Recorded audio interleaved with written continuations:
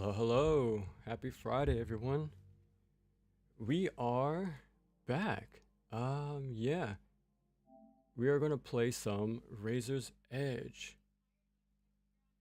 There we go. Okay.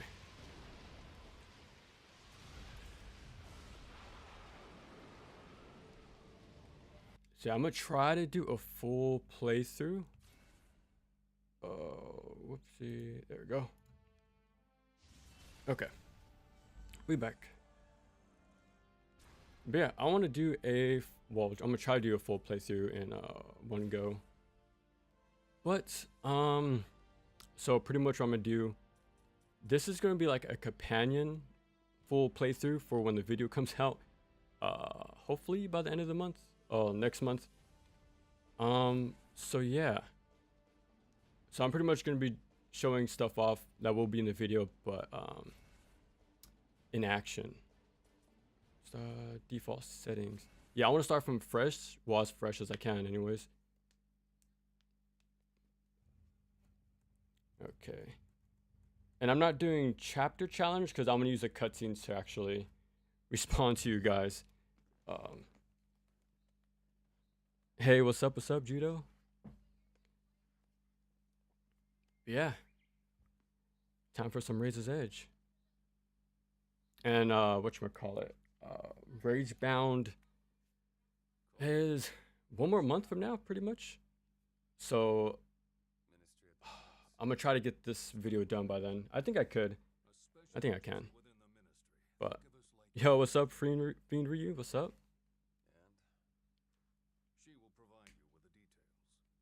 Damn, when was the last time you guys played Razor's Edge or at all?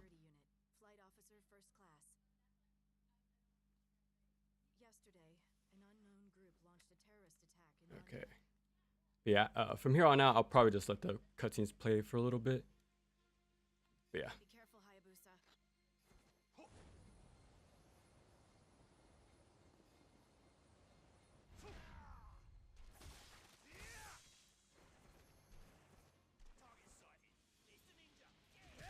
Wait, let me double see. Okay, I have nothing unlocked. Okay. Yeah, so I just want to start like a fresh file.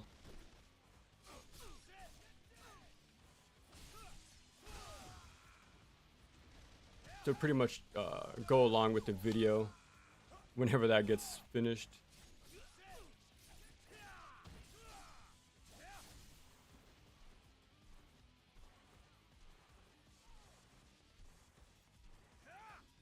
I don't think the rockets can get me here.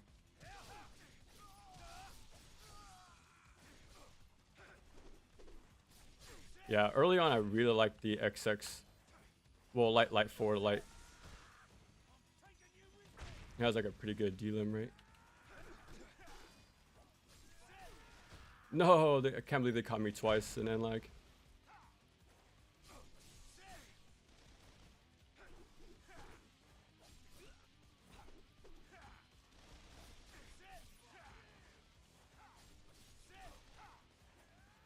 There we go.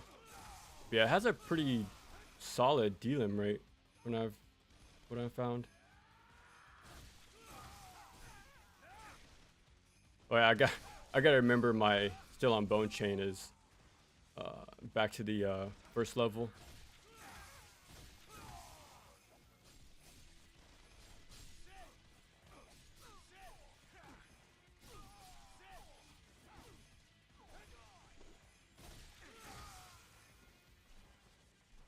Oh, okay, the rocket launchers don't come in on normal. Yeah, I beat Ultimate Ninja probably like I think 2 days ago. That mode is that one's rough. The very expensive prices on everything really make that one a tough one to get through. So yeah, coming back to this is gonna be a lot easier. But yeah, since we're just playing the regular story mode and not chapter challenge, we're gonna see like the kunai climbs and the stealth sections and stuff like that. Oh, we played a few days ago. Nice. Quite a few times. Jeez. What's your secret? It is very tough. I really like Master Ninja in this game, but Ultimate is very, very tough. Oh, I probably got it in time.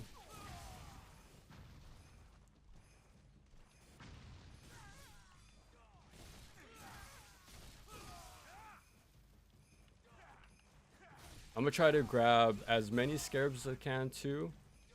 Ooh, can I get it in time? Oh, okay, lucky for me. Let me just grab this real quick before I forget. And that's something I really like about this Razor's Edge, because they actually reward you for holding on to the UT instead of spending it immediately.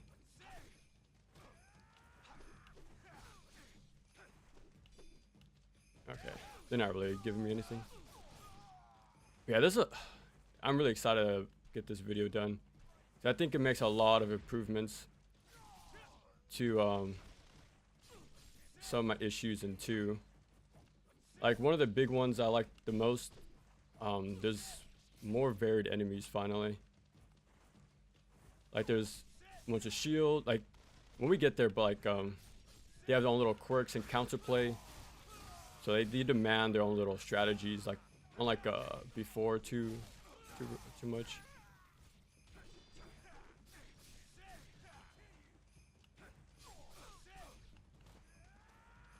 And yeah, Stand Still on Bone gives you the most points. You really want to try to go for them as early as possible.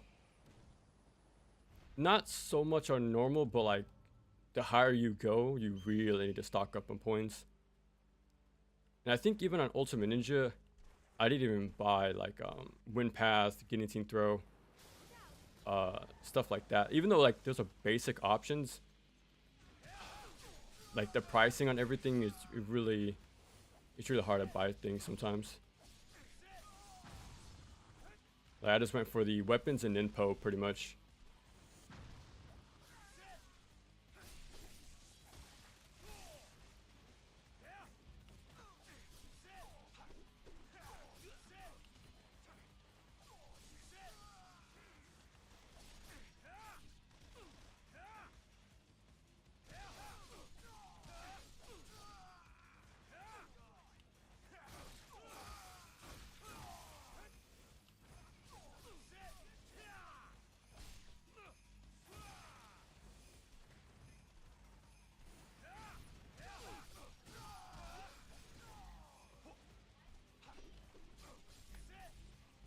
Okay, nice. Oh, just in time. Okay, for these guys, they usually block a lot from what I've seen. So I do a slide heavy and then use that chance to prep a UT.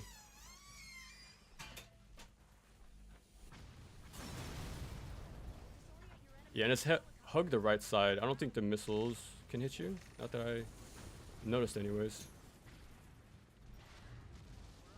Yeah, you can... A lot of this game is actually skippable. And I definitely used head a lot too.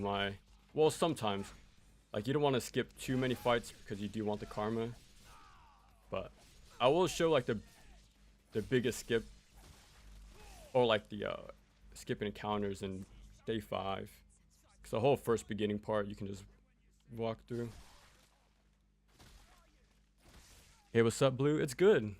Just enjoying Friday. It is hot, but yeah, we're doing good. How's your Friday going so far? Oh, I'm going the wrong way. I just spam Still on Bone. Yeah, same, honestly. I did use the Dark Arts of the Scythe for on Ultimate Ninja. Because if you're going to spend karma, you gotta spend it on stuff that's the best.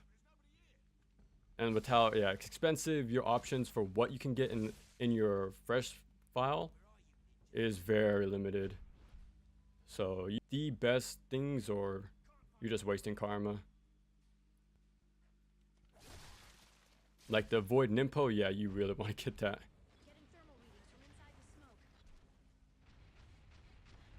Okay.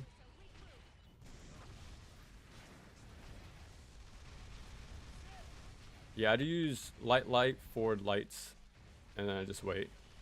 You see the cannon glow, which is good, and like a beeping sound. So you have time to land 2 of these. And then yeah, you wouldn't think so, but you don't want to break the well, do the steel on bone after. You just want to take off the armor and then let them be.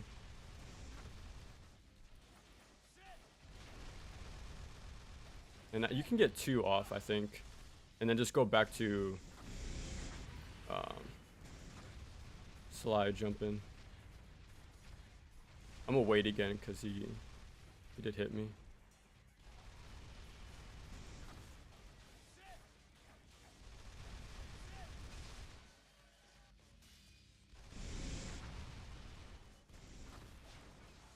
Okay.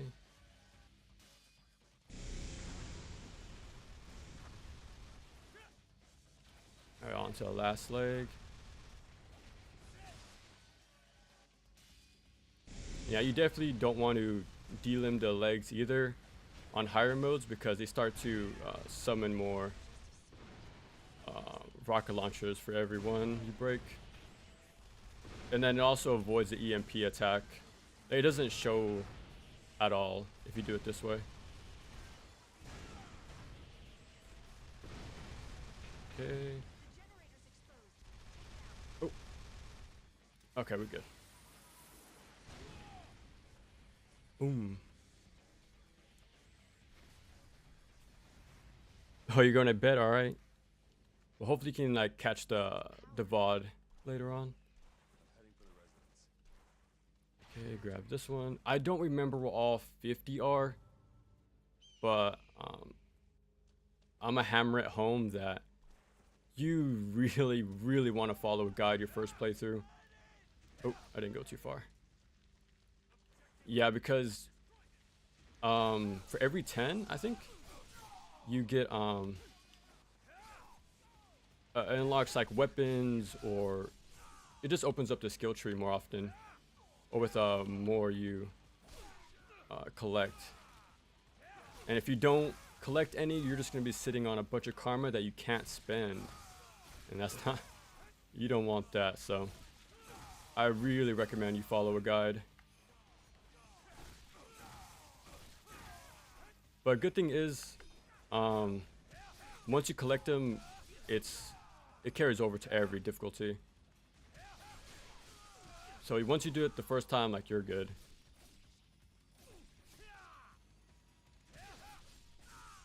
Another cool thing, having more golden scarabs will actually add a multiplier to your end of the day results, so you get even more karma than before, and you definitely need the extra points on the higher difficulties. So the sooner you collect all 50, the better. And then also try to remember a good handful of them. I think it's an extra 200,000 points, I want to say.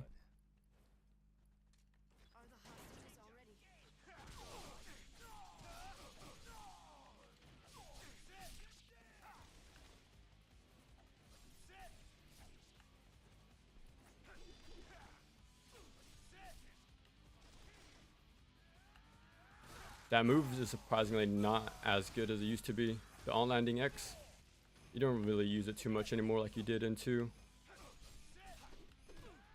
I think at level 2 we get like the best string for the katana. The light forward heavies. That one's crazy strong. I don't... Okay, I can get it already.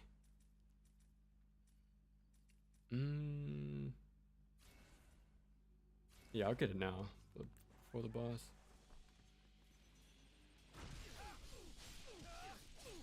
Well, I got super lucky they lined up for me. And yeah, we have people with shields now, so they can block your still on bone chains and stuff like that. So you have to prioritize them. There's some actually unique enemies coming from 2, which I like. Okay. 360 Y with the size is lighter. It is. It's crazy strong. It destroys bosses, yeah. Um, I'm gonna show it for the double spider tank because that fight is insane. Like in a casual playthrough, I really think you should use that 360 scythe for that.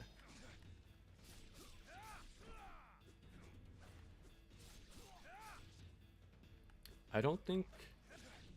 Do I have? Okay, just two.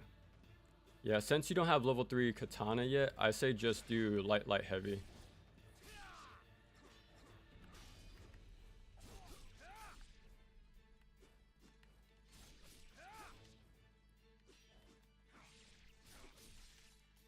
Yeah, for the most part, you can punish him after he does 2 swings.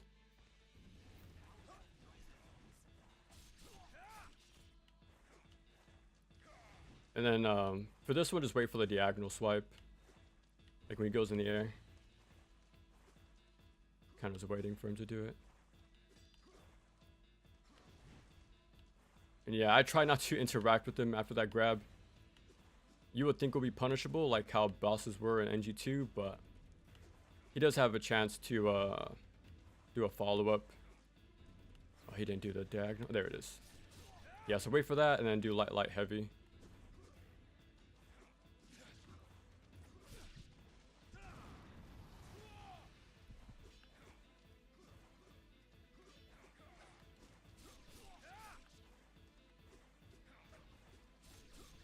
Then that actually really pulled me in towards him. Okay, yeah, sometimes he can delay the leaping strike. Oh.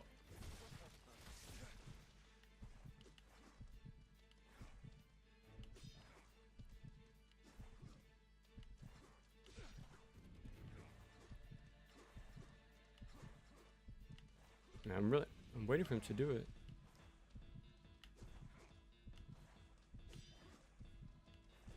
Like, I want to risk going for it now after 2 swipes, but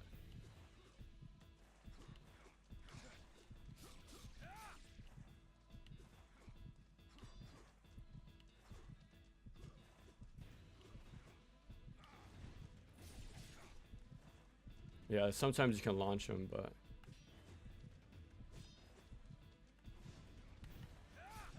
okay. Yeah, he wasn't doing the diagonal swipes. He usually does it pretty often, but not this time. Dark Vontae, what's up? What's up? We're doing pretty good. It's a hot Friday, but we're playing some Razor's Edge, so it's pretty damn good so far. I probably like Ultimate Ninja better than Master Ninja, but only on G+. Yeah, probably. I think I'll agree. But man, doing this on a fresh file is very tough.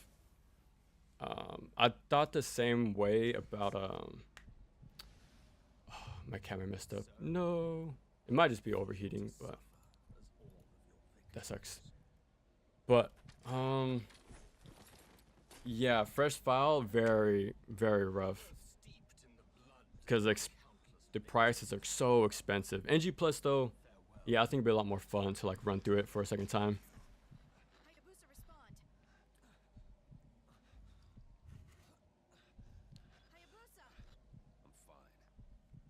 I actually had to do Ultimate Ninja with the fresh start because I needed to extra health.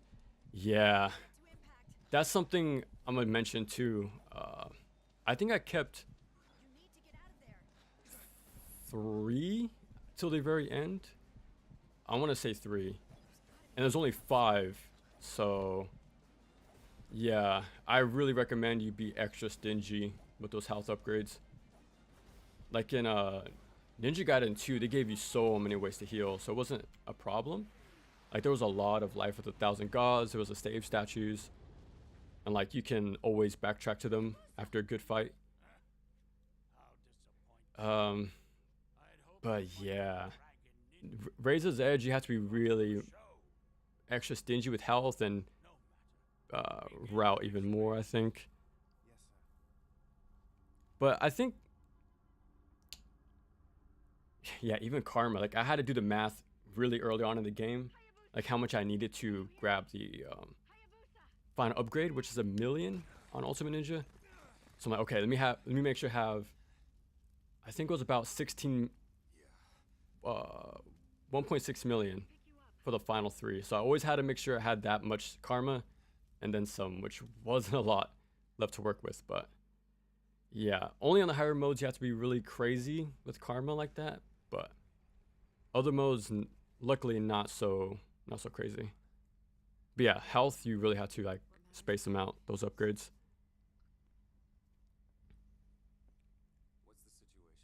I hate how constantly enemies dodge. I remember hearing that, and I was really paying attention to that coming back, and I never found it a problem. Now I want to say it's because of the string I'm using. I think we have it now. It's light, forward, heavy.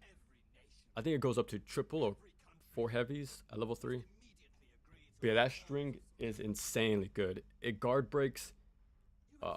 Okay, it can delimb, guard break, and since it sweeps back and forth, it has a good chance of catching their dodges as well. So using that string just completely, like I didn't even see it as a problem. Yeah, I think the final enemy does have a heightened like ability to dodge and block, but at that point just react with the heavy hold and then you can punish their landing. If not, you can just hyper armor with the early release and the shuriken cancel and then do it again. But yeah, I think once you learn that that string exists, it makes this game a lot more simple. So yeah, I'm gonna definitely try to highly recommend that move for sure. Playing it safe, yeah. Razor's Edge feels a bit overhated. It is. I'm definitely like a day one defender of this game. I never played the original, but I remember going to a friend's house and they showed me the demo, and it caught my interest pretty quick. And like at the time, he let me borrow Sigma 1 and 2, and they didn't really leave a big impression on me at the time. But when I played Razor's Edge, just the demo, I'm like, oh, okay, this is good. So every time I'll go back, like on the weekends, like we'll try like the next higher difficulty and stuff like that. So yeah, Razor's Edge, I think it has that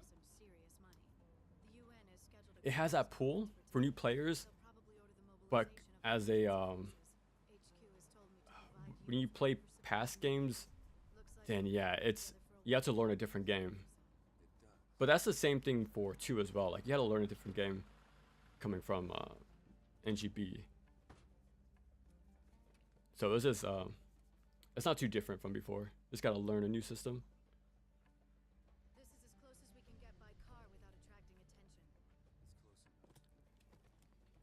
The story is bad. It's alright. Like all the kunai climbs and the cinematic set pieces, surprisingly they're very short. I've seen how Vanilla 3 had cut QTEs, and those things were everywhere. It was pretty much like Ninja Blade with how much QTEs they use for basic platforming. So they really toned it down, luckily. But I think it's fine. I think the story mode is not too bad. But chapter challenge is where it's at. I think there's only 3 on normal. And surprisingly, I thought this was so hard to learn, the bow cancels, but it's actually not too bad. Just squeeze both triggers as you hold the thumbstick in any direction. And yeah, once the bow fires off, release both triggers while keeping the thumbstick in a direction, and there you go. I don't like to use left. It's a little too jarring for me. I like to point forward. But yeah, it's actually way easier than I thought. Yeah, there's that. There's slide cancels. That's probably the easiest one. You can also walk It also has like a improved fire rate, but yeah, you really have to learn the bow cancels. I think especially for this boss too, the helicopter, or like the jet, because you want to like destroy those jets as fast as possible, or like the engines. I think I have level 2, right? Yeah, this move is insane. It severs our legs pretty consistently. Yeah, he already got de-limbed. And then they instantly, well, they typically go for the steel on bone like immediately. So just time your slide and yeah, you pretty much win that interaction every time.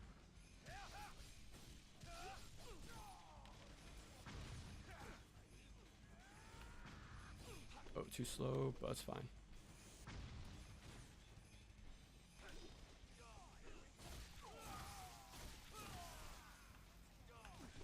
Oh, that guy hit me, so I couldn't dodge in time.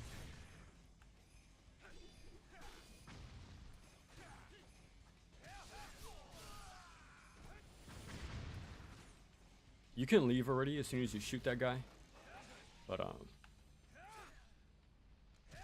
think it's the last guy anyways. That's another thing I noticed. Well, I'll show it again, but so there's not many ways to route your save points like before. I think there's only 2 or 3 times you can. Like for this fight, you can skip the save and use it after this fight. But routing save statues isn't the same like it was in 2.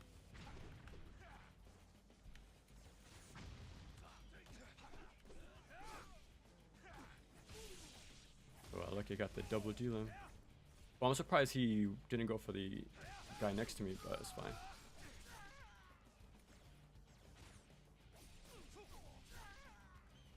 I think that's it.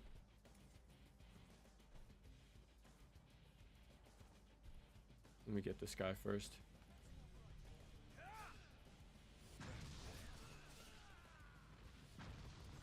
Alright, let me go back and get the save now. But yeah, there's only 2 instances where you can like do use a bird, well, a falcon after a fight. So yeah, the save statue routing from 2 is pretty much gone. And since they go away, the save point you can't like backtrack either. I keep forgetting you're a ninja. I think we fight the imps here. Oh, okay, it's just the regular guys. Okay, I think that's the way. I've been wanting to test this out, but yeah, it seems like because the beret guys, oh, I killed him, but they have a very good chance to block and dodge. But I think slide single heavy, or maybe like 1 or maybe 2. And that might be the way to go about fighting him. Oh, sadly he didn't go for that guy.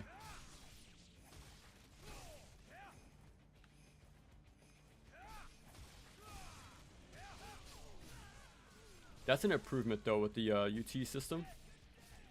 In NG2, it would actually like end early if it didn't connect with anybody. But in this game, it actually teleports.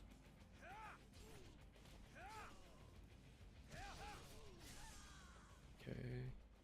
But yeah, this is an optional fight. It's just extra karma. Now, something I noticed they did, you don't have to like start left or right. It automatically fixes it for you if you jump toward like the middle. And this guy's, a lot of this is skippable as well too. Like the whole fight, the first fight after the save point was skippable. These guys are skippable. Get the extra karma.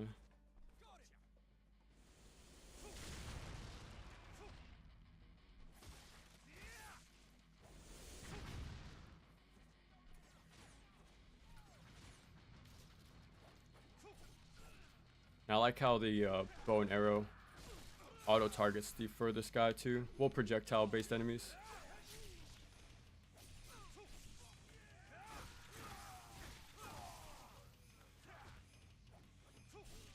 Yeah, just one swipe, he already got de-limbed. Yeah, we can just start training.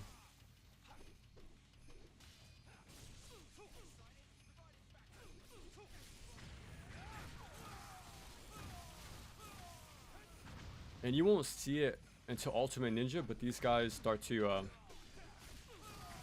end your Steel on Bone chains earlier, which I like. Like, I like how they add counterplay to your strong moves. So you actually have to like adapt more and use different strategies. I think I delay my slide a tiny bit. So I think at first I would dodge instantly. But let me use it now. And you can also go for headshots to take these guys out early. Ooh.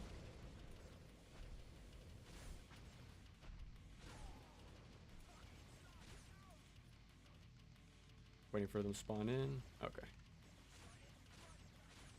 Oh, now that guy's dead, you can leave early as well, but... Oh, this guy interrupted me.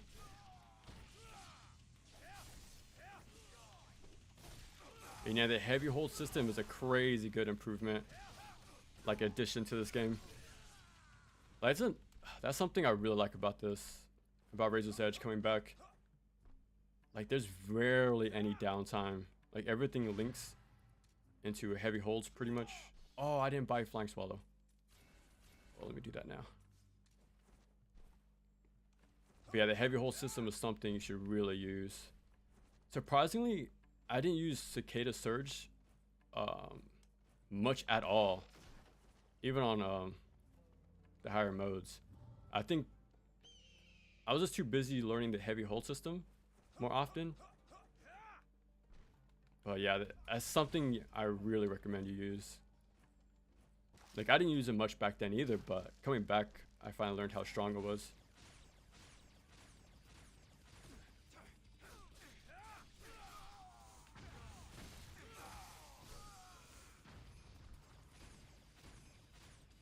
And yeah, luckily the bow aims for rocket launcher guys.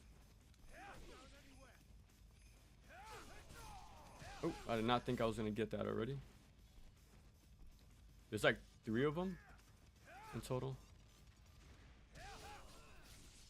Should be one more. Yeah, look how the teleport works. Yeah, and 2 UTs will end way early if it didn't connect with anything. But yeah, they always fully play out now.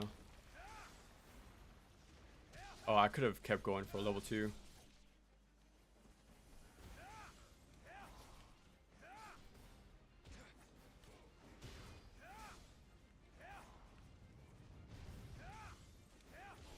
This guy won't leave me alone. Okay.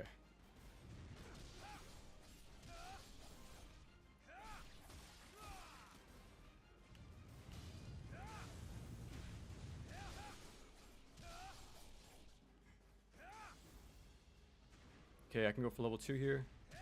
Yeah, it's a lot of situational awareness. Like if they see them charging or prepping their projectile attacks, like, you can go for a longer UT charge. Like, these moves have a long startup.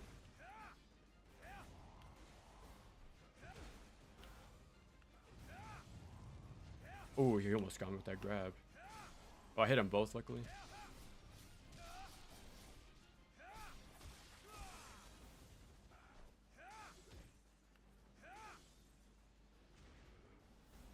Oh, almost level 2, but...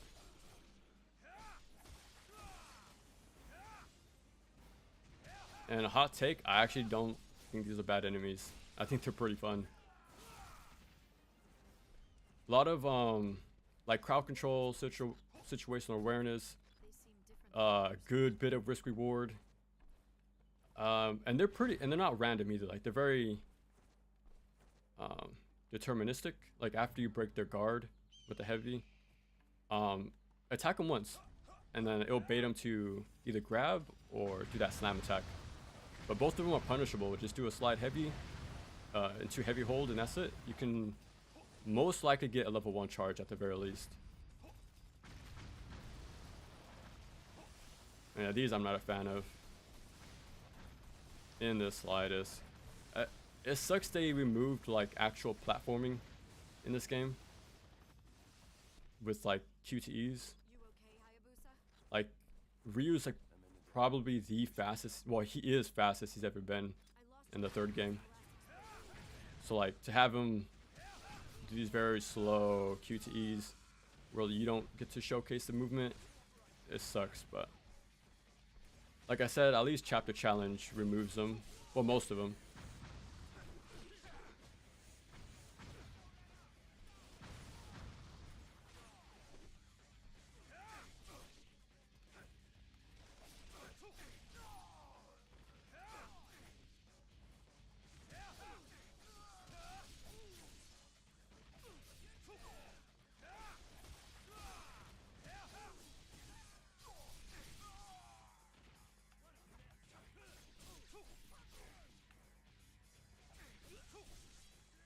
Yeah, this uses string at all times. It's crazy strong. Like he was blocking, I knocked him out of it, delimbed that guy, hit multiple enemies. Like it's crazy good.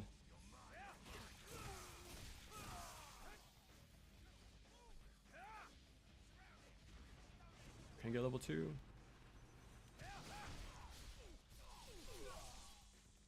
Yeah, these guys are all skippable too.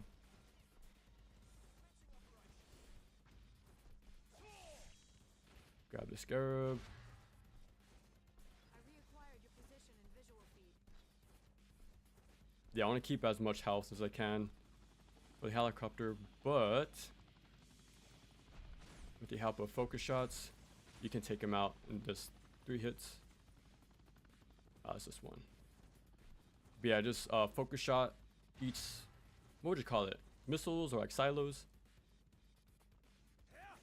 Oh, if I held it just a bit longer. Is he dead? Yeah. And it has crazy reach too. Yeah, no matter what you do, just use a string as much as you can. It will make this easy and just instant kill it with Inferno. And yeah, you can leave after that too. That's the monorail. There's more enemies, but The intel you can fight them because there's a save coming up. solar generator. So it's not too harsh. For 2 years. Because like with less healing in general in this game, you really have to be like aware of your health. Like you have to make it last for as long as possible. I don't think there's okay, I can almost get level 3. For I don't remember when I unlocked Void. Like I don't want to grab it too early. So I don't know when I'm gonna buy that. I think by day 5 you should have it.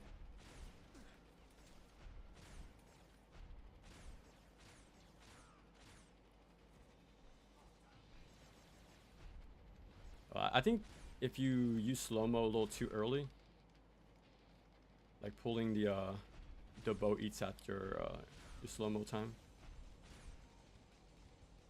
Yeah, I'm just waiting for the auto aim to kick in.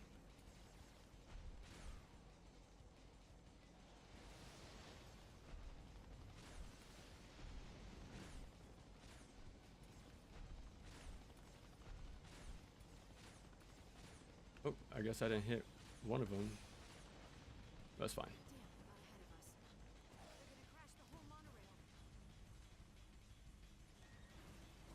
But yeah, I definitely recommend practicing those bow cancels. At first, I was like, maybe they might be too hard to use practically, but they're actually way more simple than I thought. I thought you had to like time like each release, but nah, it's actually not too bad. This slide jump right here, you can get maybe a level 2. And you don't have to do this as much like 2, but learning little places where to jump and to prep on landings before a fight begins is still helpful.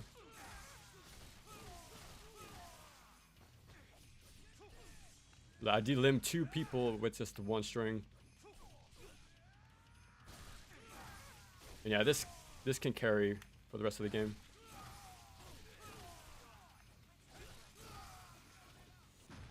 I'm gonna keep. Yeah, that's something else I want to talk about too in the video, because like in 2, you were heavily incentivized to use UT as soon as possible, but this game rewards you for like holding on to it for the multiplier, for more karma. So the more you actually use like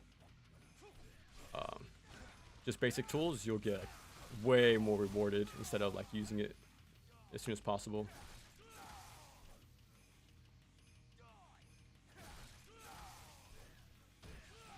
Okay.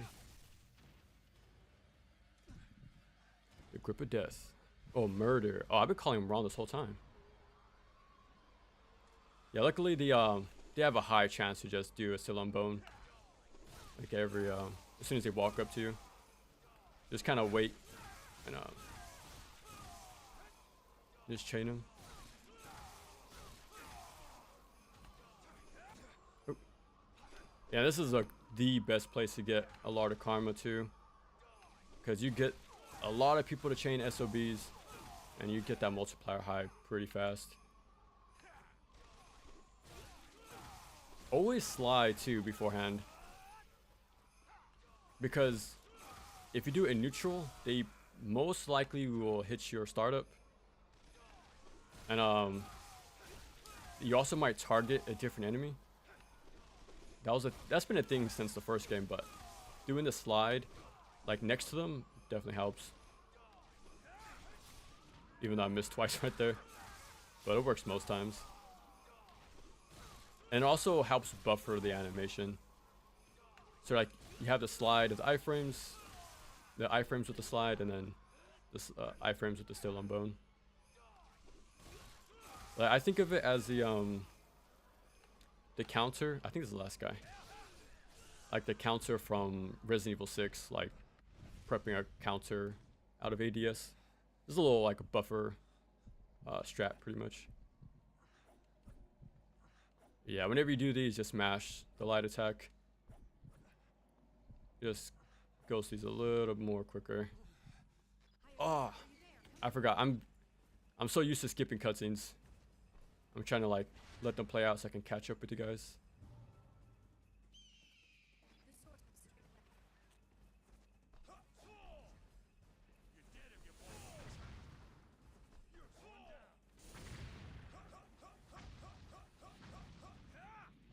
And just slide jump from here. Prep it on landing.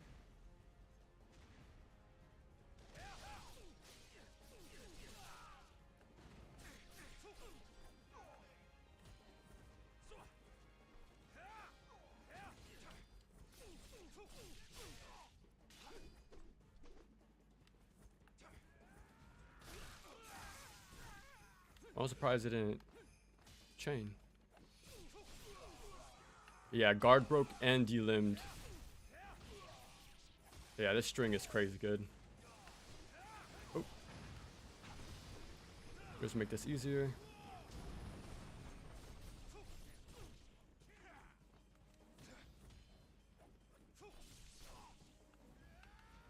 Yeah, luckily these guys have a long startup and they even scream before the SOB. So it's not too risky to get close. I think the guys with the double daggers do it pretty much instantly. So be careful with that. Oh, okay, I can probably catch up. Okay, okay. Okay.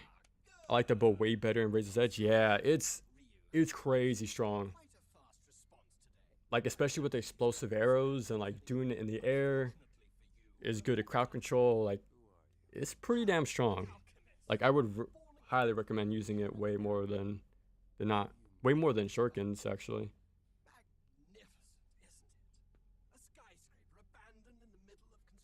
Where did I leave off? You still play this on PS3? The frame tips are real on that console. Doesn't the PS3 and 360 have they still have the clan battles, and isn't there like also a training mode in those as well? I think they took them out in the Master Collection, which sucks. Like I don't know why they didn't keep those features, especially the training room, because like how hard is it to keep that? But Oh, I also think those versions don't have the patched karma glitch either, so that won't be too bad on a fresh file for those insane like karma prices. The throws are the coolest part of the game. Otherwise, they're for the combat in 1 and 2. Throws, yeah. I like to use the underworld drop. I think that was in 2 as well, but I actually started using it in this game. And then, oh yeah, of course, with the Zuna drop cancels, like, yeah, this game has the, I'll say the smoothest gameplay out of all of them. With Platinum working on NG4, I wonder how many slower sections. Yeah, I'm curious about that too. Because with Astral Chain, they really showed that part of them very heavily, more than I would have liked. Yeah, I liked Bayonetta Origins, and I did like 3. Like, it wasn't too, what's the word I'm looking for? Meandering, just like different stuff. But yeah, we'll see. Like, I saw the rail grind and the sliding. I think it's gonna be the same issue as Razor's Edge, and I think Yaiba had them too, where it relies too much on like automated platforming instead of like letting Ryu or Yakumo show off their movement. You know, that's what NGB was so like one of the good parts about that game. Like, let's use his movement for something. So it looks like it's gonna be automated again, which sucks. But if anything, let's just hope they're short. Yeah, that's all I can hope for. Because kunai climbs, as annoying as they are, I think they pop up probably like 7 times in the whole game. So it's not too often, but they shouldn't exist either. Okay. Yeah, bow cancels. Definitely learn them. But like I said, surprisingly, they're not too difficult. I thought they were. And then for here, slide once. Chain iframes as you close in. And then, oh, messed up. There you go. And yeah, that stun locks it. Light shuriken, light shuriken, light shuriken. That's it. You don't have to worry about it. I'm still trying to figure out how to do the next one though. Well, the third one. Because they had jetpacks. And those guys don't let you stand still. So I'm still trying to figure out like a really safe way for that part.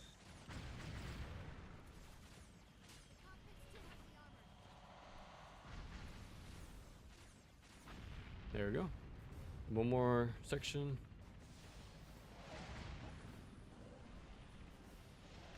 Oh.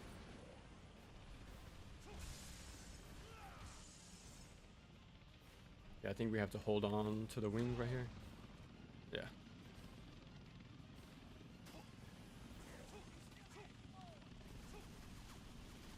Yeah, you just want to bait it to the right side. Yeah, then you're done.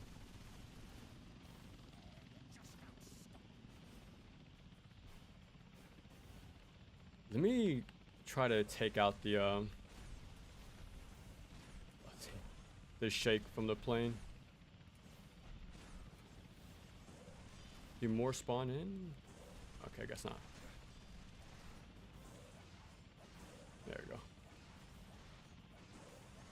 Okay, okay, never mind. It's the higher modes I'm thinking of then. Because I remember I would take them out and then they would instantly spawn back in. So I kind of figured they kept coming back, but okay. Oh. Yeah, I just want to use slow-mo on this fight.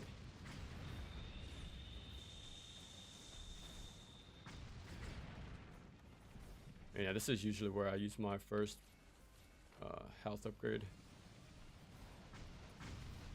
Oh, that's not good.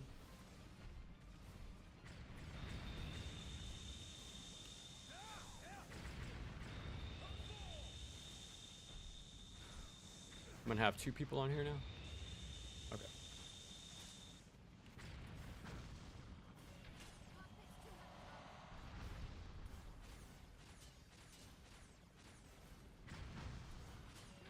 Yeah, when you can't target the engines anymore, that's how you know he's gonna do the carpet bomb thing.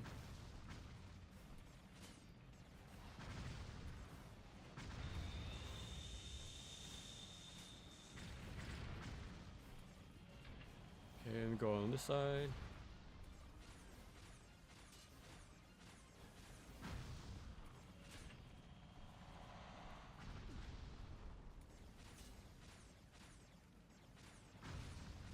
There we go. Yeah, luckily you don't have to take out the rest of the health.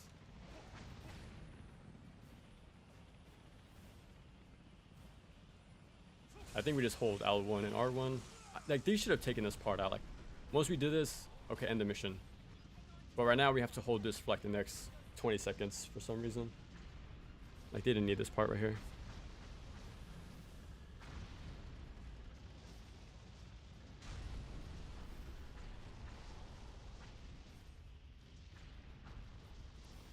And then jump.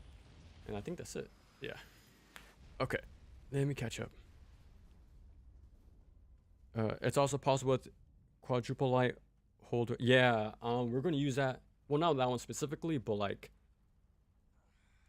the heavy hold launcher thing for prototype goddess. Yeah, we'll get there. We'll see when we get there.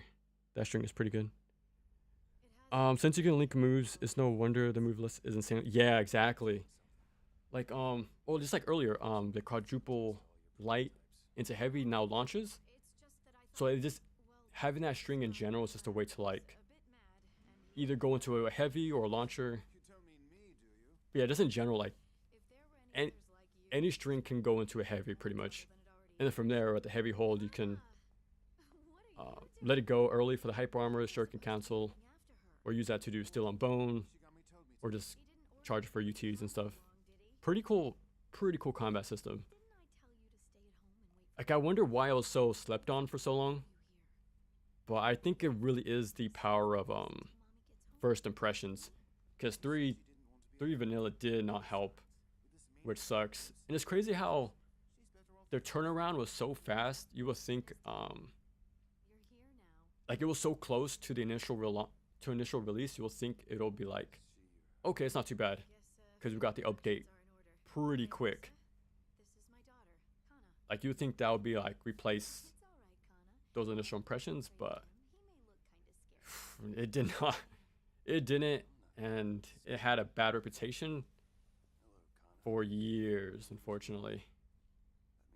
But in the video, I think I'm gonna compare it to Resident Evil 6. Like, it's very divisive, especially like the main campaign, very cinematic, QTE heavy, you know, more over the top. But the true experience is the side mode. Like, RE6 has mercenaries, and this has chapter challenge, and like really edges off the harsh edges, and then just goes straight into the combat. Yeah. So, yeah, pretty much this is like the Resident Evil 6 of the franchise. So you either really love it or you really hate it. But you can't deny it has probably the most like most content, right? Most playable characters, a lot of fun modes. I wish Clan Battle was still here, but and like the most, what's the word I'm looking for? Advanced mechanics, because it does make improvements on 2.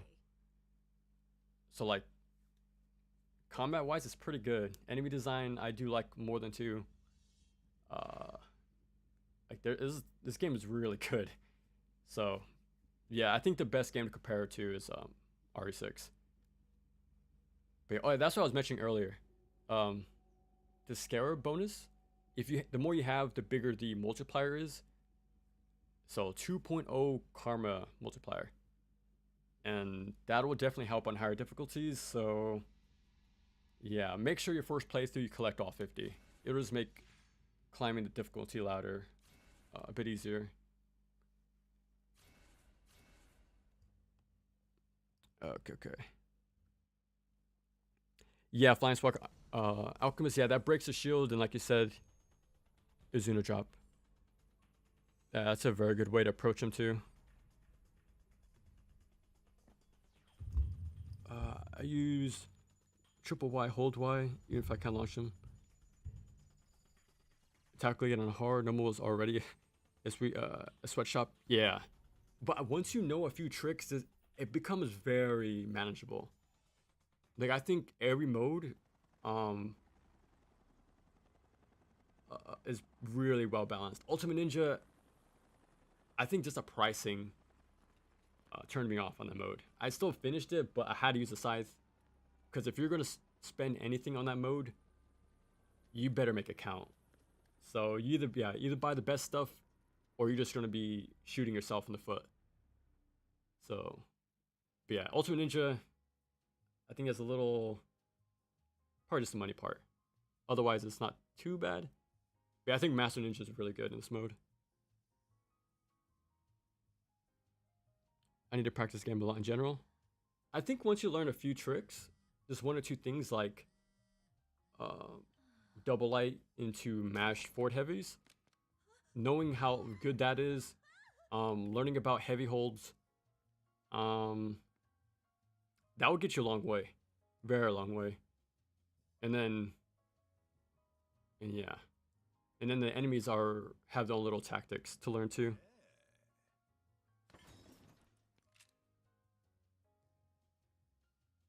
Watching your videos made Devil May Cry so much better to me. Sure saved 4. That's cool, because I know 4 is very... I want to compare it to RE6 again. It's another game that's divisive, but it has like really fun mechanics, a lot of content, a lot of playable characters. But yeah, I'm glad it helped. Yeah, I'm glad that made you appreciate more action games. That's pretty fun. Because there is a good handful of action games, but there's still not many. So the fact you can like enjoy more is always a good thing.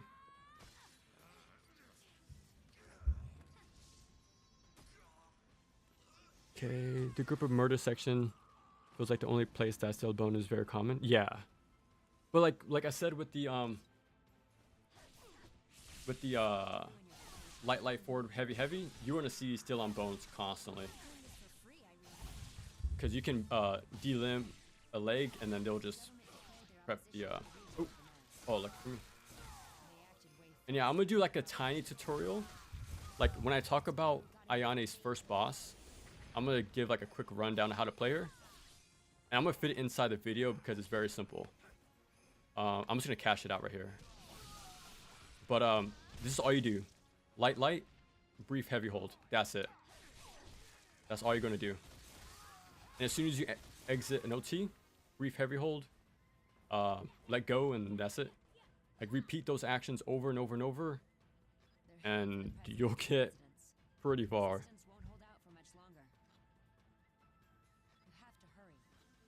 But just, yeah, you'll see right now. Well, let me put on the, you can see my inputs.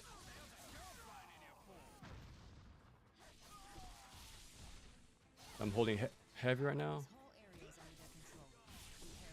Hold heavy, out of it, I delimb, press heavy again, hold heavy. I didn't delimb, so just slide for the iframes. And then repeat. Light, heavy hold. Oh, you didn't get it. Got the delimb, hold heavy. Didn't delimb, so slide away for the iframes. Well, I got hit, but...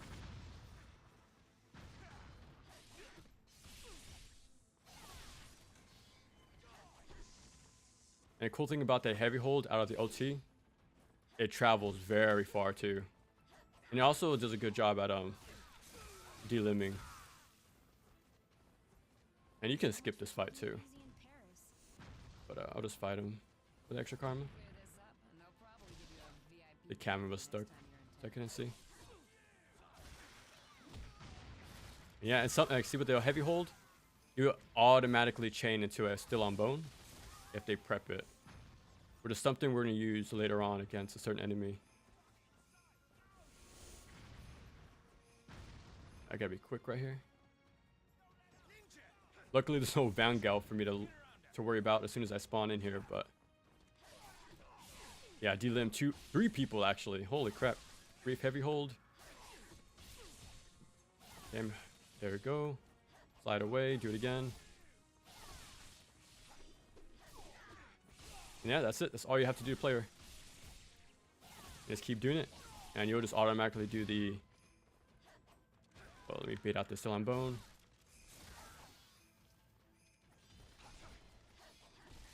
There we go. The second light delimbed.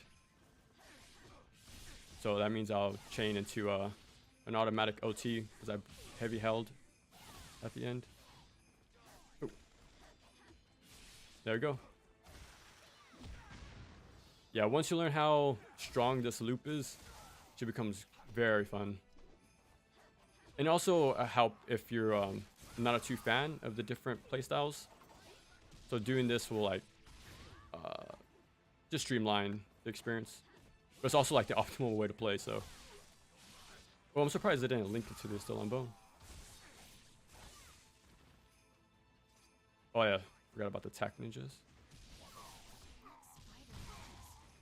are they doing here? Seems like they're working for the terrorists. This is what happens when you lose your leader. And yeah, see, he was dodging me, but the brief heavy held, or doing that heavy hold, caught him to punish. So it doesn't matter if they're blocking, dodging. Like he dodged right there, but I still caught him. So yeah, just do this over and over, and you'll win pretty much against any enemy. You sure don't fight Yeah, there you go. girl. It's not that complicated, surprisingly. So yeah, if you learning a new character is very jarring, just learning this little loop of hers is very powerful. What a pain. And you can skip all these guys too.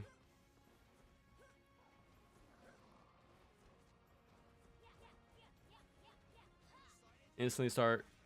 Throw that one. Slide cancel. There you go.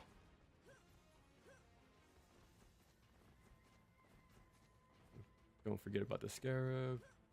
But yeah, I don't remember where all of them are, but I'll try to show most of them. But yeah, definitely, I'm gonna keep repeating it, but definitely follow a guide for your very first playthrough. It does make things a lot easier.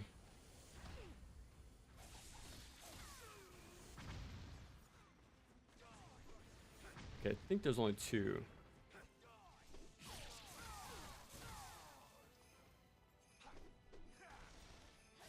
I can't do the heavy hold stuff because it'll just automatically go into the UT. I'm trying to like get some karma for later upgrades.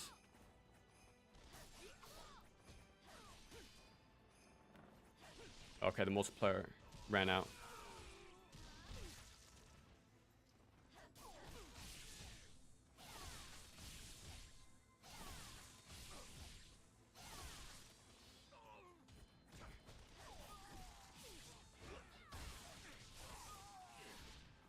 And it also knocks down too. Like it guard breaks and knocks down. Like that heavy hold I do after the OT. Like it's do this every chance you get.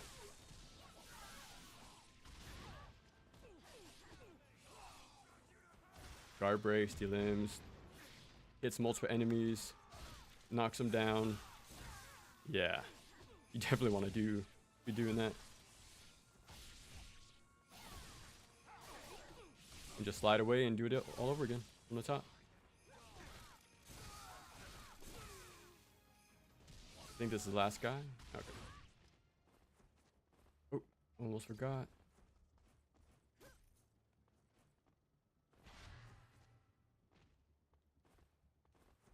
You want to definitely pick up I made it. level 2 for the more powerful UT and the damage in general.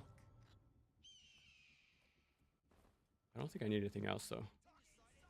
Hopefully I can get this off soon because rock launchers coming straight for me.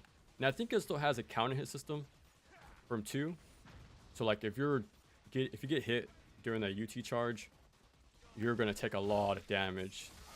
So yeah, that really scared me on higher levels. So you don't want to be holding UT for too long. Lucky for her, the heavy hold is very powerful. So it's not too bad. Damn it! How many are there? Yeah, just making sure those rocket launcher guys. Watch out. Yeah, now this is getting fun.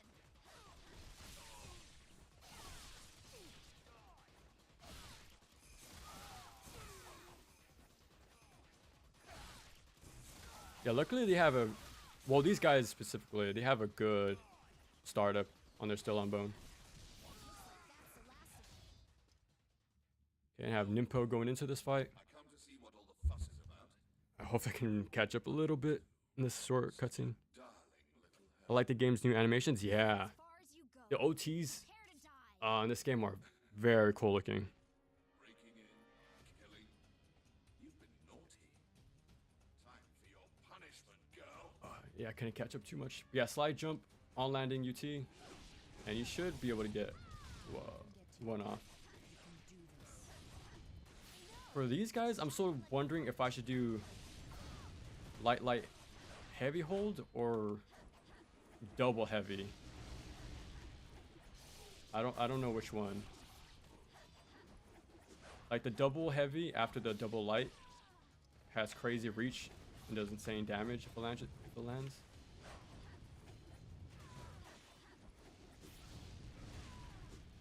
And I don't mind if I'm taking damage because I have Nimpo to lean back on.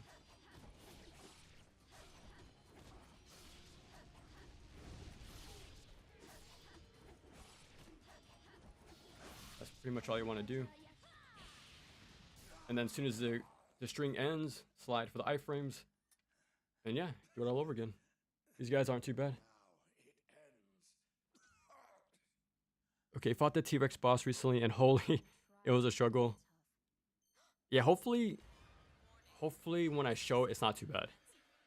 It's a pretty straightforward boss.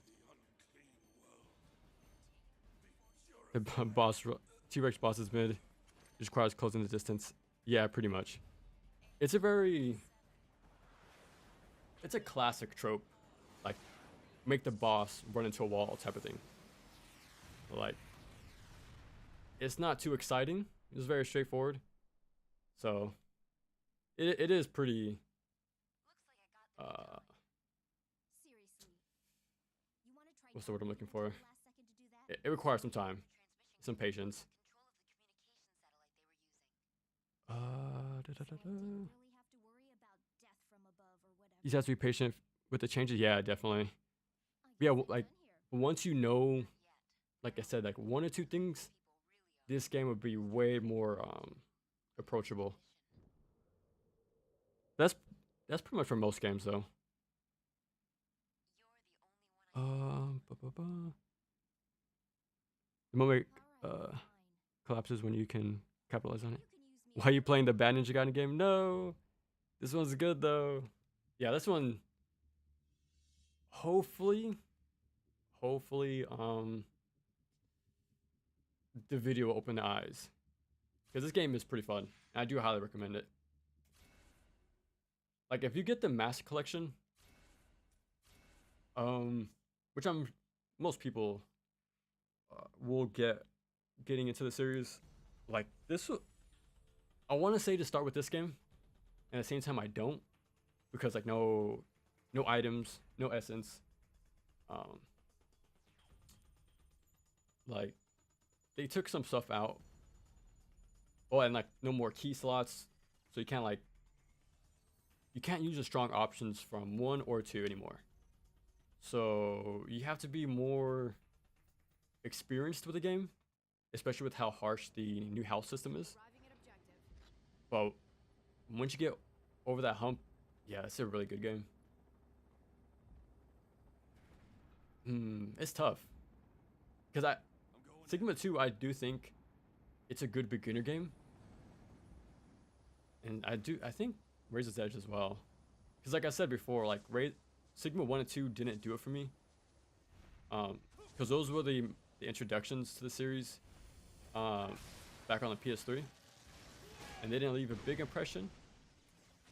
But once I played Razor's Edge, like that really made me a fan of Ninja Gaiden. It's the reason why it's the the thumbnail, there's some lore for you.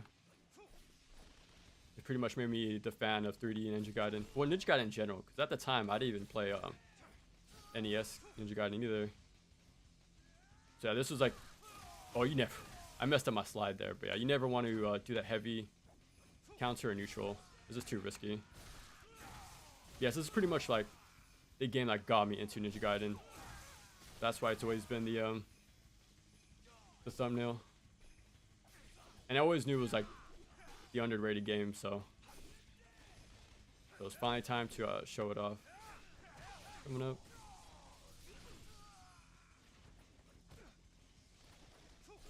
Yeah, see the light forward double heavy is pretty good at catching their blocks and dodges. And I'm not at level 3 yet, so it's only going to get better.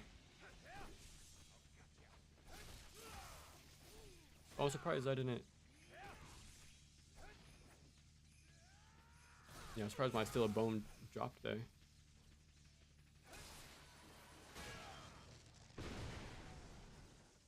Impressive. Crazy, but impressive. Is it me or is that the voice actor for Lightning from Final Fantasy 13? I want to say it is.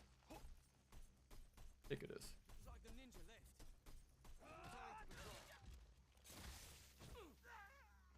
Okay, grab this.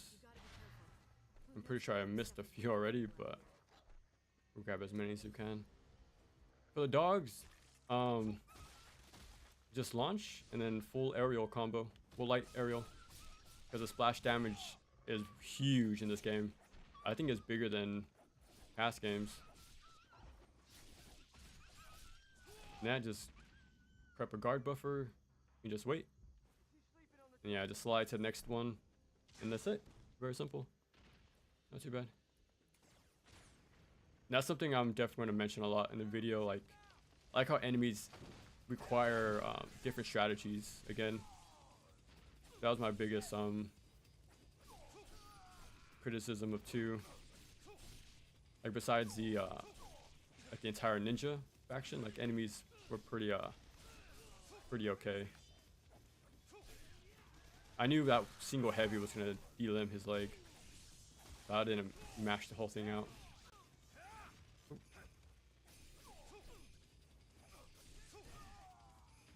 Alright, I think, yeah, okay, delimbing twice don't instant kills. Yeah, so you wanna, that's how good the string is. It instant kills as well, like holy crap. Like how much better can the string be?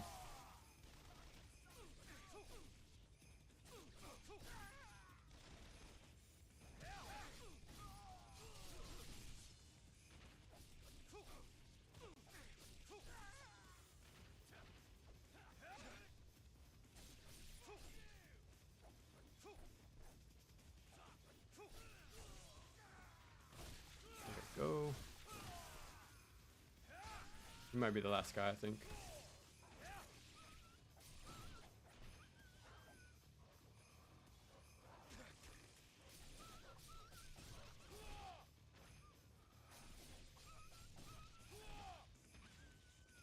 Is that it?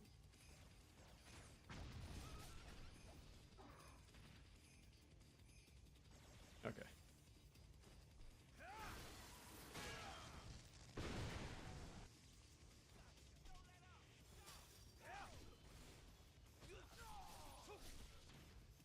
I think I can level up to level 3 katana already. I'm being very cautious of this guy, because his leap is a lot quicker than the other ones. You have to be extra safe. Yeah, there's a save and a scarab. But where is it? Okay, level 3. Can you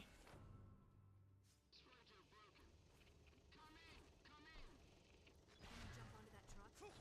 Okay, there's a weirdly enough, a long loading part for this on the cart for some reason.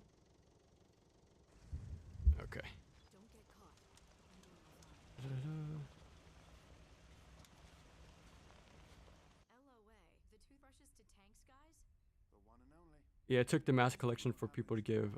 Yeah, which I'm glad it did.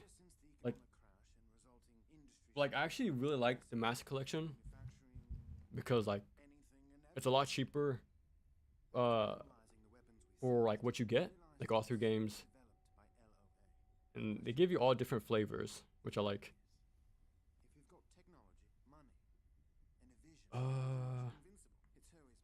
First impressions are very important. Yeah, big time. Like Look at all these off. it turned off people from this game, LOA has and the second hand if anyone could control the mass media, it's them. word from mouth, It could be word of mouth got around very quick and stuck for a decade. I think this came out in 2013 back in the day.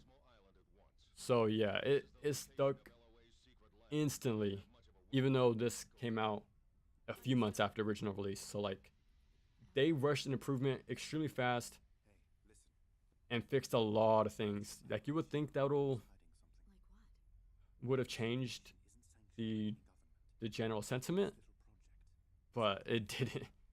Yeah, but is finally getting around. That's actually good, which I'm happy about. Understood, Cliff. But regardless, we still have to check LOA out. The wizards are annoying. The alchemist, I think they're called.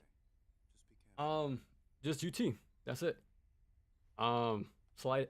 I use Mommy slide single heavy with the katana and then hold my UT. You And that's pretty much it. I'm away. It guard breaks and it stuns them for so long, you can nearly guarantee a single, like your level 1 UT, Take care before they can even Cliff. act.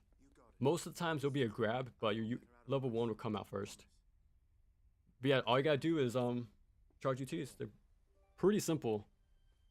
But like I said, there's some level of risk reward and situational awareness, but very fun enemy once you um, get an idea how they work. The story is bad in all 3 Ninja Gaiden games. Yeah, that's true. That's not what we're here for, right? So that's passable. Thing that sucks though, they did bring back the original writer from the NES games to work on this one. So for me, like the fact I really like the classic NES games. So, oh, that's cool, right? They brought him back, but I don't know. He took a weird turn. Like the whole making him like a villain, like he's kind of like a slasher horror type, thing. Like, oh, don't kill me, right? That section. Yeah, he seems like he's like a mindless murderer direction, and yeah, very, very strange direction, to say the least. Like I was hoping take a more like I think I said this last time, but I think Ninja Gaiden 2 is more faithful to the NES stories out of all 3. But yeah, 3 story is very, very questionable.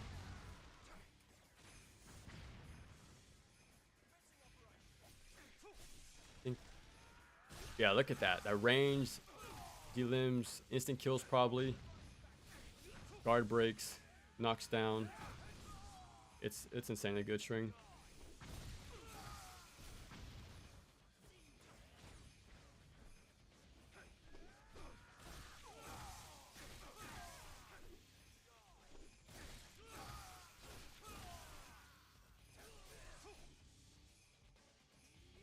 Let's take him out. I think he's the last one.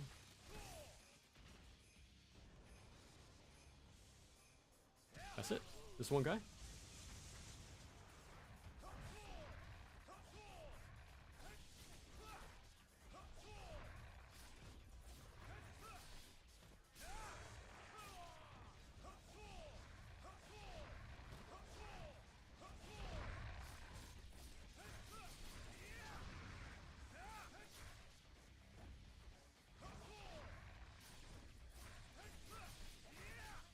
And that's it. He's got a flying swallow, and that's it. It has a very good chance to stagger, and then do triple light, triple heavy, and there you go. There might be a shorter string to delimb him. I need to test a few things out, but yeah, dash string is very good. It's only level 3 that you can do that though. I think. But if you don't have that, just spam flying swallows. It combos into itself because they stagger for so long. But yeah.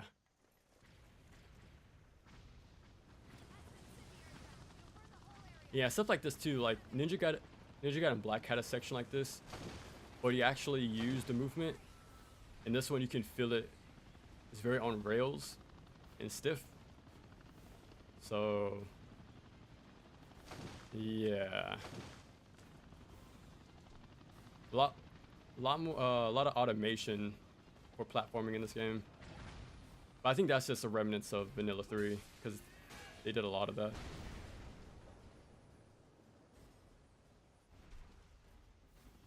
Okay, get ready for the missiles.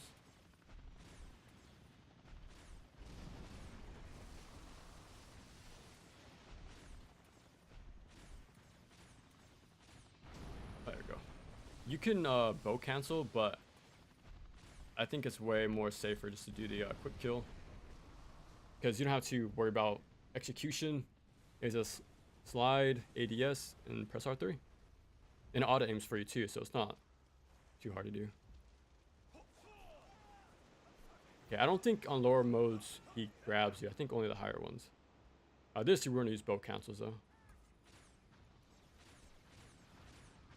Because they come out so fast, it's just better to shoot them down. I think I take a step forward each time though.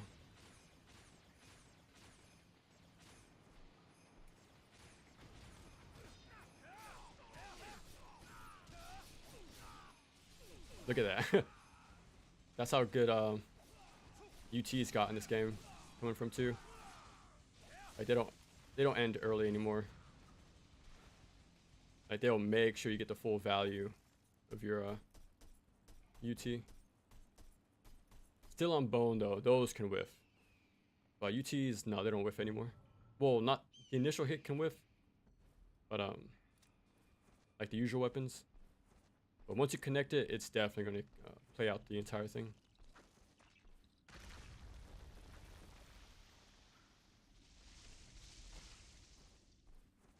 Okay, yeah, you can just ignore a lot of these guys. I don't think they even give you points.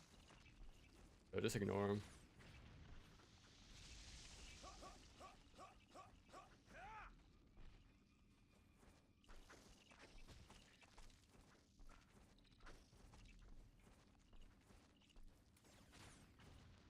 Okay.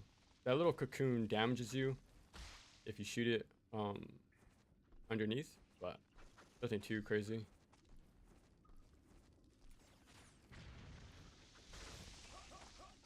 And then prep an on landing UT.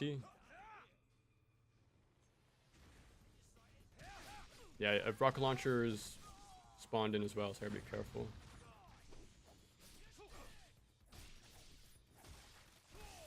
All of this is skippable too. A lot of the game is actually skippable. There's a lot of parts you can do that. Okay, I think I got the rocket launcher.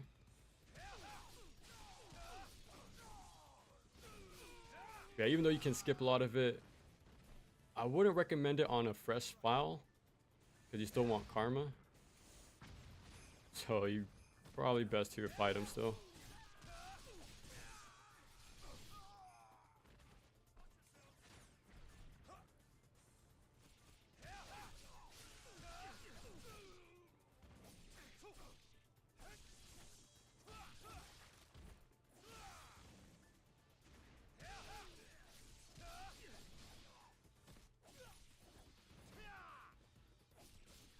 I think there's 2 more. Yeah, there they are. I think I can just beeline to the end. The shield guy drops down, I think. Okay, never mind. Yeah, you can just run past.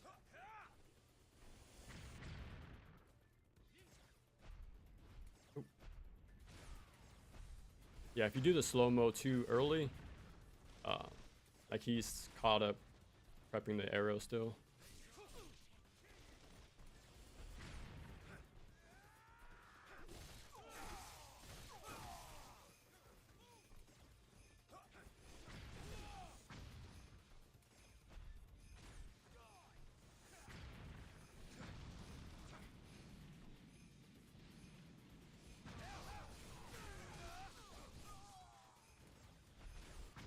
Okay, I think that's the last one finally.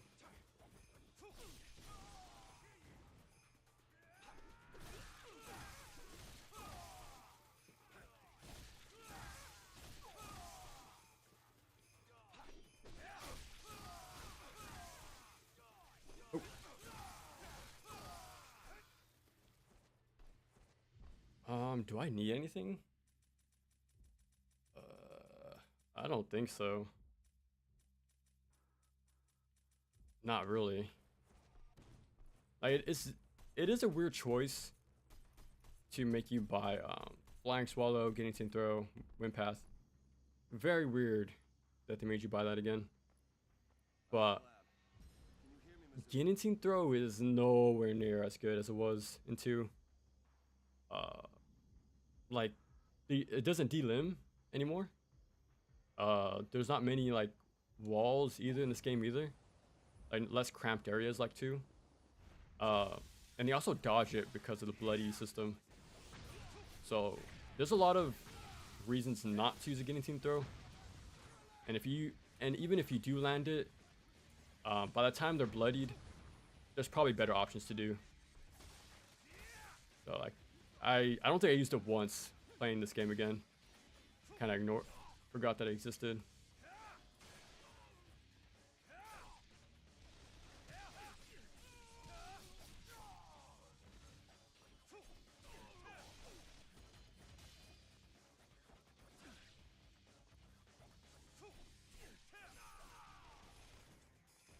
Yeah, that can be a collateral, I think. These are all clumped up.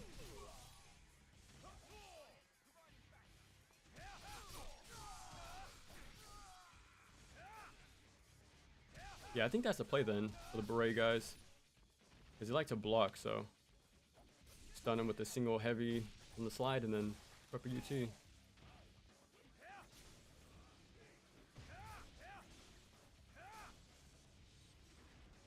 Oh, they're too far.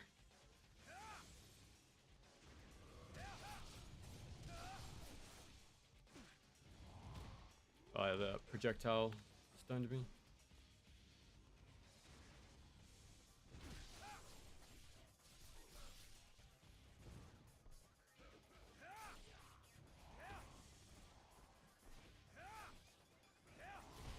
Oh. Okay, I can charge level 3. Yeah, that projectile the guy on the left was doing is super slow. And if they're charging shield, you can get away. Going for a long UT. Is he the last one? Not too bad, not too bad.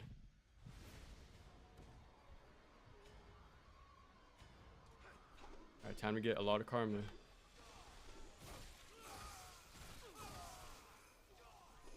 Yeah, just once you get the that bloody UT, don't spend it. Just keep that multiplier as long as possible. You just get a lot of karma for it.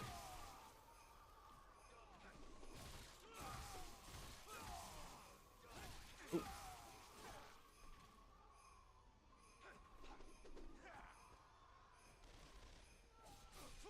Let me help him out.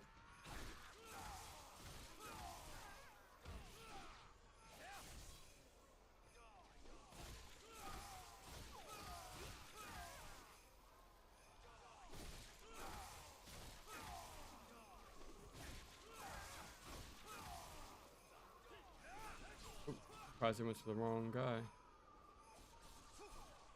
These might be the last few, so let me just spend it.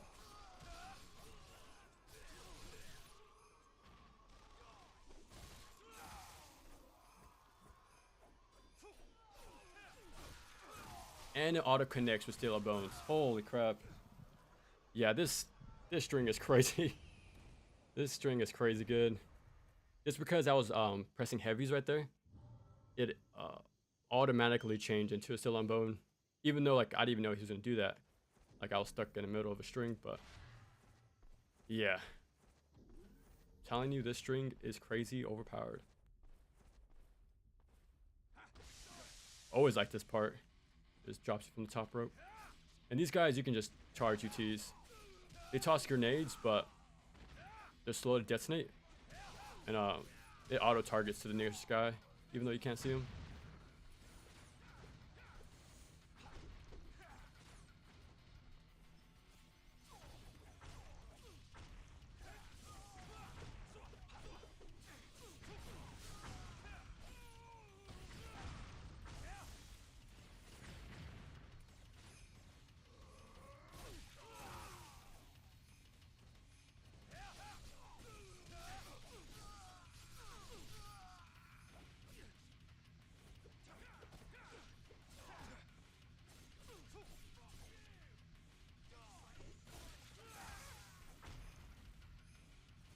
Yeah, you can also use shurikens to point him out too.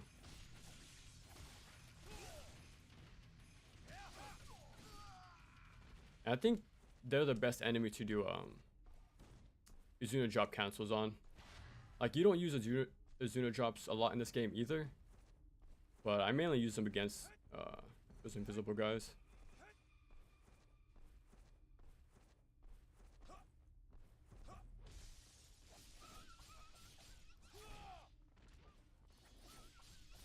And that's it. Guard buffer. Slide towards him and launch in full aerial combo. Or light aerial combo, and that's it.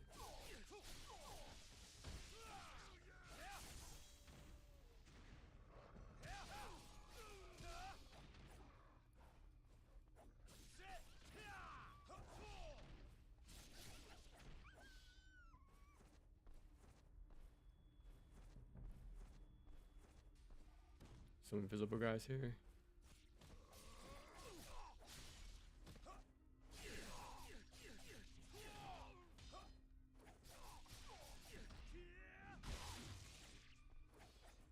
There you go. Yeah, those, if you ever do Izuna drops, just do it on those guys. Yeah, they seem to get hit, well, caught by the online in 360Y quite easily.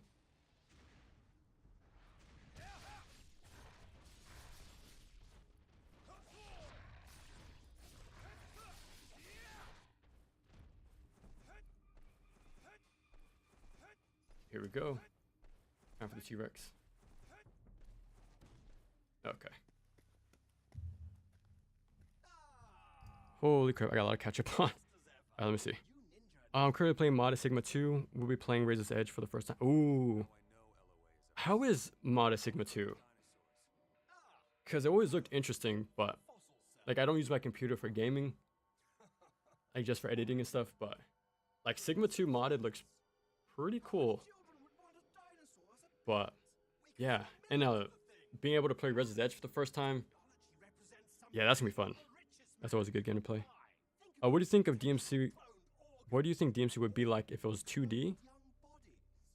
I would think, I got this asked this question before, and I would think of Symphony of the Night. Because the first, well, DMC 1 and 3 have that adventure aspect to them, like finding keys, opening up more branching paths in this place, right? The castle in 1 and the tower in 3. Like, the idea of opening up this castle structure more and more reminds me of Castlevania. And the series in general sort of reminds me of Castlevania, but and unlocking more moves and stuff like that.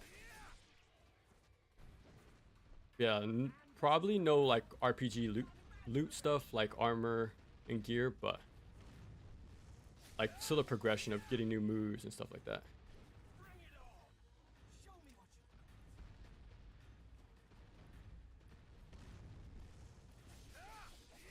That's pretty much all I do. Running triple heavy. You can only do this though with level 3 katana. And I forgot to do it, but you can run up to him and start mashing heavy as soon as the fight begins. And also be sure to wind run for the extra iframes. So that dust cloud lingers more than you think. So it's best to do the wind run to get you towards the boss and to approach safely.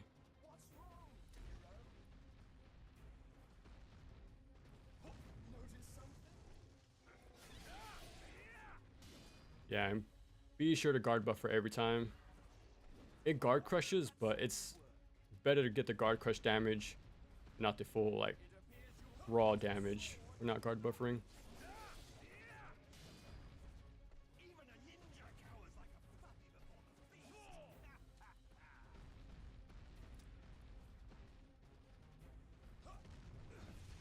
Alright, he's gonna get up early. Oh my god. Get away. Luckily, you can still control Flying Swallow. Like, it doesn't go to the enemy anymore. You have more control over it. So you can use that as an iframe move as well to get the hell out of scary spots. You might see it. Oh, I should have done that. You might see it in no, I jumped one time in the dragon mech fight, the chairman.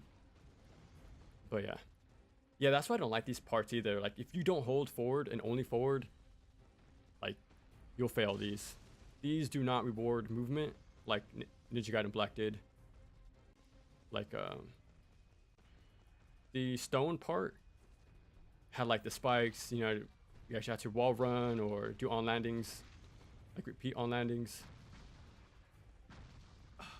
Yeah, it was done better in the first game instead of this one. Here's a little bit of Resident Evil 2 stuff. Yeah, that's like the biggest gripe I have with this game. It's just the automated platforming. But everything else, I actually don't mind. Like, the combat mechanics are crazy improved. The enemy design is better. The bosses, I don't mind. But I'm the rare few who actually defend these bosses, so you can take what I say with a grain of salt. Yeah, same thing. I think jumping makes him run more, so just best to just slide every time.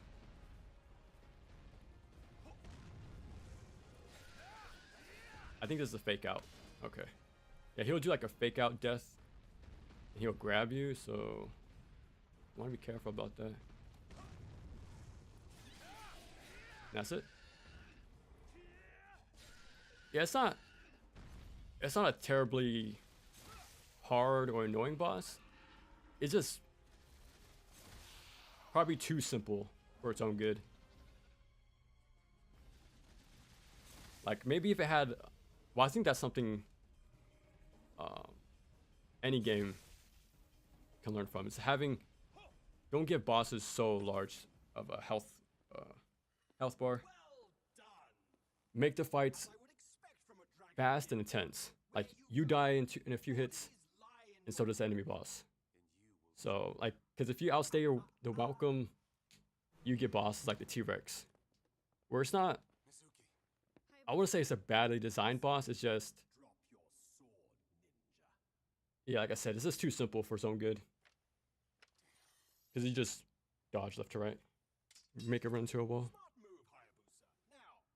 Oh, and this part is a reference to Ninja Gaiden 1 on the NES. I think it happens right here.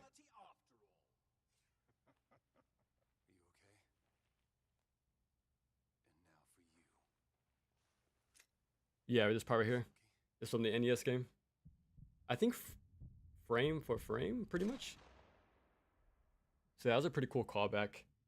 But besides that, that's the only cool thing about the story.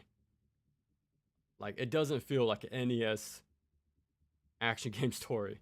Ninja Gaiden 2 does. Ninja Gaiden 2 pretty much like is one for one the story of the first game. So I wish 3 did that better, especially from the original game's writer, but it didn't work out that way. I thought you'd never wake up, Ryu Hayabusa. My name is Lovelace. I beat Ninja Gaiden Black twice, and man, almost feels like new, because it was that long ago. since the last time you played Indeed, an impressive specimen. Ninja Gaiden Black. What is this place? Welcome to our virtual simulation Okay. environment. We would appreciate your company Da-da. for a few moments. For me, this game's enemies are more annoying to fight rather than harder, and I don't know why. I'm afraid you don't have any choice. Mm. In this simulated space, we convert quantum I- oscillations into real-time tracing and reconstruct. It could just be you just need to know the trick, and that's all action games. Once you learn the trick, it becomes fun. So hopefully, like with the video when it's done and like this playthrough, it'll help like see how to approach them, because they do have like their one tactic, you know, to take them out pretty quickly and consistently, which I like. I have your friends with me. Um, but yeah, that's all action games though. They're all knowledge checks, If this pretty goes much. well, you might even get to see them again. But yeah, because I think these enemies are a huge improvement over Ninja Gaiden 2. I've been waiting for this moment. Like I think it's a huge improvement. Because they all like require to use different mechanics or different tactic. Like these enemies, okay, like I like these enemies way more than the Quetzalcoatls and the Fiend Bats because, for one, there's a way to instant kill. Like think of it like critical attacks from DMC1 or even like Doom Eternal with like the precision shots to like take them out more skillfully. Well, this game is less skilled because auto aims in slow-mo, but I like how there's enemies that push you to use all the mechanics, and then when you put them all together, it makes a fun like test of prioritization and stuff like that. I think, and that's something Ninja Gaiden 2 didn't do a whole lot either. Was mixing enemies together. In this game, they do that a lot more and better.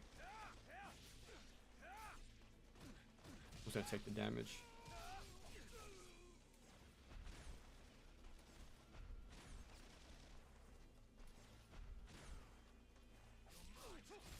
Yeah, see, I was just mashing heavy from the string and it automatically chained into Steel on Bone. Yeah, telling you, use this string whenever you can.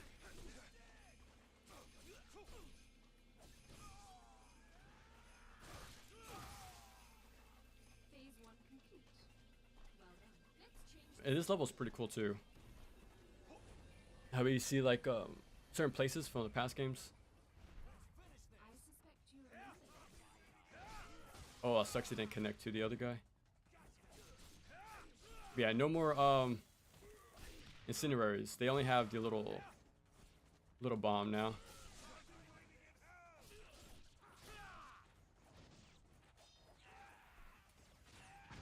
I actually might have to use Ninpo. Get some health back. Oh wow, I'm surprised it didn't Still on Bone.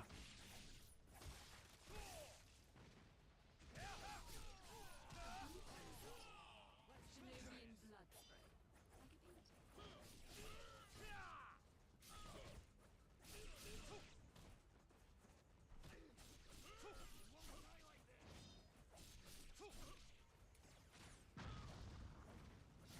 painting. Oh wow.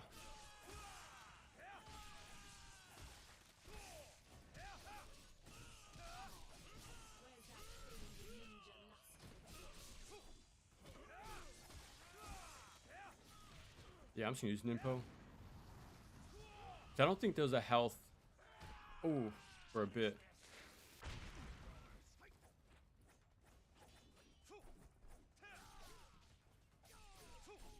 Yeah, even though he blocked and dodged the string, Phase 2 complete. this move lingers and tracks very well to catch every single option the enemy can do. So, if like the potential of them being very evasive and guard happy, this kind of like nullifies all that entirely. Ah, to be a bird, flying free. Okay. I honestly forgot about the save point. Will not leave this cage. Bum, bum, bum. Lightning's my favorite Final Fantasy Pro tag. I want to say she's up there for me too. I can't lie. I do really like Lightning. But I think my number one is Warrior of Light from the first game.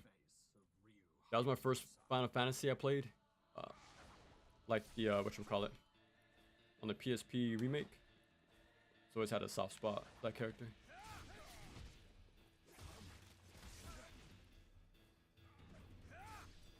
Okay, now that we have level 3 katana, everything you do is going to be triple heavy. Slide and then triple heavy. Okay, I don't think that move's punishable then.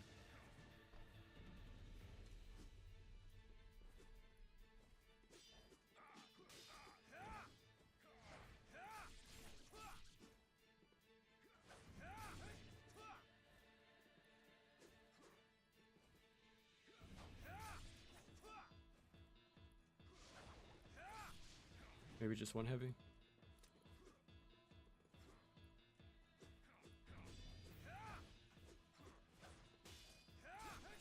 Yeah, that's always gonna be like the main one to go for. Like to punish. A little diagonal ender of his. Oh, I've never seen that move. I played this game for hours and I've never seen that a single time.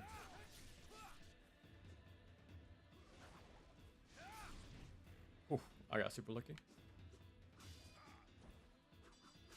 I think that's punishable. Oh, it's not.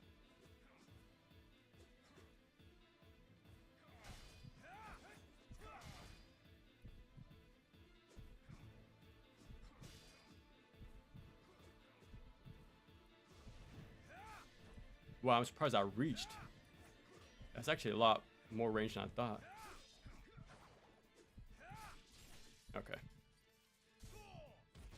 Yeah, that slide heavy is very powerful then. An impressive feat, Ryu Hayabusa. Making just destroy would not cheat.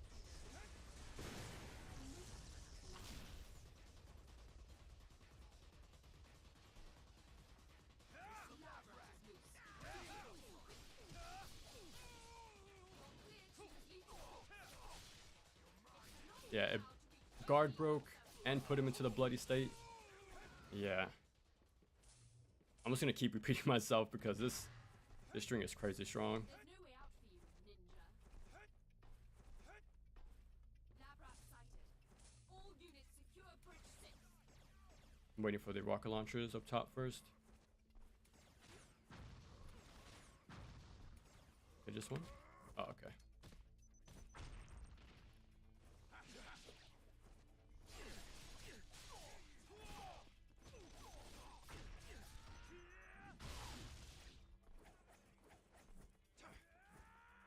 Ooh, I almost dodged a little too early.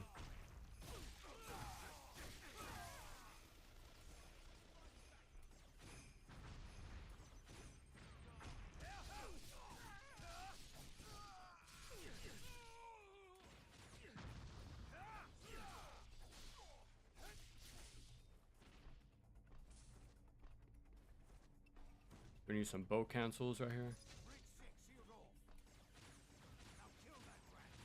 Because you come from you all from one direction, so might as well use that AoE splash damage against them. And it'd take a long time to get to us anyways. Might as well get a lot of shots done.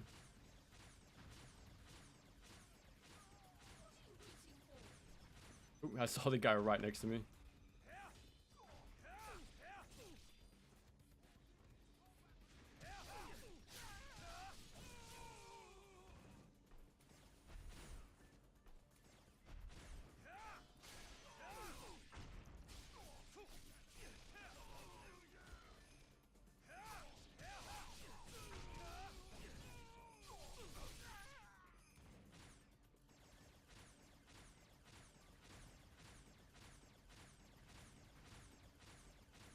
No, my one weakness.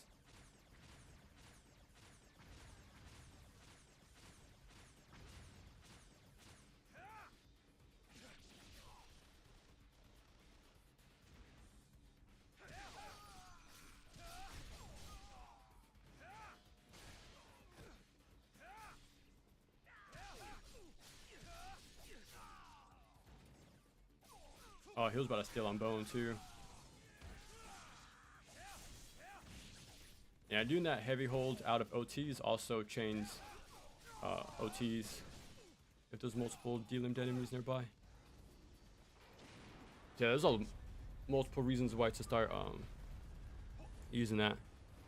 It took me a bit, but it's they're feeling this game with like that non-stop movement. It's pretty damn sick. I think that's like the big strength of this game. Like, it removes even more downtime from the game. Like, even with the Cicada Surge, like in general, they add more things to remove any end lag. What's going on? How could you get all the way in here by yourself? What do you mean we don't say that? We killed him at the bridge. Ooh. I didn't sign up for that.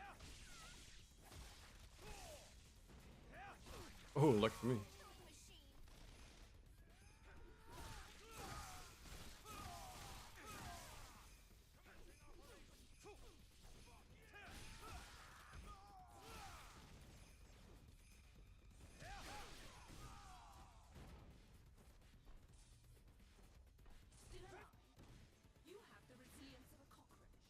Oh, lucky.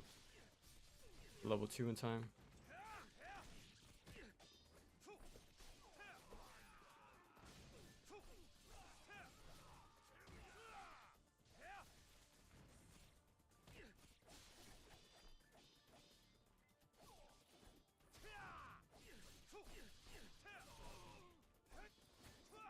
That's it. Okay.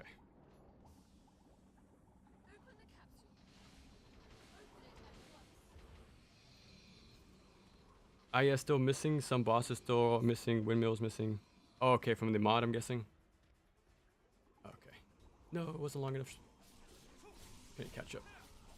Now, I think, if you don't delimb, okay, I'm not sure if it's not delimbing two limbs or not OTing makes them transform. I don't know which one it is. Usually, I approach with a slide double heavy, and one of them tends to delimb, and then I just delay the heavy, the third one. Because you can do that in Ninja Gaiden too, like delay your next heavy in OT.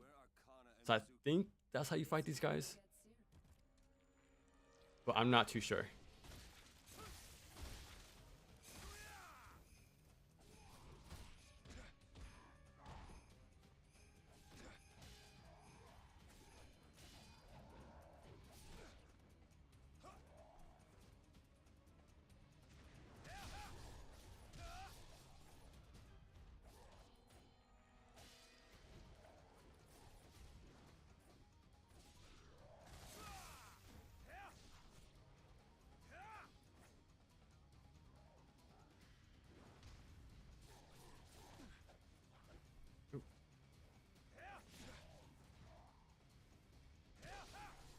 Yeah, most times a level 1 UT kills them outright too.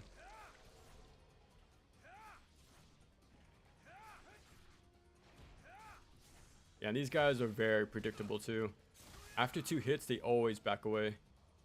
90% of the time. Sometimes they'll try to attack back, but usually they back away.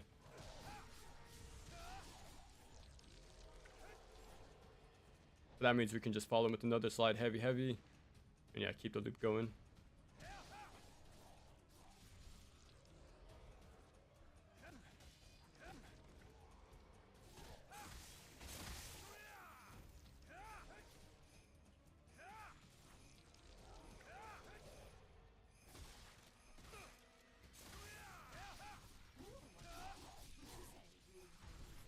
That should be it. Yeah. And they have some stage hazard stuff like this, like the poison pool. But level design in general has been way simplified compared to the past games. Like, I know you hear 2 having simple level design, but that one actually has a lot of like interesting interactions in that game. But 3 is the one that has very simple, like battle arenas with not much to do with them.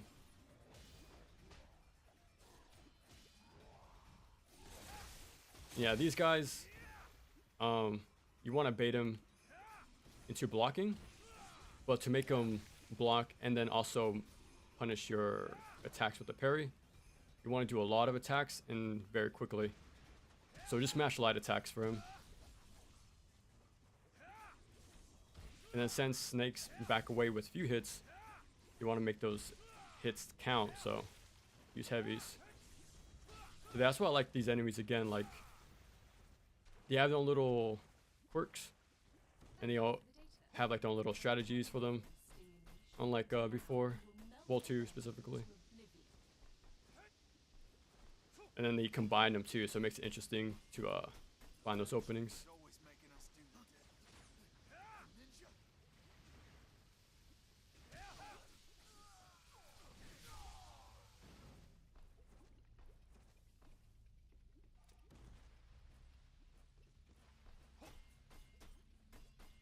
Okay, I'm gonna test something.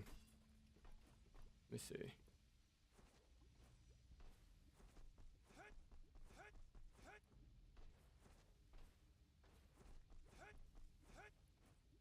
Whoa, this camera.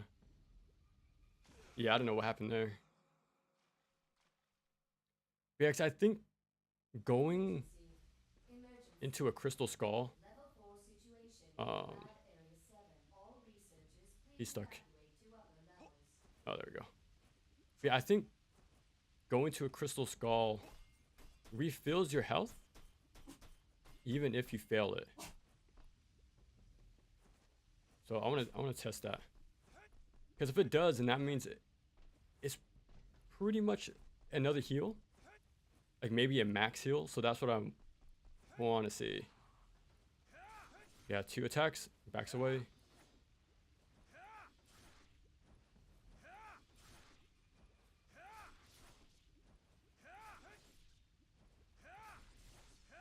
There you go. Oh, let me grab the scarab too, actually, since I'm here. Yeah, so let's see. I'm not gonna try to complete it. I just want to see if it actually heals me. I notice my health is low, and I have 1 fight before the save falcon. So I want to see. But I think you keep the karma. I think you keep the karma you get from this fight, even if you fail it too. So we'll get as far as we can.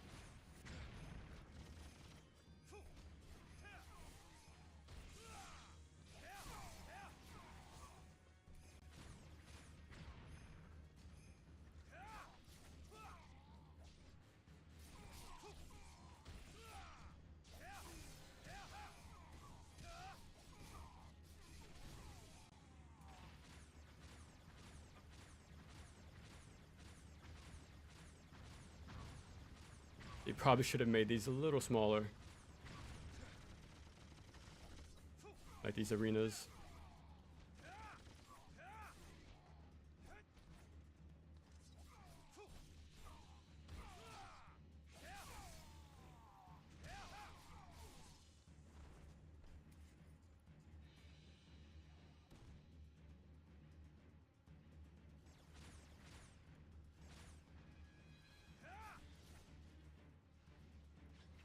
Yeah, for these guys, you want to do the, you want them to do that leap attack, because they usually do the still on bone out of it.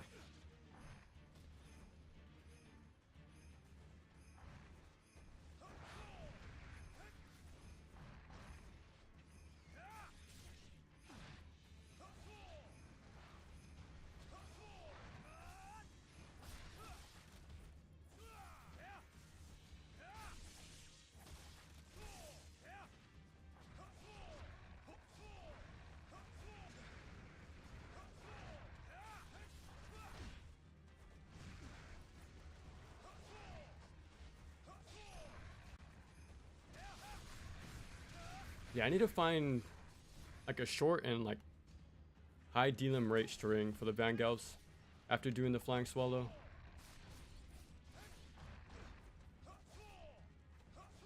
Because this one is, it does the job, but it's very slow. Like to get to the end.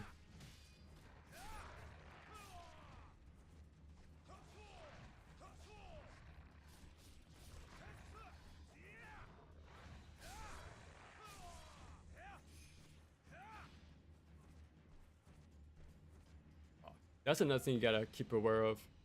As soon as the fight ends, like once you see the score, you lose the UT. 1 second.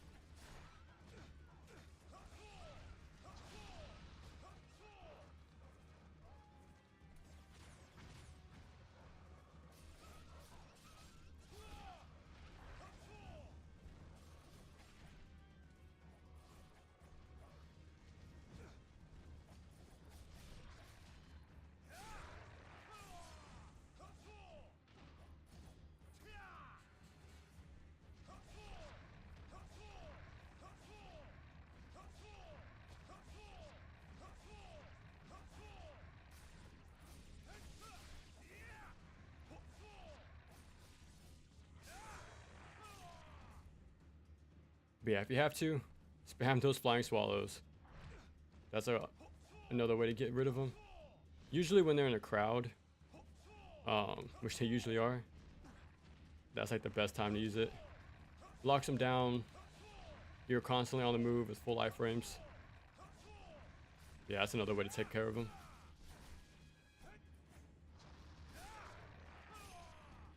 I think we fight the boss.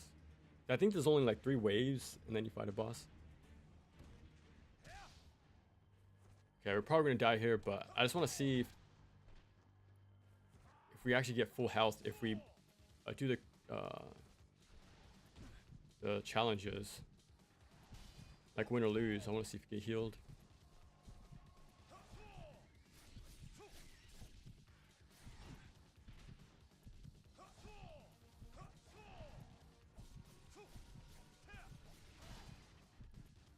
Wow, you can actually punish that for a while.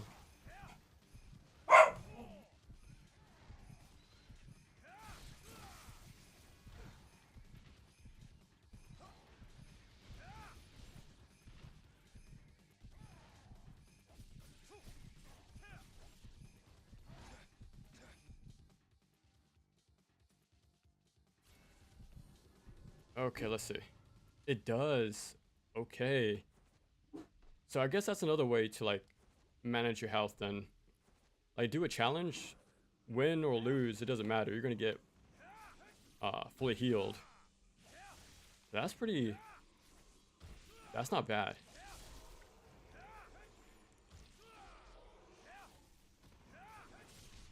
See, I'm doing an OT, but I'm not sure if that prevents them from transforming or not.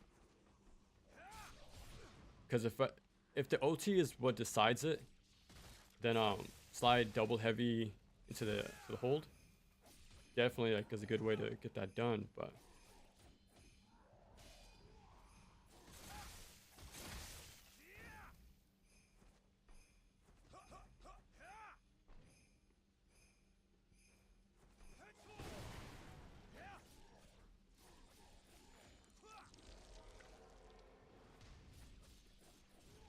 oh, surprised I didn't still on bone, but it's all good.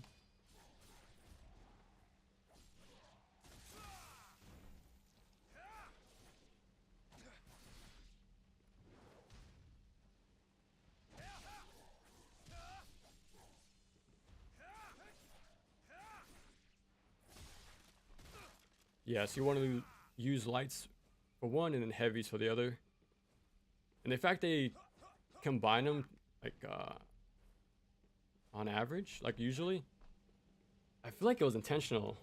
Like one has a weakness for all lights and the other is a weakness to all heavies. Like, it has to be intentional.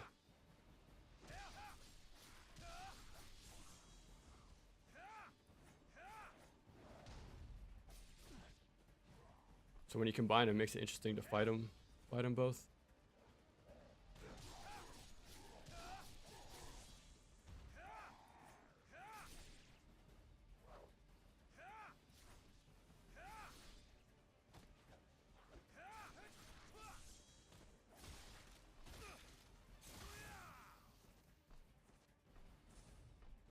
Yeah, there's a scarab in the other room, but we're just gonna skip that fight. No! It whiff. Yeah, sometimes it doesn't instant kill, but it still delimbs, so it might as well instant kill still. You just gotta track him down with a single slide.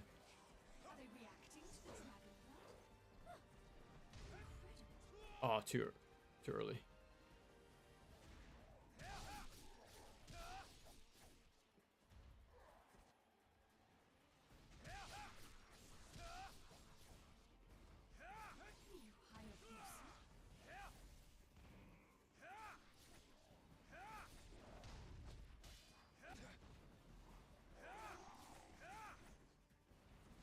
I'm gonna try that out too.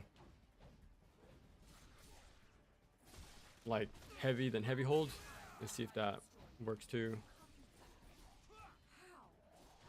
Can't go wrong with landing more attacks.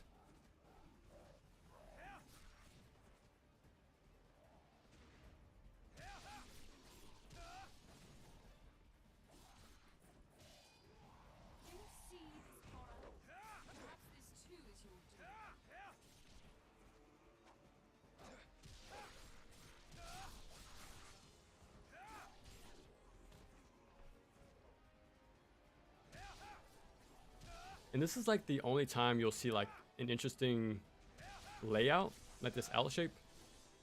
But besides this rare like moment, yeah, level design is pretty simple overall.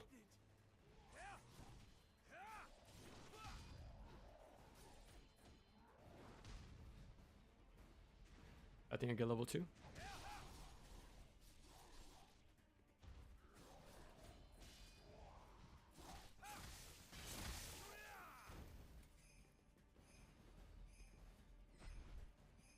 I think there's a save point. Okay,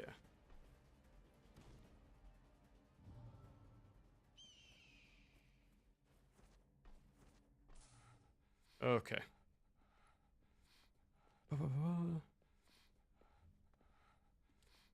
Is this game harder than NG2?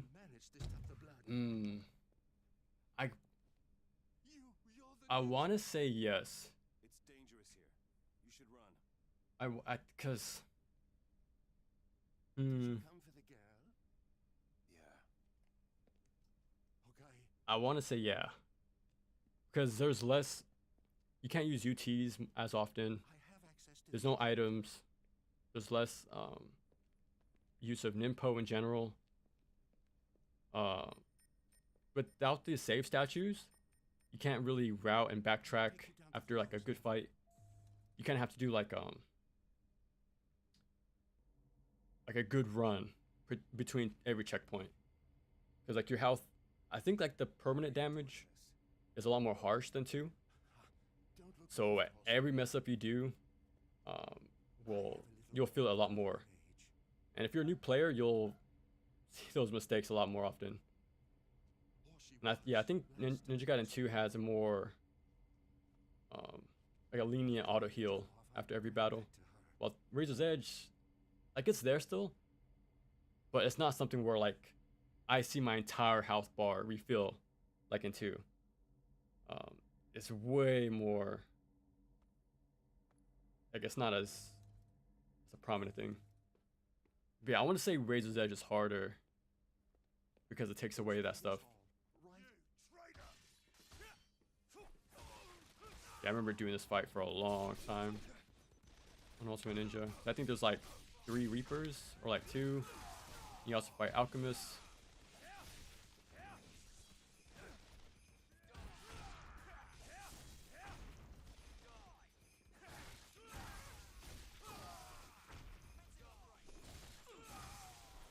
The one thing I will say though about this game, it has very generous checkpoints. So pretty much after every fight, there's a checkpoint. So if you die, you won't have to go back to a save like Ninja Gaiden Black. I think two had checkpoints, but not a lot. Like I don't remember how far they'll send you back. But yeah, the checkpoints in this game are way more noticeable. And they're way more like close together than past games. That's a way to like help you out. But again, if you reach that checkpoint with like really low health, it might be a good idea to just reload your save because you can get into like pretty rough spots. On lower difficulties, it's fine, since enemies don't do too much damage. But on higher modes, yeah, I had to like reload a save a few times to like do a better run.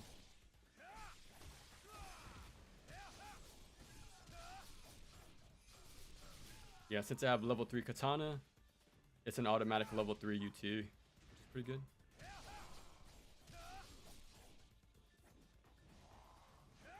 And yeah, you can bait him out to do an attack as soon as you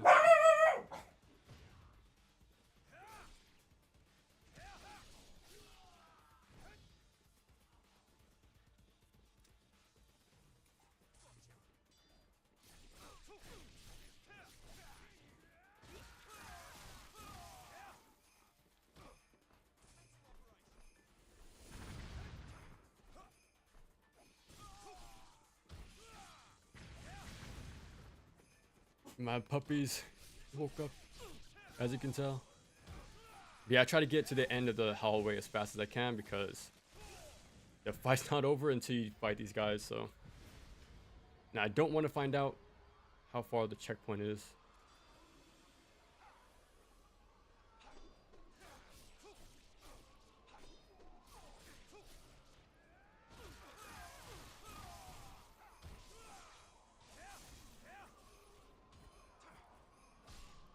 But if I have to say the hardest Ninja Gaiden, I want to say Sigma 2 Master Ninja. That balance is it's too crazy. It's not like hard. It gets hard for the wrong reasons, but it's the only one I haven't beat the hardest mode on. It's insane, that balancing on Master Ninja for Sigma 2. And also since you can carry items like the Life of 1,000 Gods, the Devil Spirit, I think. Like since you can't carry those for later, it just takes out that those heals away from you in those tight spots. So yeah, I want to say Sigma 2 on Master Ninja is the hardest out of all the three.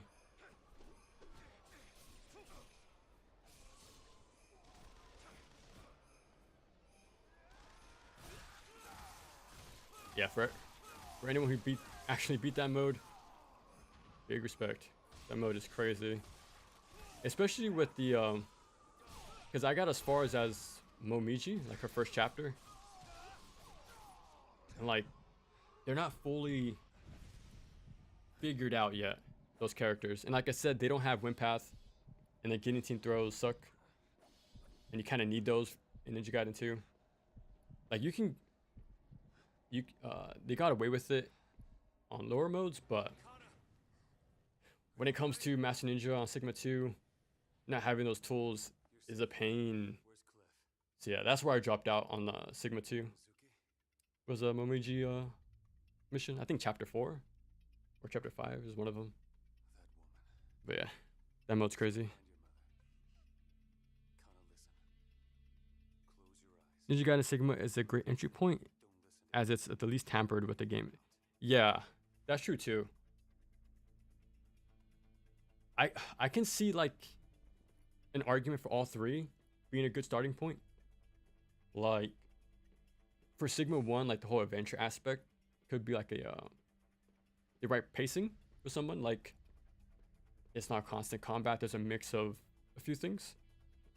It's like maybe that's someone's preferred way to get into the series. But I can also see that being a big turnoff because it's not constant action. But yeah, that's what's cool about all three games though. I do like all three, and I can see why they're the favorites for everybody. Like, I've been a big defender for Razor's Edge ever since it came out. So like, I was definitely the weird one out for a while. And I'm pretty sure that's how people who are big fans of Sigma 2 feel.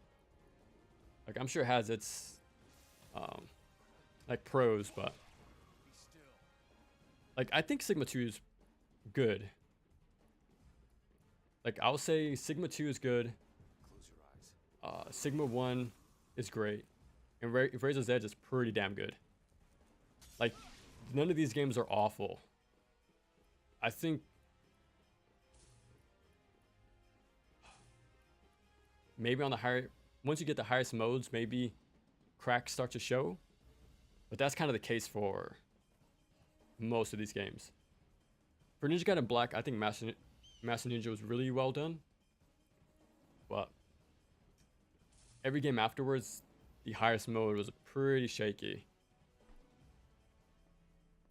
But yeah, like in general, on a casual playthrough, like all these games are fun to play. Like, the issues don't show up until you try to play on like on a higher level.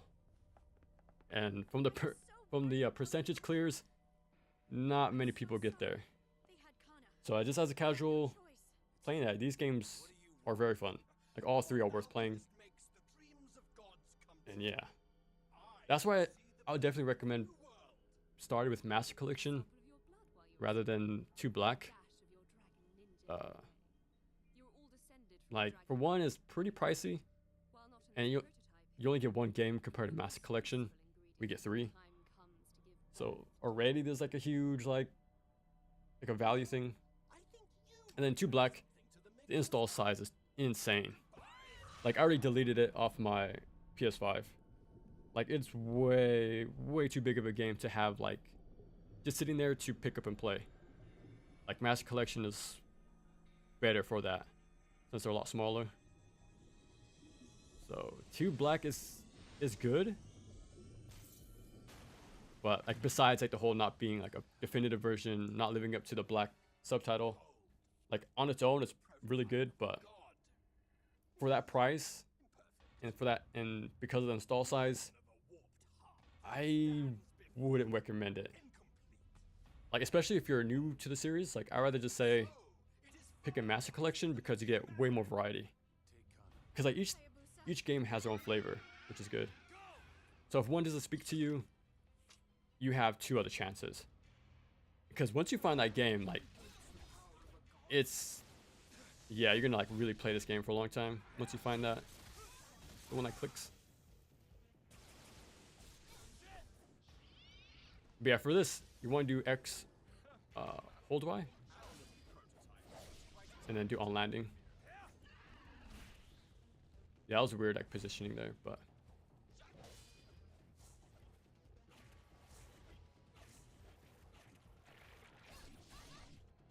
because when you get behind him, it baits out the still on bone like every time. And then do light forward lights because the iframes and has pretty good tracking. Yeah, for some reason, when she does like the arm form, still on bone is very finicky, especially against walls. Like, yeah, I try not to fight her around walls. It just like kind of misses her every time. But yeah, that's all you do. Light heavy hold, press heavy again to do an on landing, and that baits her to do a still on bone. So wait for her to do the first move. You can block that. So block, guard reset, and then yeah.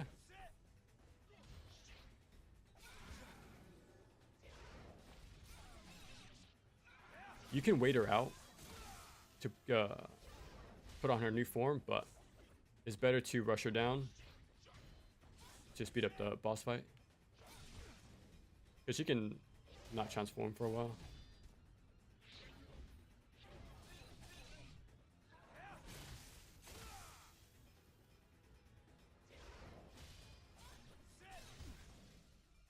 Yeah, I don't want to fight her against the wall. Oh, released it too early.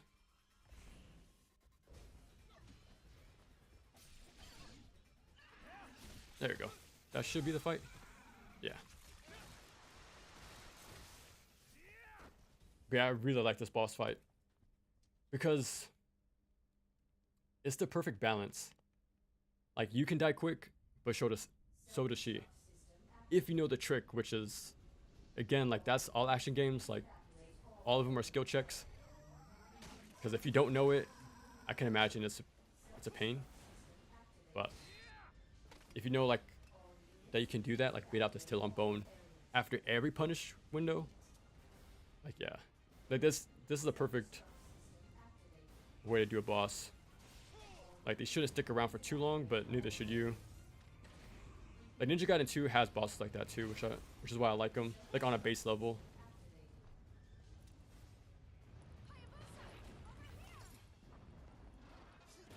Is this the first time? No. I beat Ultimate Ninja for the first time, I think 3 days ago. But since I'm finally, like, warmed up to the game after not playing it for a while, I just wanted to have, like, a documented, like, stream of a full playthrough. But yeah, this is definitely not my first time playing it. You're coming with us, Ryu Hayabusa. You too, Miss McLeod. Her name is cool too. I know she's definitely the least memorable NG girls, but I do like her name. It's a really cool name. Plus, I think I said earlier, I think her voice actor is Lightning, so I like that too. But yeah, she's underrated. I always want to say Sonya's my favorite, especially since she's like the classic NES Ninja Gaiden. But it's hard to beat Momiji. Like, yeah, I think she's best girl for Ninja Gaiden. And every time I try to say Sonya, Momiji's right there.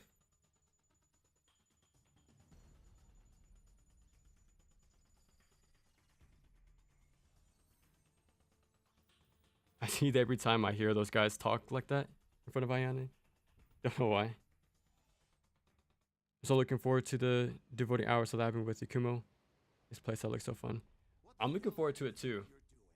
I'm still pretty optimistic about it. Because one thing we gotta remember with these games, all of them play differently.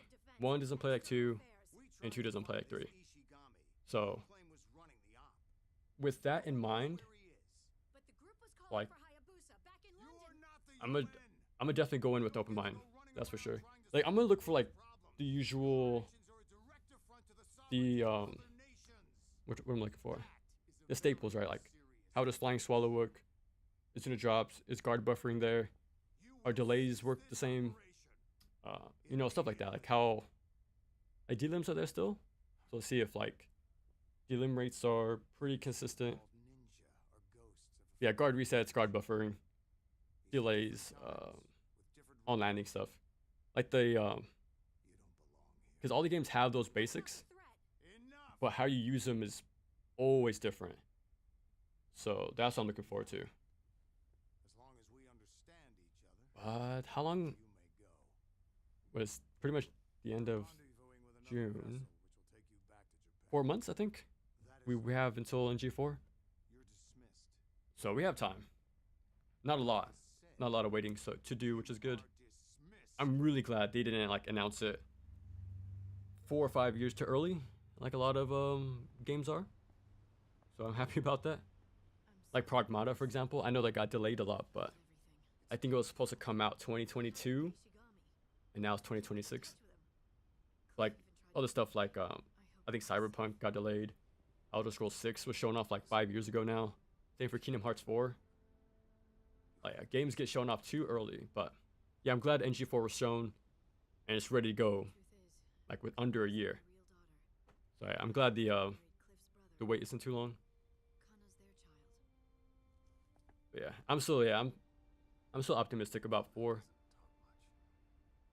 But yeah, There was an accident. and I know Sister and her husband were killed. I don't know what they're doing. Both parents I just wonder if so I took her in. they're holding back showing things off of Ryu, because it's pretty obvious they sprinkle him in very little in these trailers. I'm not.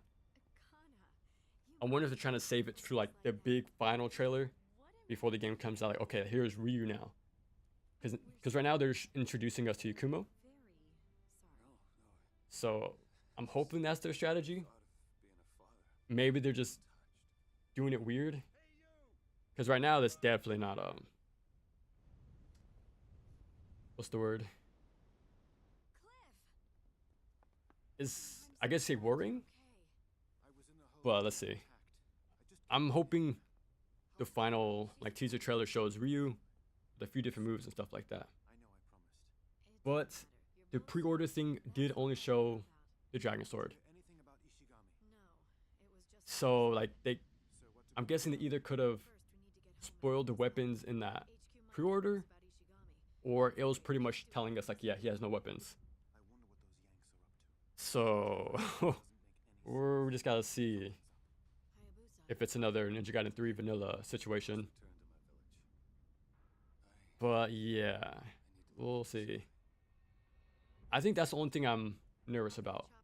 Like I don't have any worries that Platinum is making it. I think they can do a good job, especially from the clips I've seen. Like it looks pretty solid.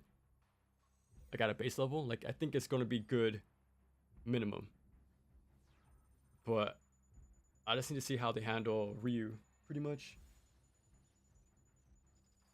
But yeah, that's the only thing.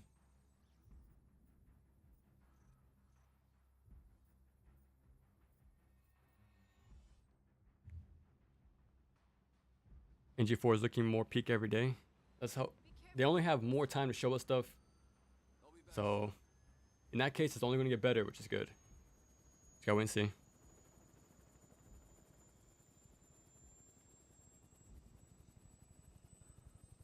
Oh, this game has input history. Yeah, with press down on the D-pad, and you can see your inputs.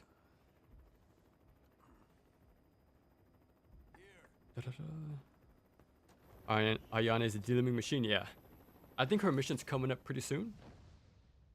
I think we're on day 5 though. Yeah, we are. So we have 2 more days, and then Ayane comes up again. But yeah, she shreds. I want to say I like her more than Ryu, but I don't know. I do like Ryu. But yeah, she's super speedy, and D-limbs like crazy. Dual katana. And yeah, technically you don't have the Dragon Sword in this game. You have well, we just got a different one, but we had a Hayate sword at the start.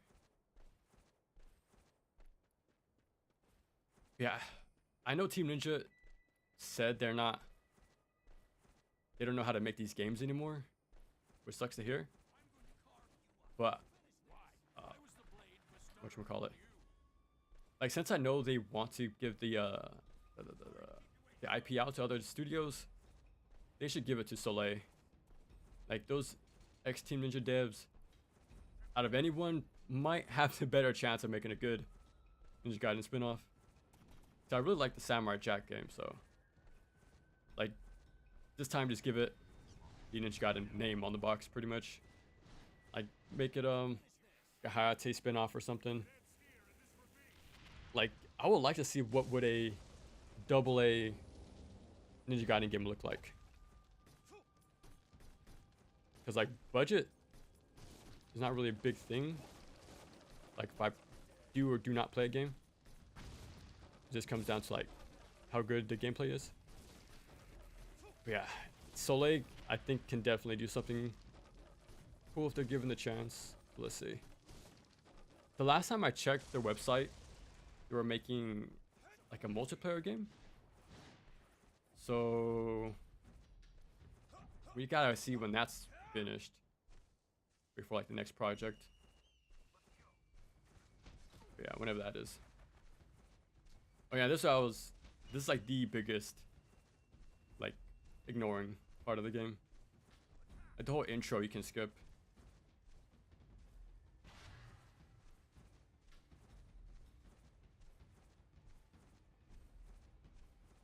But right here we actually have to fight.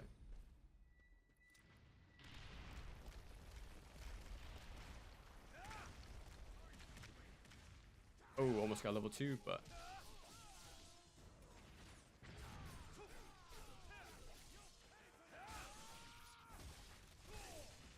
oh, that was weird. I'm surprised it didn't chain my still on bone. Look at that. That's how good the I guess I'm keep saying it, but this string is crazy good. Even though he was dodging and guarding, it kept tracking him and delimbed at the end. So like this pretty much solves the problem of highly defensive and evasive enemies. Just do this for everybody pretty much. Well, any humanoid enemy.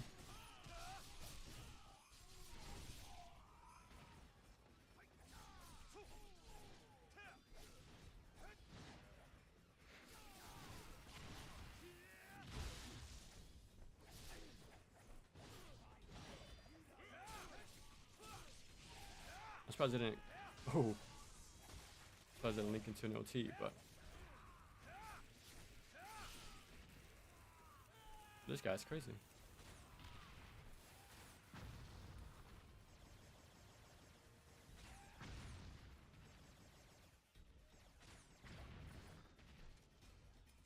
Okay. Yeah, there are Vangelfs on higher levels. I forgot they don't show up here.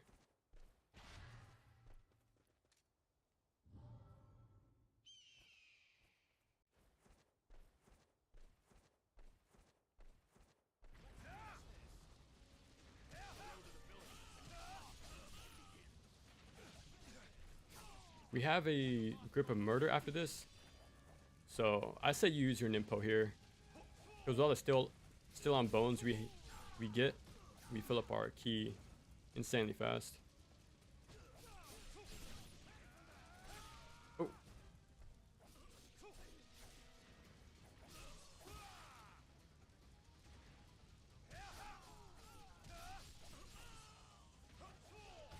Oh wow.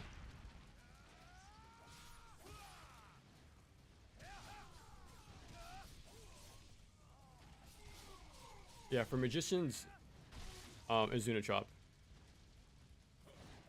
You want to slide a little bit early before they approach you. Like you see their little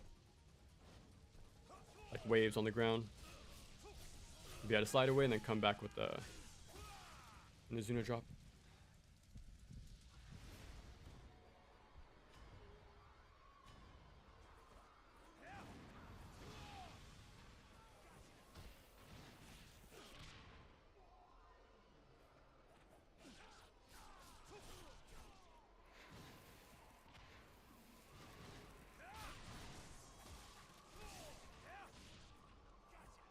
Okay, I was about to say, like, no one's... Quick, somebody.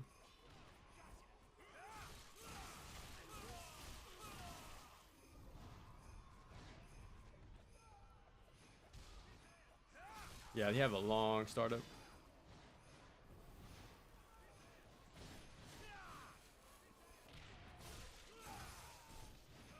Yeah, I'm surprised my still on bones have been whiffing like that. Oh, let me just get health. I'm taking way too long.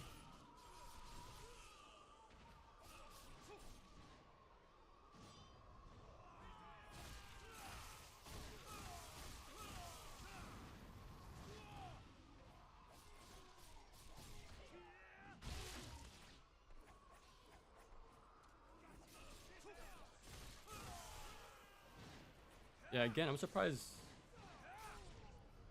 he didn't follow up after that. Oh god. Yeah, their startup is a lot quicker than the other like military guys. Yeah.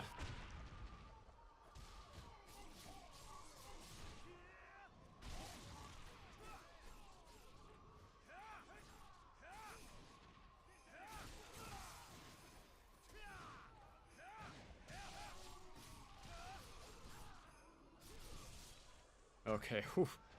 Yeah, they didn't want to steal on bone at all. Yeah, just mash lights whenever you see these. Luckily, chapter challenge removes all these.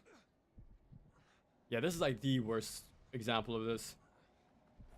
Because I think you start crawling after this.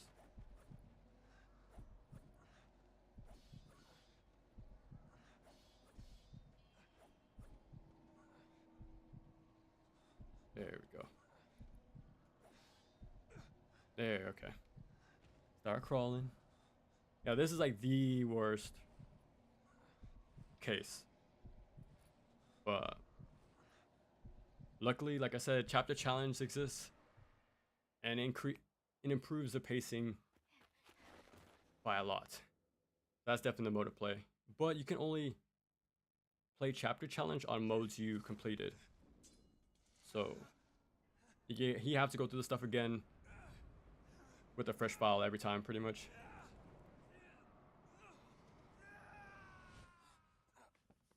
Master Ryu. Have I played the demo for Ragebound? I haven't. Since it was so close to release, I'm just gonna hold out till it comes out. It's only one more month, so it's not like it's too crazy. But from what I've heard, it's all good stuff. Like not a single complaint, pretty much. It's all like all positives, which is good. So that one I'm pretty excited for. And it'll definitely keep us whatchamacallit, keep us busy till then, till 4. Now I think this will be like the introduction to the 2D games in general to a lot of people. Like this, from what I've seen, the style isn't exactly like the originals. I guess that's a 2D game. It's the only thing similar, pretty much. But yeah, I think that would definitely what's the word? Get people interested in the originals. Sucky thing is though, they're not widely available. But you can still play them other ways, obviously. But yeah, they're not really. There's not like a whatchamacallit, a ROM pack like the Castlevania collection or something. Oh, okay. My idea for the stage could have been improved. Because for this, it's a lot of walking. A lot of walkie-talkie. No, you could remove this. But okay. My idea, because right now we're gonna see the kid with the wooden katana. So happy you're okay. I'm like, what they should have done, they had that part a lot sooner. Like we take out this whole slow stuff. I worked on your bow. Make him jump at you, do that little QTE if you have to. But you keep the wooden katana, and then you go to the village like you did at NGB. So you're fighting ninjas, like your own, It's nothing. That's a from very your special own, bow, though. what would you call it? The clan? So like imagine you had like a whole like throwback level to the first Ninja Gaiden. Here, Like using wood katanas and you're like having a little training, like training mission with them. Like that would be pretty cool. But this, yeah, like I like how they're building up the village, but I think they could have done it in gameplay. Like if they made it like a training session, like in the store, like, oh yeah, I'm back with my village. Let me like interact with them by doing a training session, which is pretty much a regular stage, like for us. But yeah, like that would have been way more cooler. They kind of do like a quick throwback right at this day 4, I think, with the virtual reality stuff. Yeah, it would have been way more interesting if we like redid the like the first stage with the new mechanics. Maybe next time.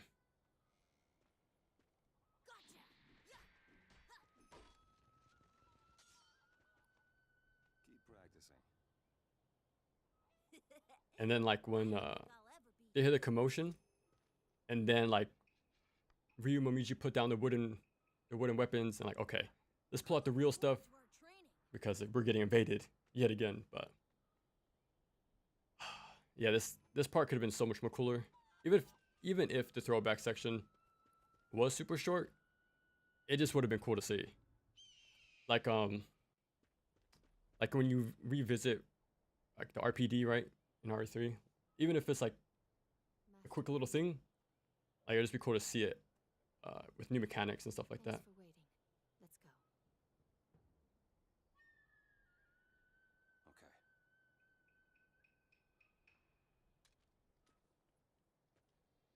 Okay.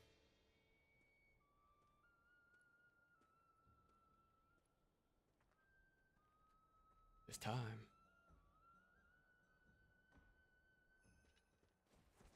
This way. Yeah, I think these are also skippable, but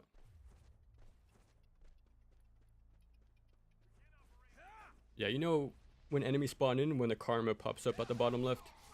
So I know some spots to like slide jump to prep on landings, but usually I just look out for when the karma pops up and use that as my indicator.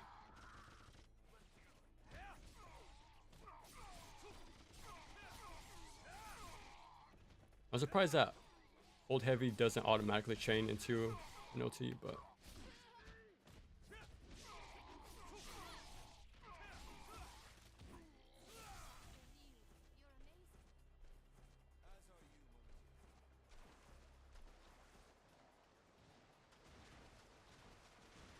I had to release early. But yeah, these guys are super vulnerable to to launchers and the Zuno drop, because most enemies they don't get launched. Like it's not like Ninja Gaiden 1 where everyone is launchable. Like when they're in the punish window. Like most enemies in this game just ignore the launcher unless they're bloodied. And like I said earlier, like by the time they're bloodied, there's usually better options to do at that point.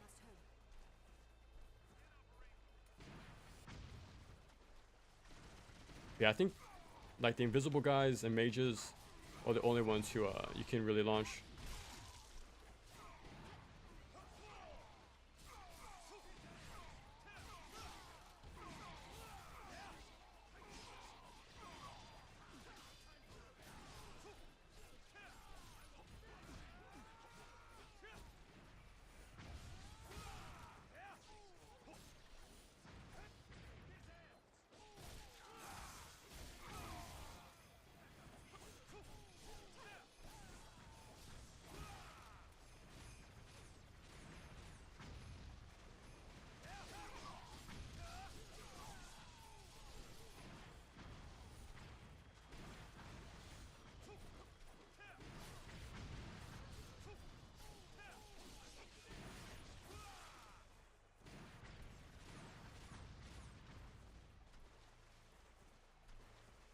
And I like this part too. If you played the Ninja Gaiden on the DS, like this is something you did on that game a few times. Like use fire to remove like spider webs and stuff like that. Like there's some cool little callbacks again, like how Sigma 2 did. But man, I think they could have done more. Because you do 2 big arena circle fights. Like they could have used this day or the start of it to like have actual level design, but most of the times it's big empty arenas. But that's the case for most of the game. Like they really dropped the ball on level design.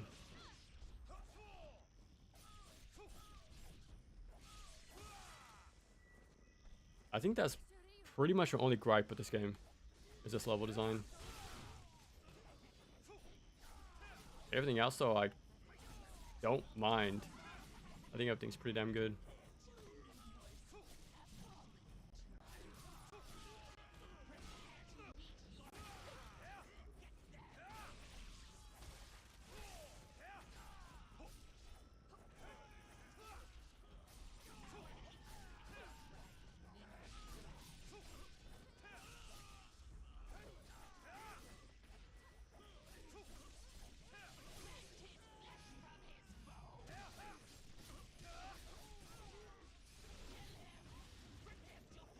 and the fact you fight Ababa as well, which is another callback to the DS games. So actually, I think that's what they're going for. So I think you see that kid in the DS game as well. So it's like pretty much an entire callback, but I still think they could have done more. Because even having those archers up there was in the DS game too.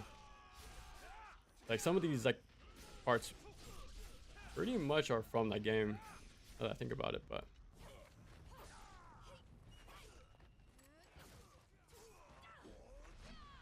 this game needs a remaster like 2. The combat's the best. The combat is very good. Like this game was definitely slept on for a decade, I think. But yeah, it's insanely good. Hopefully, I already noticed the change. Like they're finally getting the word that it's actually a good game. Finally, it just took a long time, but yeah, it's so crazy to me how even though Razor's Edge exists, like the idea that it improved things never got around. Like they know the Razor's Edge existed, but like just how much it improved just wasn't known by a lot of people. But for remaster, I think this is a pretty good job too, honestly, especially coming from a Wii U game.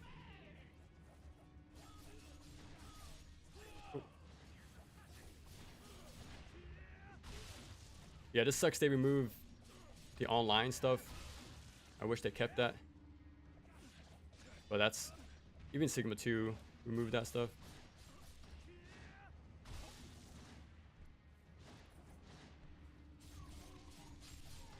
Because it would be sick to have another... like in multiplayer mode.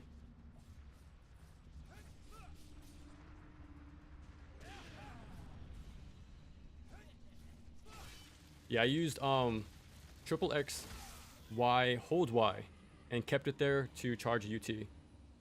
And then use the iframes to phase through her slam. And then yeah, she's on like a constant hitbox afterwards, so I just mashed heavy right after that.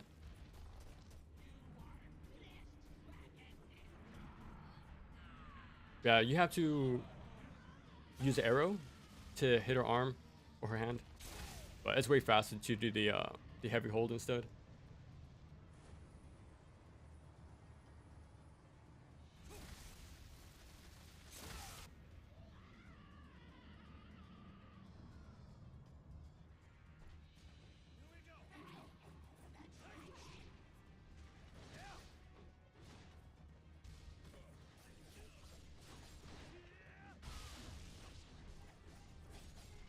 Oh, imagine if I comboed off of Momiji.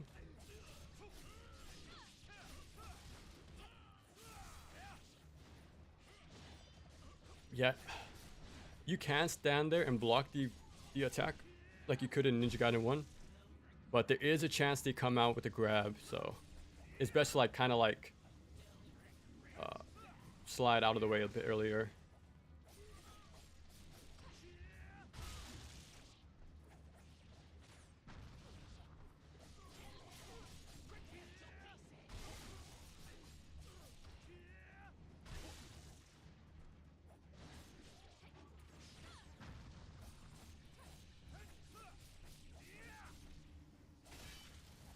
And that's it. Triple X, triple Y again.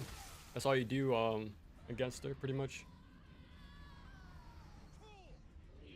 Yeah, that's why you want to grab the level 3 katana, like, first thing. And like I said, most of the upgrades you don't need. Like, Wind Path is good to have, obviously, but I still haven't bought it, but with the D-Limb system is still on Bones, you can crowd control that way. But yeah, like Guillotine Throw, you can not purchase it and you'll be more than fine. It's crazy just how it went from being like the best thing to do in 2 to being something you can completely ignore in the 3rd game. Well, that's what this game went out set out to do, I think. Well, even 2, like each game kind of whatchamacallit tries to push you away from past habits a lot. It makes you play the game differently, which I like. So that's what I'm excited for about the 4. How do I get rid of it? I do not know.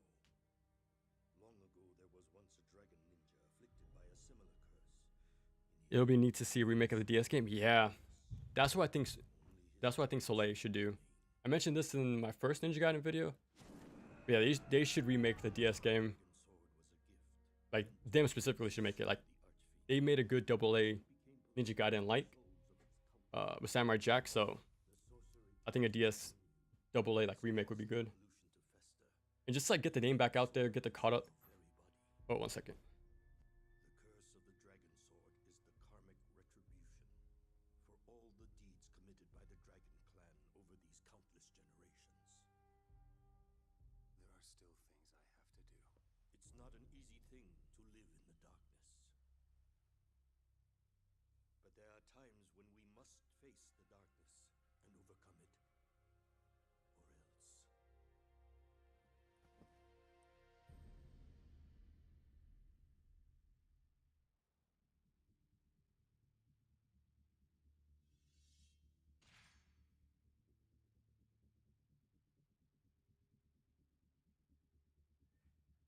What's up, Matt Gator?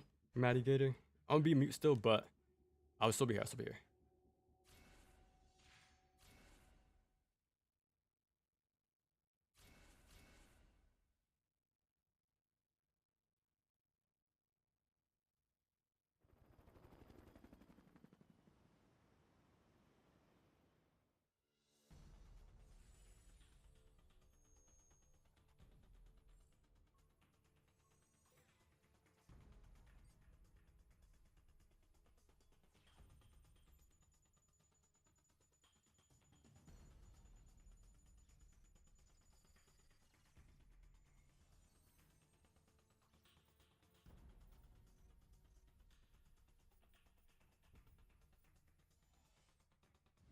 Hey, can you hear me?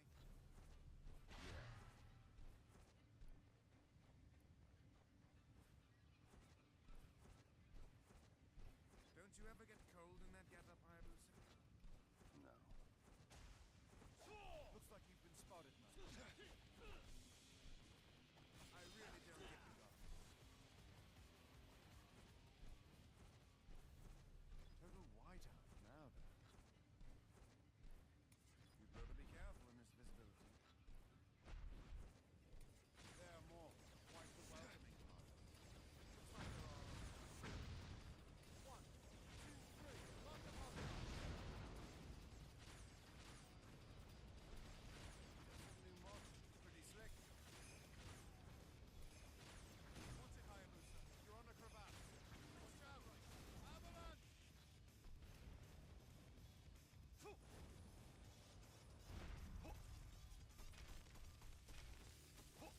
I figured as much.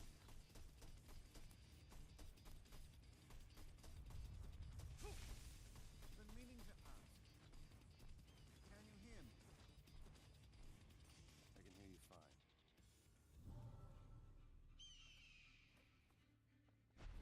Your objective is inside. Good luck.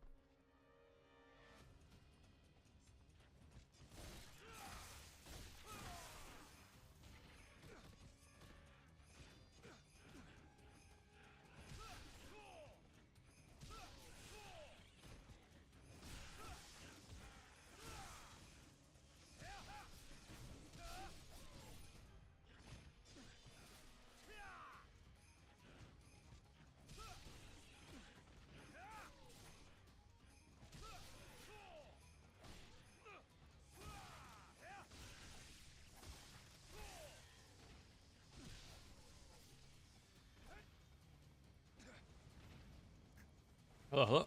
We're back.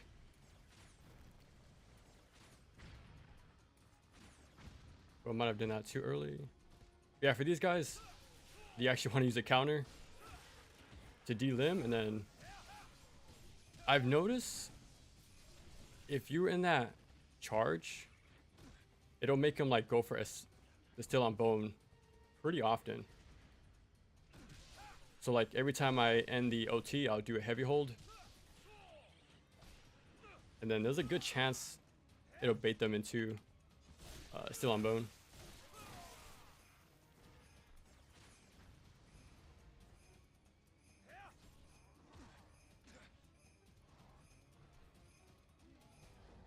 There we go. But yeah, I try to use that tactic for the final boss, but the light counter would move you around too much. Like it was a pretty decent way to get to the boss. Like you'll get a lot of still on bones, and that builds your key like crazy. Kana? But yeah, Kana, are you okay? the DS game must have been responsible for some screens. Yeah, mine got some scratches on there. Luckily, I got mine like cheap and How many I think times have I told you to clean up after actually this is the yourself case for a lot of thing? Gaiden. But I bought my DS just for DS, the Dragon Sword. Like I bought an NES just to play the NES games, and Xbox just for the Ninja Gaidens, and yeah, these games are system sellers for me. But yeah, mine definitely got scratched up because Dragon Sword. You can skip the Falcon and do the fight and then save, but since I'm pretty beat up, I'm just gonna use the save.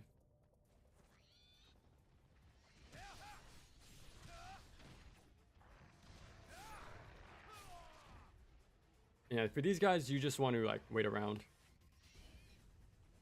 Oh yeah, either for that grab or for the burrow attack.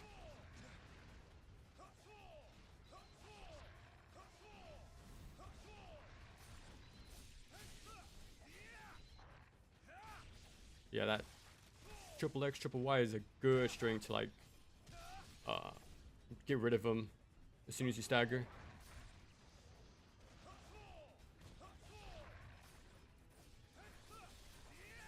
And that crowd controls too, if you're lucky. Sometimes it can get through it, but I'll just use it. Oh, perfect timing.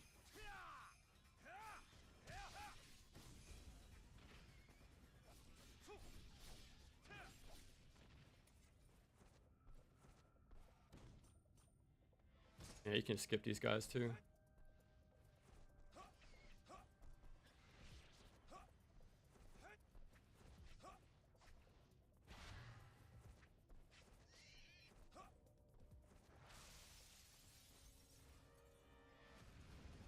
Well, surprised I didn't. Oh.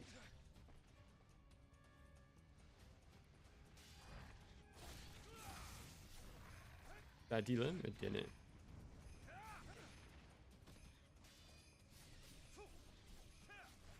I'm surprised how rare they do like the burrow still on bone. That's like super common on higher modes. Surprised how like rare they do it.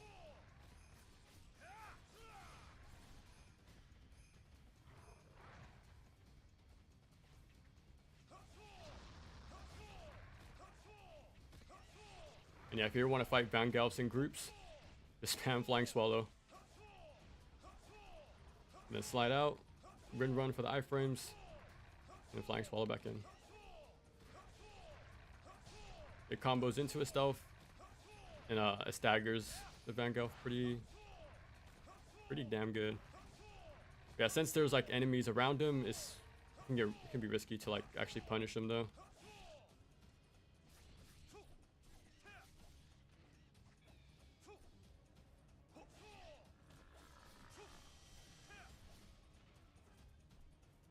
Okay. I think enemies spawn in as soon as I shoot them once. I guess it's just a one-on-one.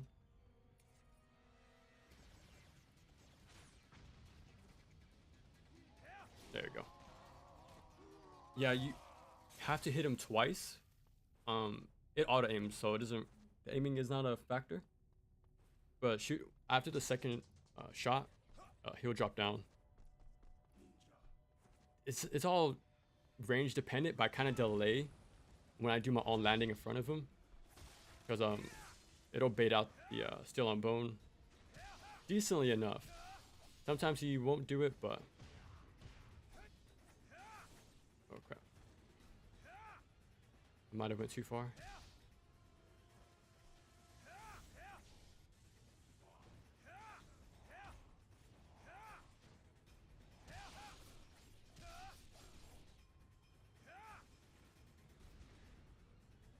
Oy, hopefully.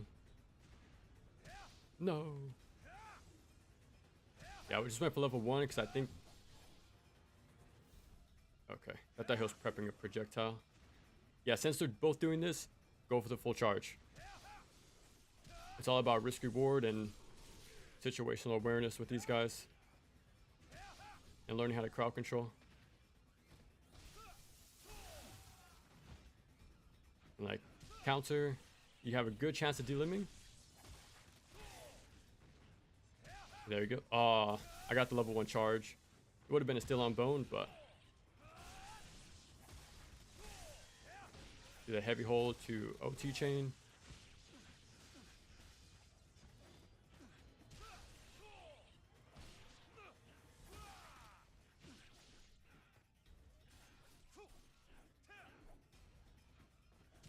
Yeah, because they're like the most evasive enemy in the game, but the counter is super good against them.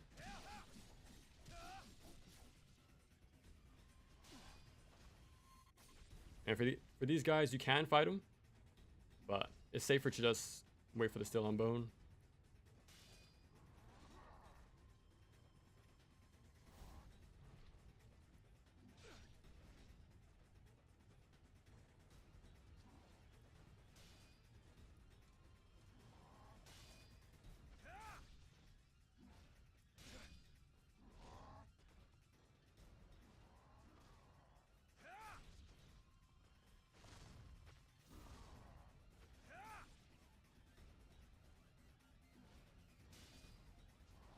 I think you can also flying swallow spam these guys.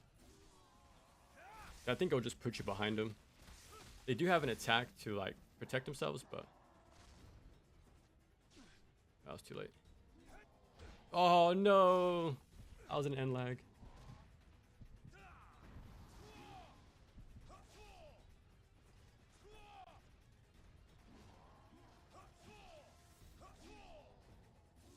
Yeah, okay, I think you honestly just flying swallow spam. But usually, like, I'm still used to him being more aggressive with that grab on higher modes. But yeah, it's very, you can just kind of be patient, stay close, and they'll grab. That's an instant kill. But you can also, you can see where they spawn, and you can like jump near where they land, and prep an all landing, beta still on bone, and then release early. Instant kill. Just be sure to slide and then heavy attack, because they do have a desperation move if you take too long.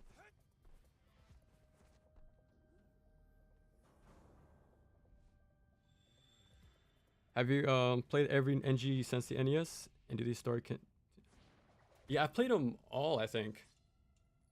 And story, do they connect? I think these games take place before the NES games, and they're loosely connected. But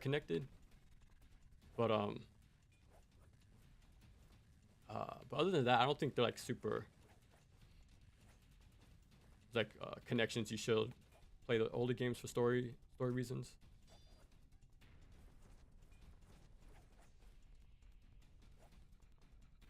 Oh, okay. Oh god, I totally forgot this is the first form. My bad. But this guy, heavy counter and loop. Yeah, I thought I was doing the second form already, because I usually play chapter challenge, and you don't fight this guy on there.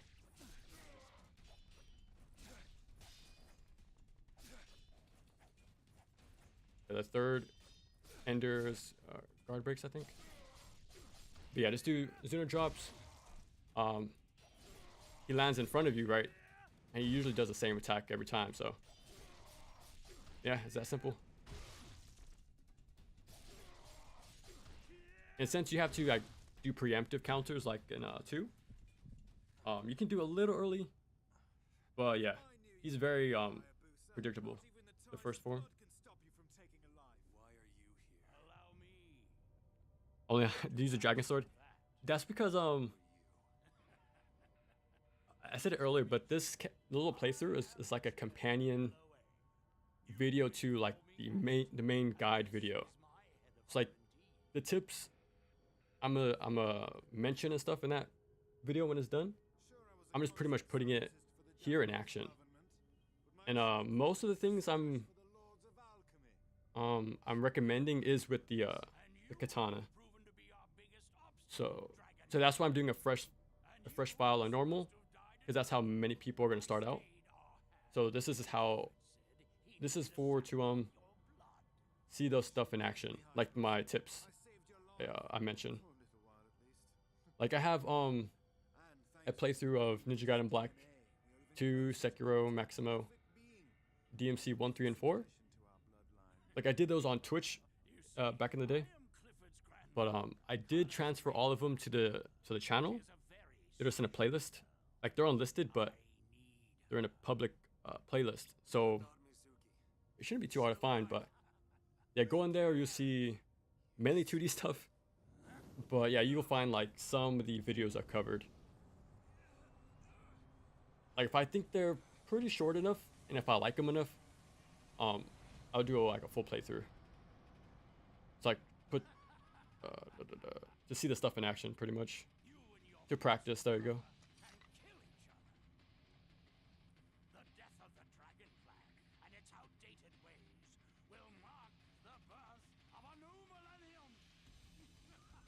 Yeah, this boss is pretty damn fun too. Now I don't mind you fight Regent like 4 times. He's a fun boss too. I think that might be punishable. Oh, as soon as you react, you can react to that. Slide towards him, run with the iframes, and you always get behind him. And afterwards, you can land a guaranteed UT, and then jump away after that. Sometimes he'll attack soon after, or sometimes he'll back away, but it's best to play it safe. That was too slow. Yeah, for claws, keep your distance. You want to see that move. The slide.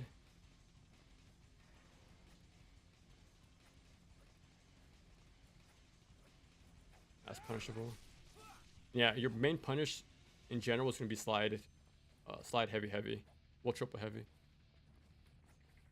That's insanely good and against a lot of like bosses. I think that's punishable too, but I'm not too sure.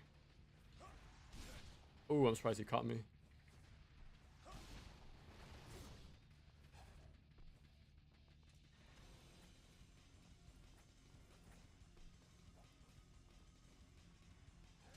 And you don't have to worry about that one, because since Ninja Gaiden 1, that UT range is pitiful.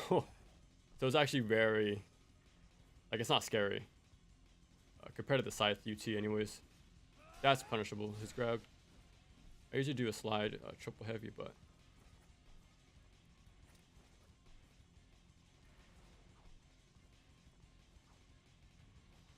there you go. Yeah, you don't have to be too scared of that UT.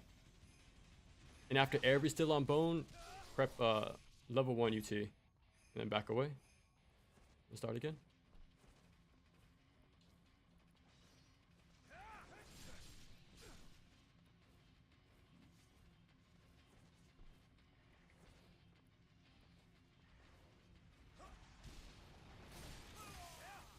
Oh, at least too early, but that's fine. You can charge a UT after that flying swallow whiff.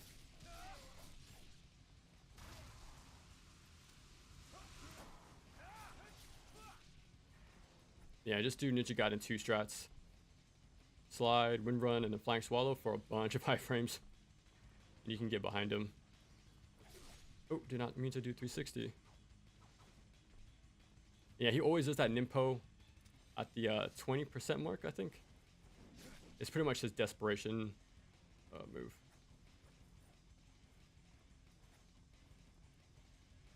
You don't have to be too scared of that. Ooh. Oh, okay, it did it automatically, that's why. Yeah, that's the boss.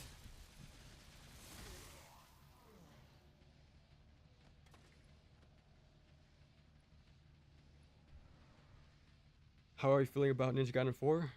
I'm optimistic. I'm looking forward to it. I know there's worry that that Platinum is making it, and the fact that they're not showing Ryu a lot, and when they do show info, like with the pre-order stuff, there's a skin for only one weapon. So we just have to wait and see for now, but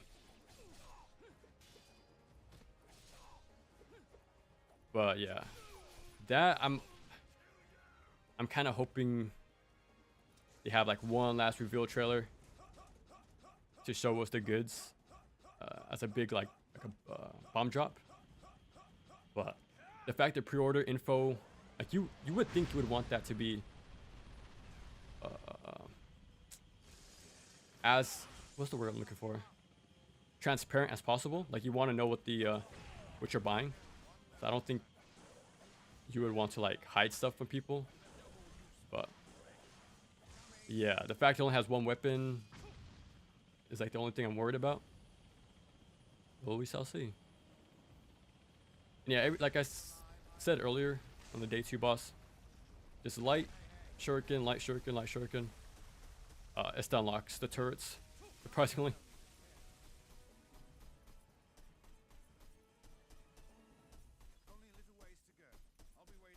This is the longest kunai climb in the game. I used to have the rhythm down, but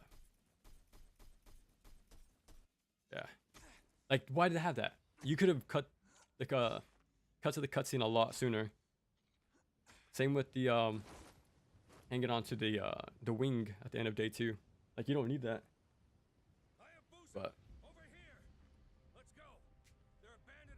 I keep saying chapter challenge is the way to play this game.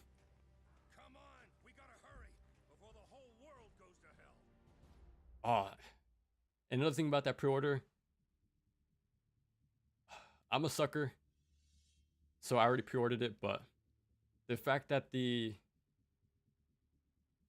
classic blue outfit and the Ninja Gaiden 3 outfit is in there, that's man. Ninja Gaiden 2 did the same, like put costumes behind a paywall because the vanilla game only had recolors of like the basic Falcon suit, and the cool stuff was like DLC. But like Ninja Gaiden Black, Razor's Edge, well, at the same time, those are the re-releases. Vanilla 3 didn't have any costume, I don't think, and I'm not sure about NG. 04 had a lot of unlockables, but the standard's been raised. Like you gotta have whatchamacallit, the blue and the 3 suit in base game, unless there's some cool stuff there. Hopefully, like another thing I really like about games is when they have unlockables, especially when doing like when you beat a mode. So there better be some good stuff, because if they paywalled again, like, yeah. So let's see.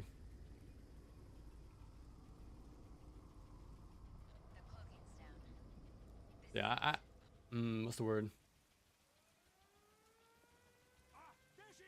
The phrase is cautiously optimistic, I think. I'm more positive than negative on the game, but they do some messed up stuff. I'll definitely mention it. Like, I didn't hold my criticisms back for Ninja Gaiden 2 Black.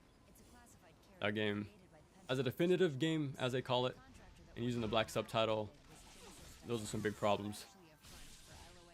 But as a game on its own, it's good. But as a re-release, not so much. Oh, I didn't do my heavy hold. Yeah, you're gonna see the loop in action again. Light, heavy hold, and that's it. You can do double heavy once you upgraded. That's also pretty damaging. But yeah, it just depends on the situation.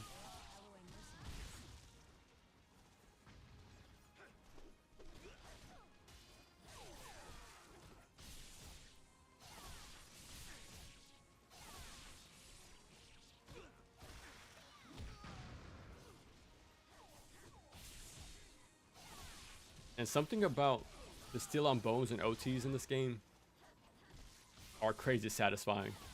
I think they have that right build-up and quick release. And like the sound effects to back it up. And the screen shake too, yeah. Whatever they did needs to be studied. Because it's like the most satisfying thing to pull off. Looks like you got a nice welcome party. In general, actually. Like the Steel on Bones, crazy like satisfying to pull off and see. Yeah, see there, the light heavy hold also catches the rolls. So it goes through guard breaks, catches the rolls, knocks down, delimbs, chains OTs. It's also an option select if they try to steal on bone in that moment. So yeah. It's a crazy good string. Well, like loop.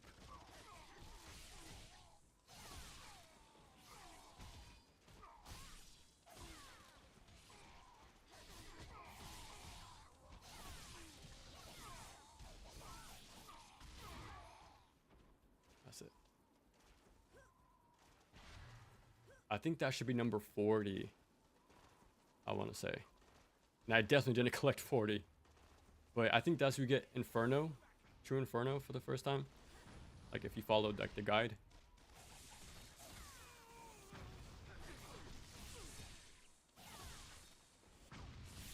Oh damn. I took extra damage. I got hit during that charge.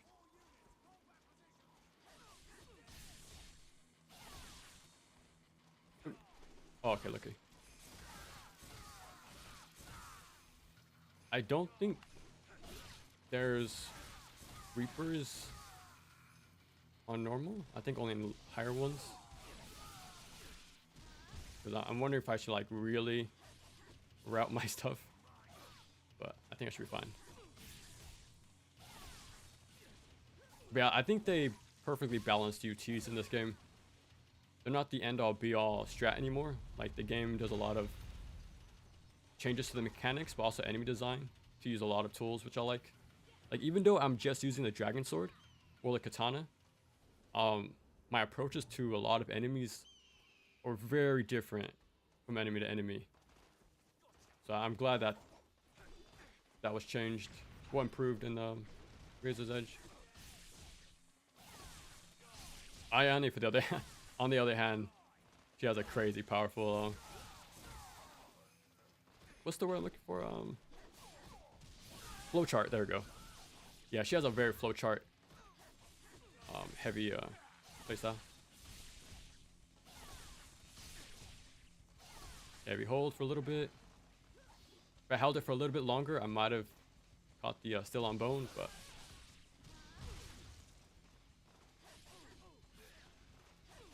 let's go on to the next enemy.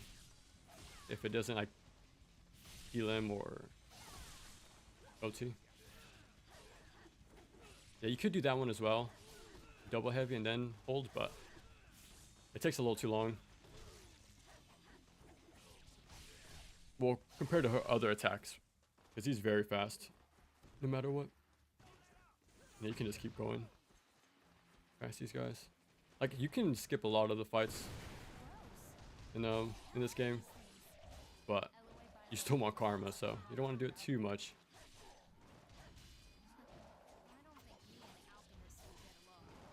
Ooh, can I get it? Oh, nice.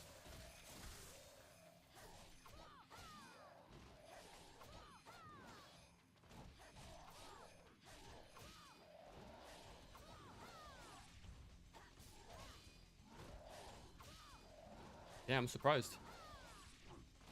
He's doing everything besides the still on bone. There you go. And don't worry if it doesn't instant kill. Just track him down. He usually jumps away, so just slide and you got him.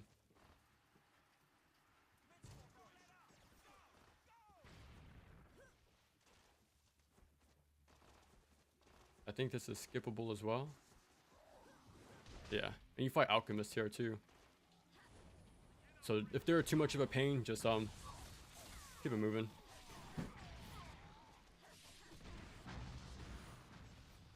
And cool thing about Ayane, I think she still has 5 healing, and she only has 2 stages. So you can stockpile these a lot more than Ryu. So you can get a little more reckless, and the prices are also cheaper compared to Ryu. So that's nice.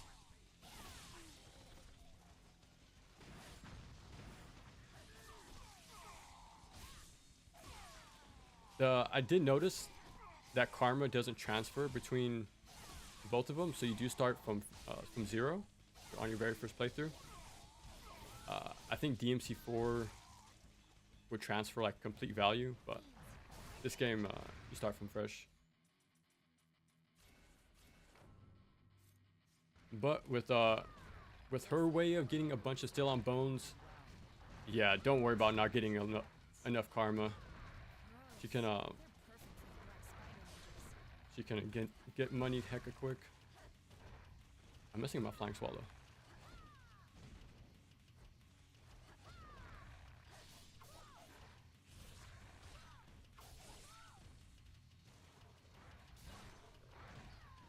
Okay, let me just make this easy. I want them to get close. How much money do I have? Okay, I can definitely upgrade. 269.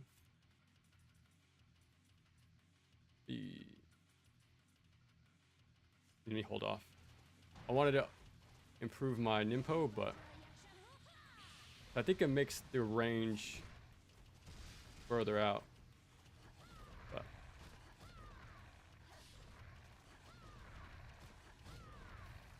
yeah, if they're ever tightly grouped up or like in crowds in general, just spam flying swallow.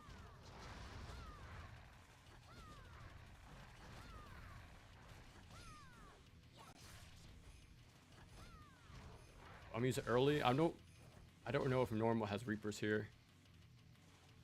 Okay, it doesn't. Because that would have been a waste of a UT. Yeah, I go to the very corner. Oh, there's no imps. Okay, let's keep him in the corner still. He might double hit.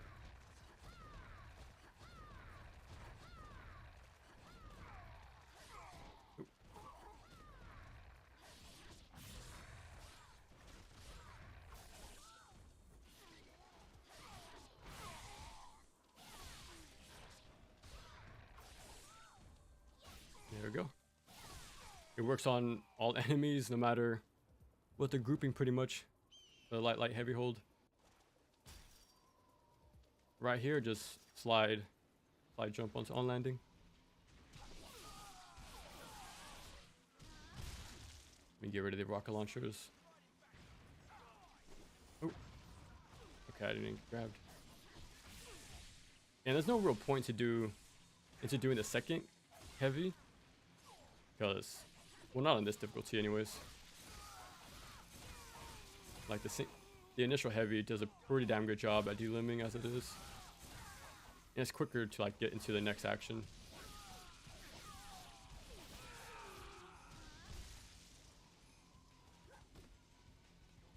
You're mine. I think alchemists are next. For these guys, I'm still trying to figure them out. If you notice, they don't have a shield anymore. They only have like they kind of like fence you. But cool thing is they do have the patterns of regen, but it seems like their moments to punish are different. So I don't know Like, I've tried to figure something out, but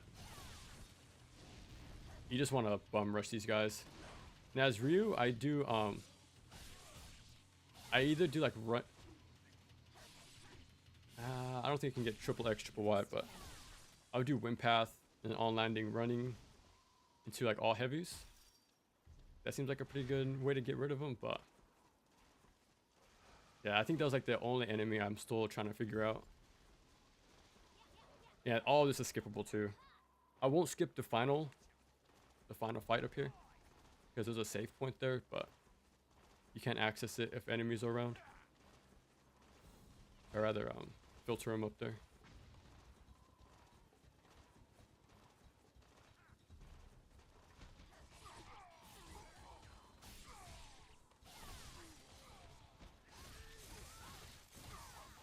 Ooh. Oh, there's a lot less enemies on normal. I doubt I need all these health upgrades. I doubt I need all of them. Oh, I do need counter actually. Flying swallow. I think I could get away with this. But yeah, I'm still like, what's the word?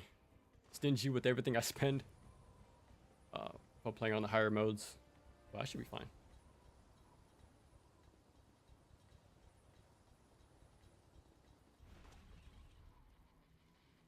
Yeah, they take a long time to get to you, so you can just instantly prep a UT. Oh, I was mashing triangle there.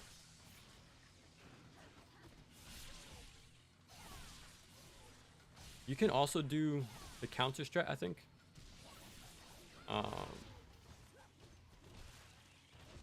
But I think I just do the usual like light, heavy hold. There's a Vanguard, I think. I don't want to use my UT.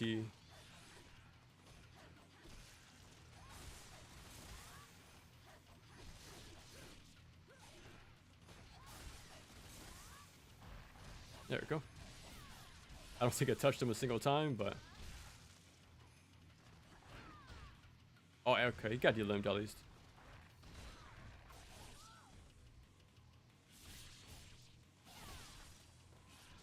Oh, he was about to do the steel on bone too. Yeah, that lunge is crazy. Crazy far. You want to be very careful about it.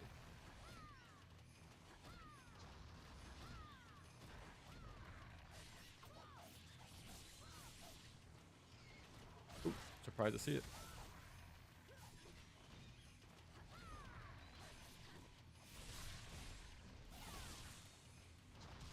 Oh, I thought I OT'd.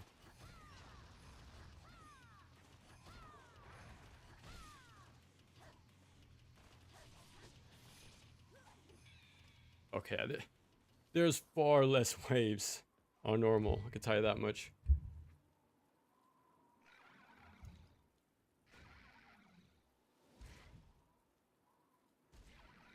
Did I like Ninja Gaiden 3 Vanilla? I've never played it, surprisingly.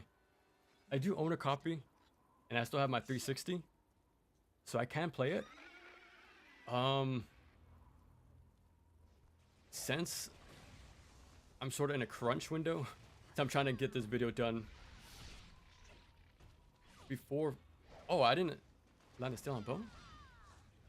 Yeah, I want to get it done like before 4, but I have a lot of time before then, obviously. But I also want to have enough time to enjoy Ragebound.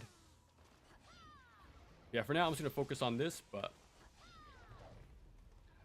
I might be able to sneak in like a single playthrough before I finish the video.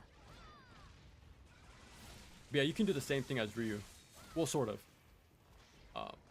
To get behind him as Ayane, just do the flying swallow. If you don't get blocked, you'll just go far away. Like that. But if they block it, you'll land right behind him. And that's a perfect time to bait out the Still on Bone. So they blocked me. Yeah, it missed, but it did kill them.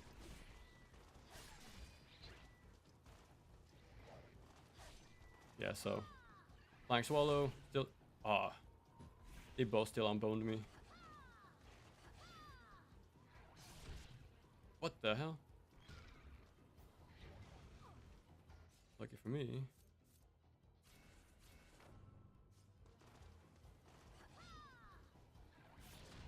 Wow, that's very weird. I think that's the wall messing me up.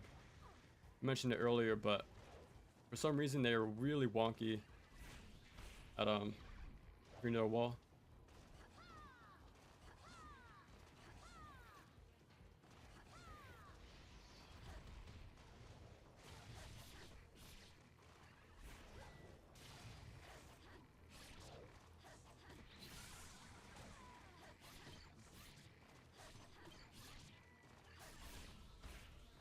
I should be fine. But just to be sure.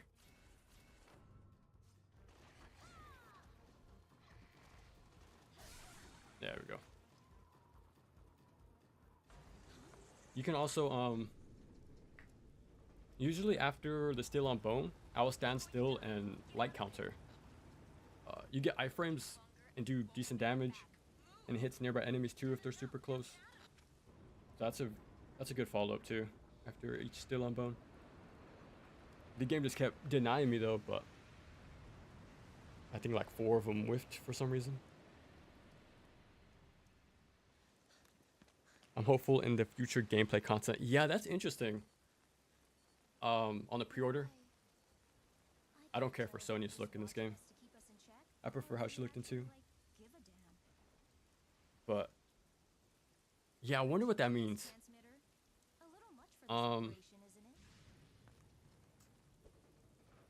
Yeah, that might be the way they give us, will give Ryu more weapons, because I'm 50-50 that he might start with only the Dragon Sword. So maybe the future content will mean more weapons for him, maybe more characters, challenge mode type stuff, survival stuff. Hopefully.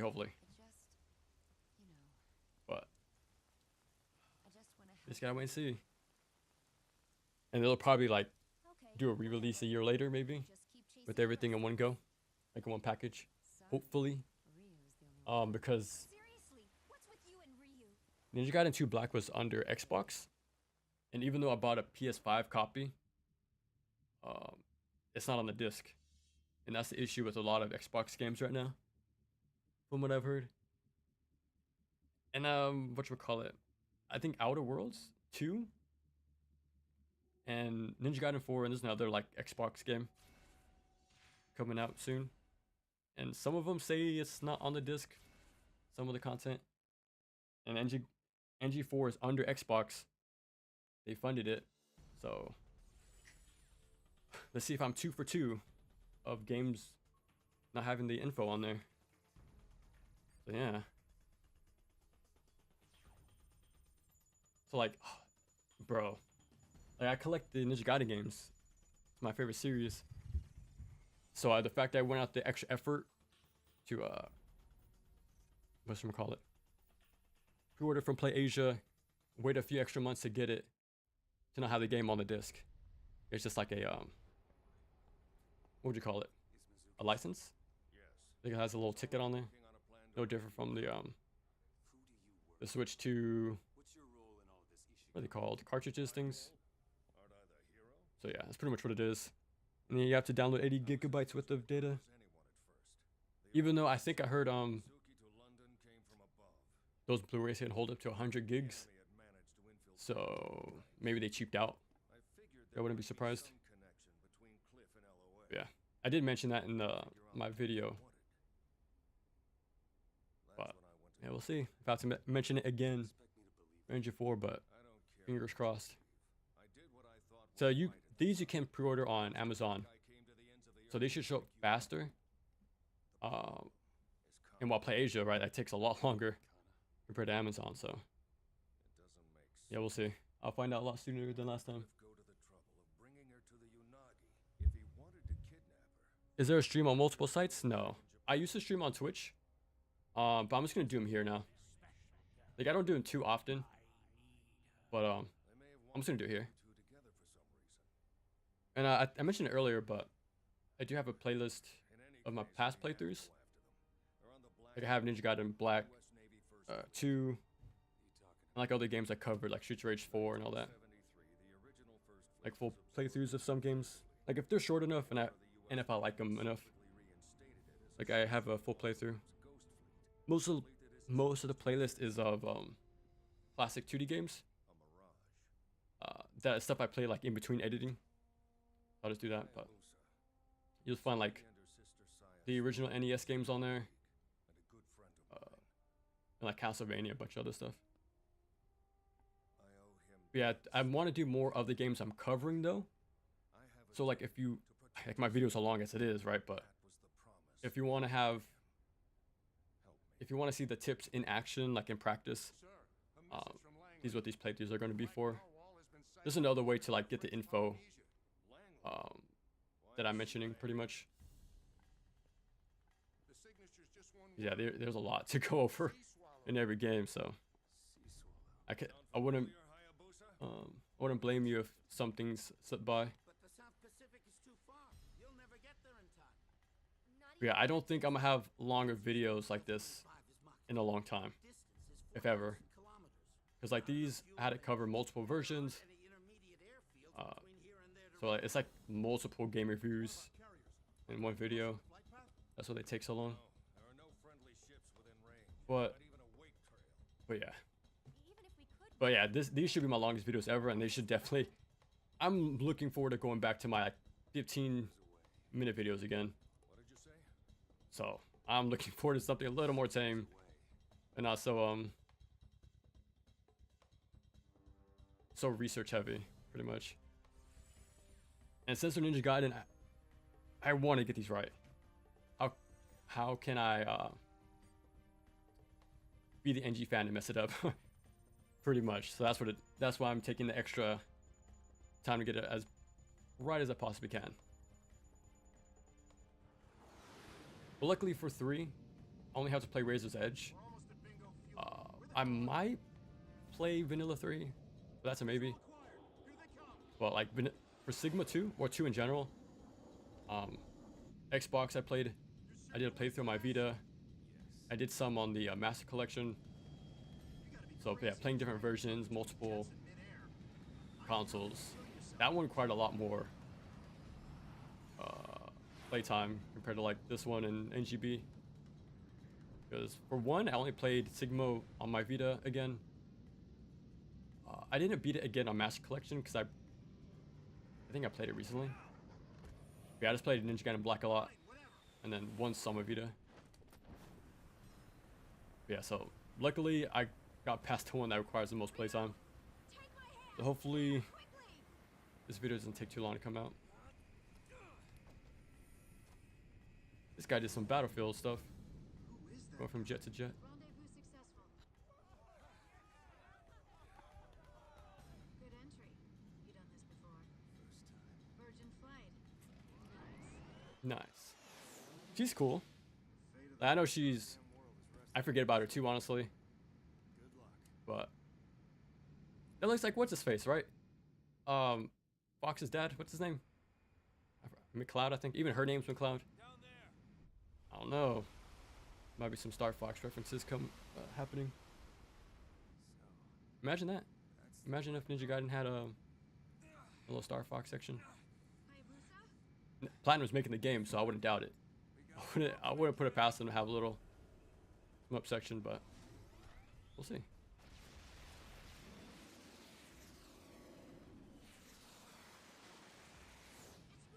I like how Ryu likes to jump out of jets. In the very first Ninja Gaiden game, you just see him throw himself out of the jet into the jungle. And he does it again in 2. He just tosses himself out. And then same right here. He just doesn't care. Look at him.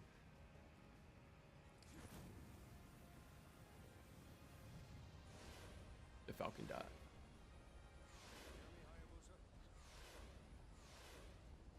Alright, so we're nearing the end. I think, yeah, this stage is actually pretty long. A lot of the fights you can't skip. If you do decide to skip them, there's 3 bosses and one of them has multiple phases. So, yeah, this is like probably the longest day in the entire game. That's what I feel anyways. I actually haven't like checked, like did the math, but it definitely feels like a lot happens in this in this day.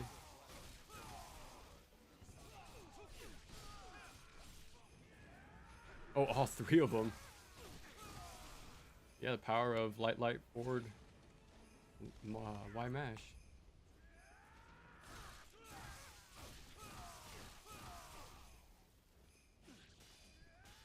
There we go. I'm pretty sure I could have bought Void by now. Like I think you get it automatically. I don't think it's a reward, like a scare reward. I don't remember, but okay, that's pretty much it. Surprisingly, you don't buy a whole lot of stuff in this game.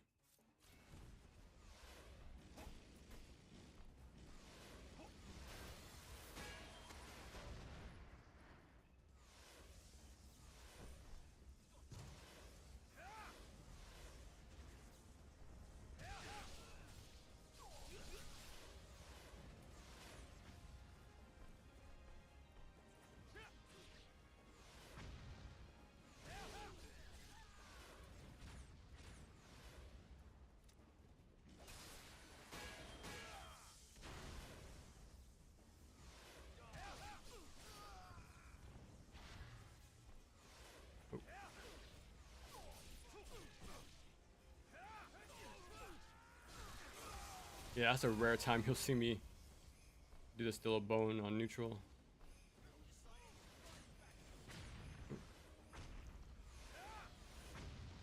Yeah, I tried to get the rocket launcher guys, but the auto targeting didn't go for them.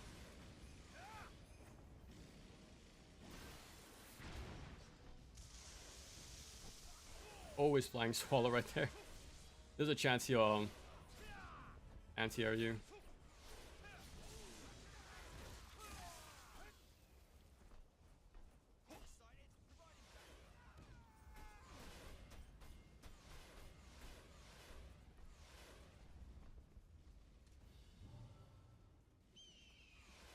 Yeah, last time I played this stage, there was like 2 waves of goddesses or 1. Like, this stage is very rough on Ultimate Ninja. Like, they really layer on a bunch of fights. And there's still checkpoints, but even then, I think this is the most you'll see those checkpoints in use on higher modes, because they are brutal. Let's get rid of them.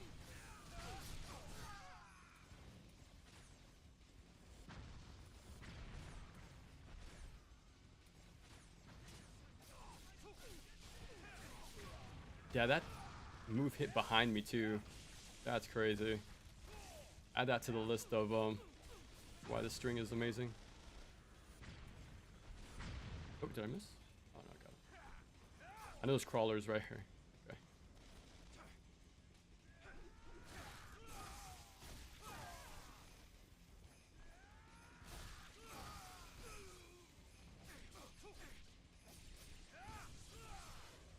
Yeah, now that the fight is over, you lose the UT. I wonder if there should have been a karma bonus if you ended a fight still holding it, because otherwise you just miss out on a lot of points. Because you can end things off with the UT for like the big finisher, but you kind of miss out if you don't know how many enemies are in the room, well, per counter.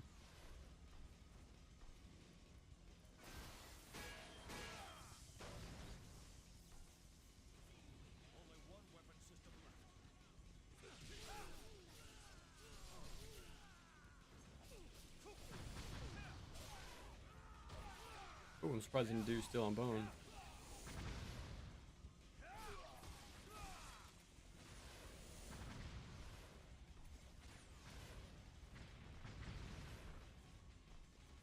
Oh, speaking of like the arrow, never buy Falcon's the eye. Well, I never found use for it. I always use it. Whenever I did buy it, I'll use it by accident, and it drains ki. And oh, too early. And you need every bit of it. There's later on, there's some strict routing with how much meter you have, and if you accidentally use it with the Dragon's Eye or the Falcon's Eye, it's pretty rough. And you could just like the slide jump away and use focus instead. It doesn't cost meter.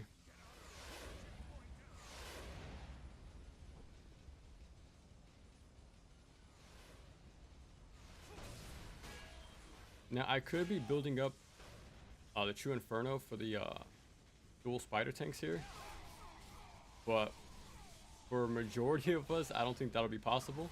Even me, I don't even do it normally. I did it once, and like, oh, okay. Like, I need that meter for like certain fights in the stage. And instead, I'll just use Void and Impo instead for certain fights. Yeah. Void is actually not too bad though, not for the fight, because it can pierce through both fighters and hit a few legs. But I think I mentioned earlier, but the spider boss is where I for sure use a Scythe 360Y for that guy.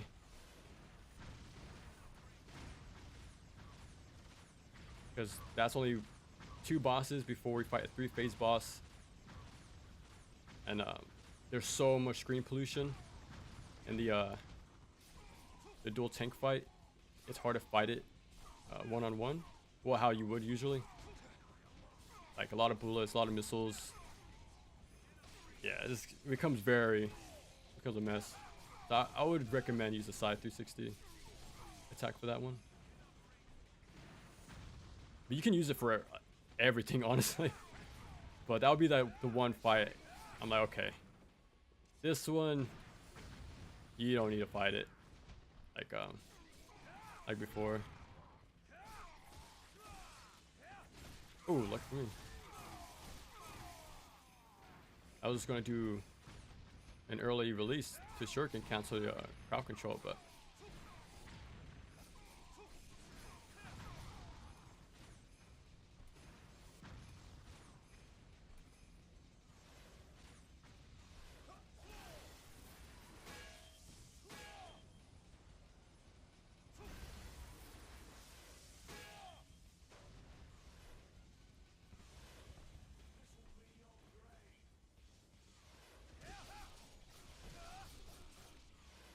I don't have wind path actually. Do you guys know how to do this more consistently? Like how to do the on landing running like state? I think you just put the stick in neutral, right? And then like push it before you land. That's how I've been doing it, but I'm not sure if there's like a better way. Cause that's like the most consistent way I can fight these guys. It keeps them still, and it seems to land pretty consistently, like the running away.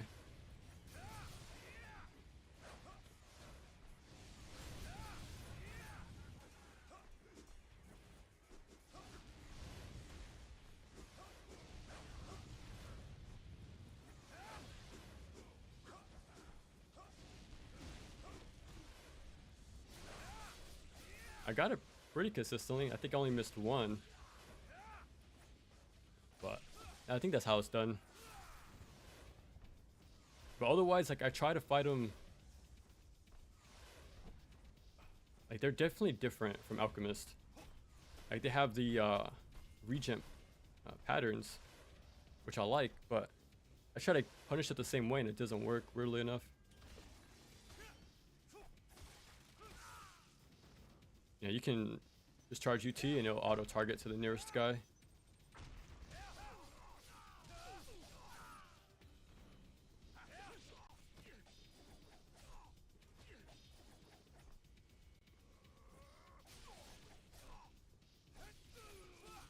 Oh, there's only 3 of them? Wow. I'm not used to that. I think there's also mages, like, afterwards.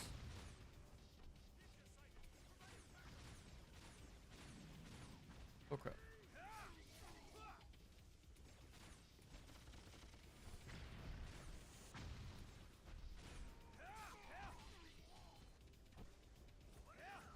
Oh, wow.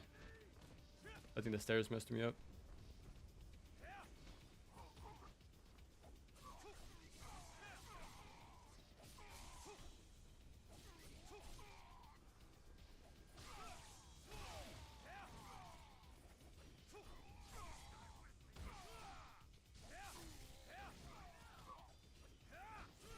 I don't know where I'm at, but I'm still doing the same powerful string.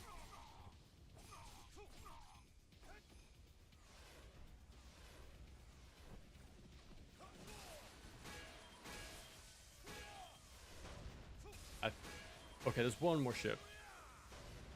I think it's just... it breaks automatically. So I think we might be fighting the boss already. Yeah, I definitely missed a bunch of the golden scarabs, but the extra money will help.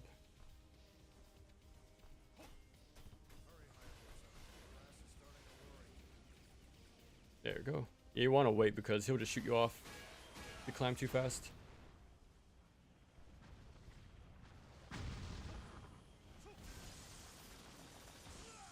I feel like Ryu jumped into the blades. Look at how high he went up.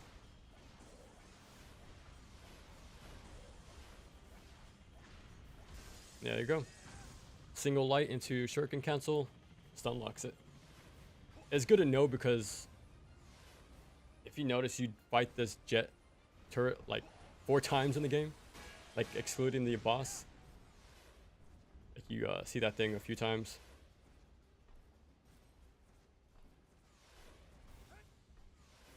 Yeah, there's no fights in this part. What's the fatal gameplay? Fatal game flaw. That raises as doesn't address. Oh. What's the flaw that it doesn't address? I don't know actually. Like, it toned down the UTs. It has a good mix of enemies. I feel like it adds new, not new, but like it makes backsteps. Like level design is way too simple. I don't like the automated platforming. The progression items being basic tools is a bit. Cause I know Ninja Gaiden Black did it as well with the scrolls, like on higher modes. Like it'll become scale rewards or something, or like different bosses would give it. But it's like the first game did it as well. So like, but I think with the prices being as high as they are. Oh, okay. I guess higher modes only enemy spawn in afterwards. And the scarab is a little weird too. Like you have to collect them to see any of the upgrade grid.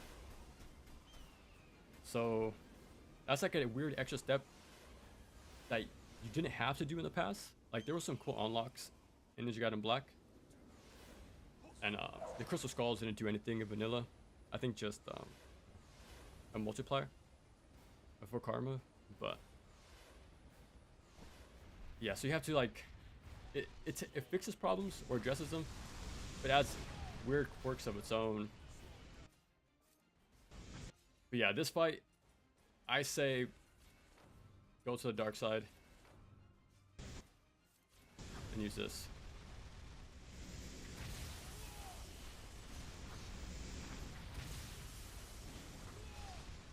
I don't think it doesn't matter if you break the legs anymore. They do the EMP attack no matter what. And whatchamacallit, they don't get new attacks, so you just break them. But yeah, there's a lot of missiles coming your way, both on and off screen.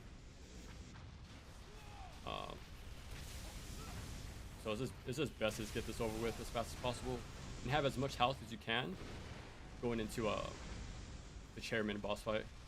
And be sure to guard after as the hatch is opening up.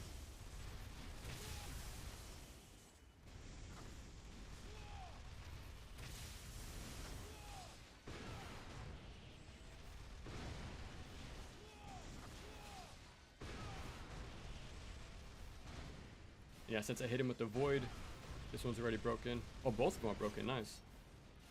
Yeah, that's why the void isn't too bad to start things off. I guess not True Inferno good, but it did break 4 legs, 4 legs, which is pretty good. But yeah, you unlock the scythe automatically too, I think. I think a Falcon gives it to you.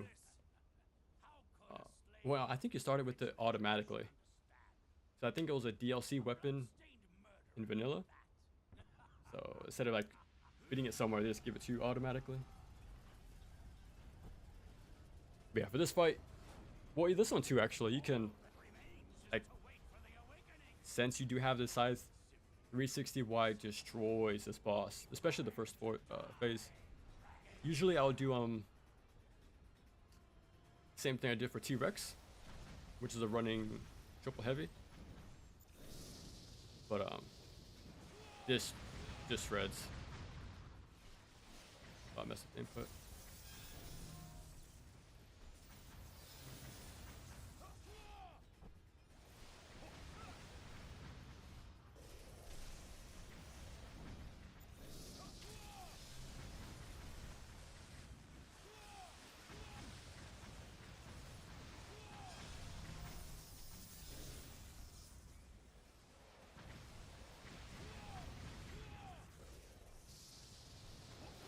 Yeah, use the wind run for iframes and the flying swallow as well.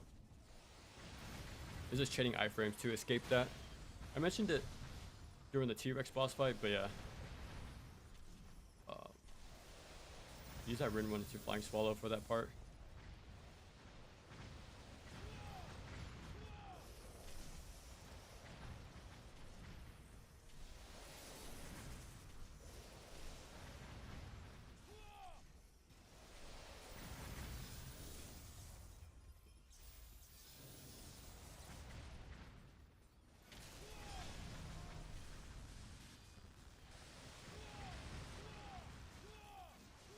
Oh, it was like 1 hit away.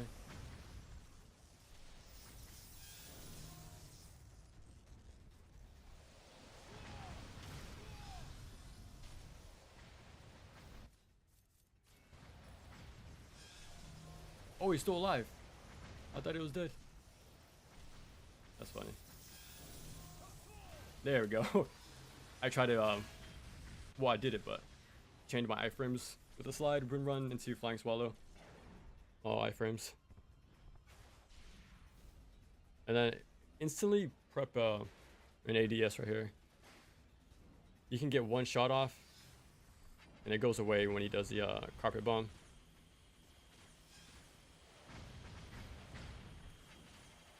Yeah, once it goes away, he does the carpet bomb soon after.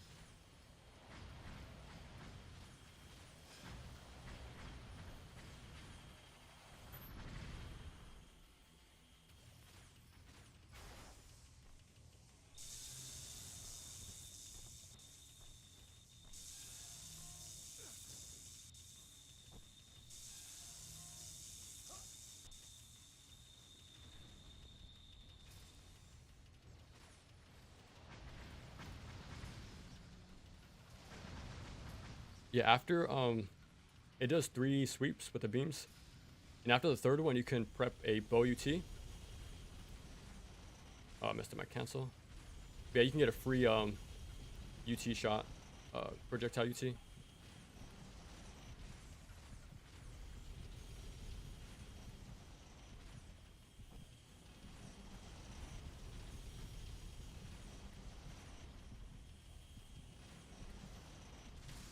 There we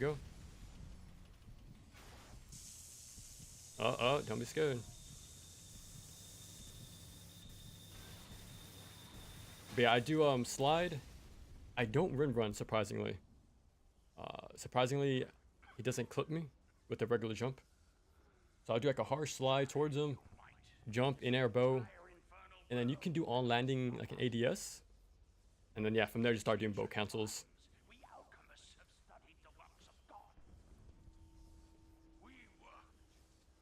Yeah, a little bit of vanilla still with the slow walk kill.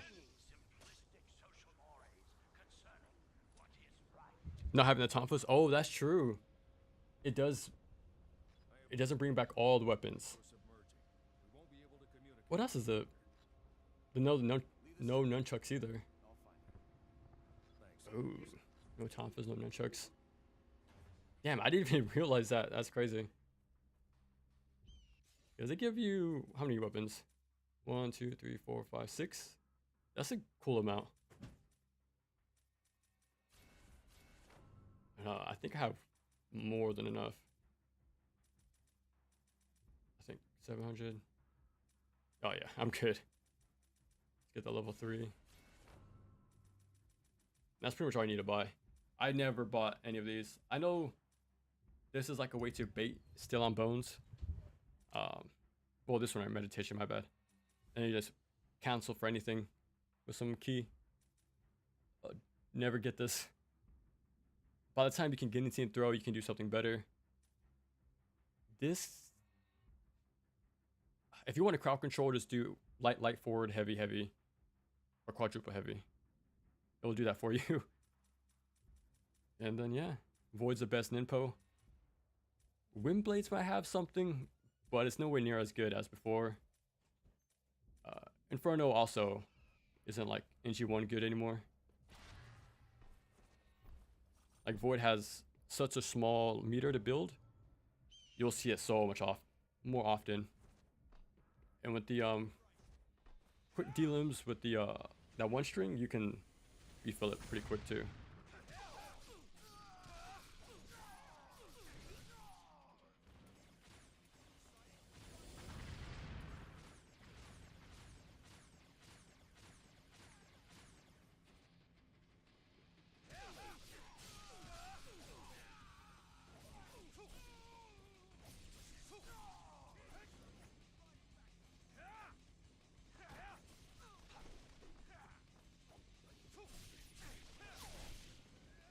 God, it D-limbed 3 people.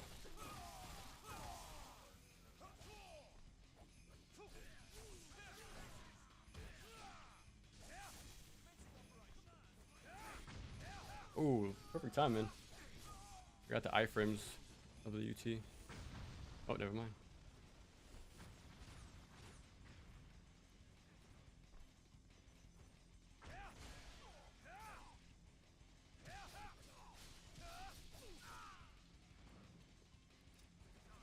Yeah, this is the only instance of level design. These little waist high covers. You see it in day 2, like the little sandbags. Even day 1 with like I think the second fight has like little barriers. Yeah, this is all you get. Everything's pretty flat. You have these little covers, but that's pretty much it.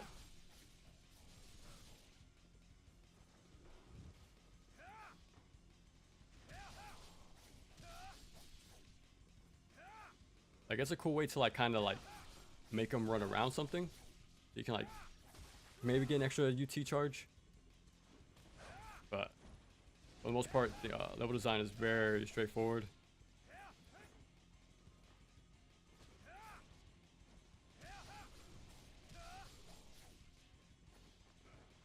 There you go. That's punishable. The single heavy stuns him, and you can get at least a level 1 UT.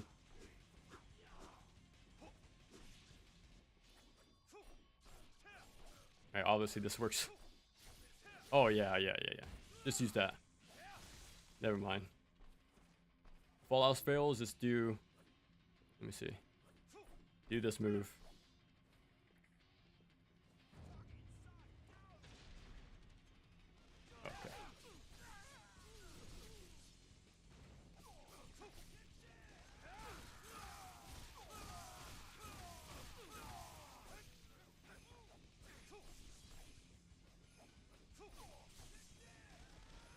The delim rate is insane too. Very low risk. It's like the forward Y, the Talon's forward Y of the game. I guess that's a consistent, strong tool for like a lot of situations. Oh, that's crazy. He guard broke one of them, delimbed, guard broke, and then delimbed again. In one string.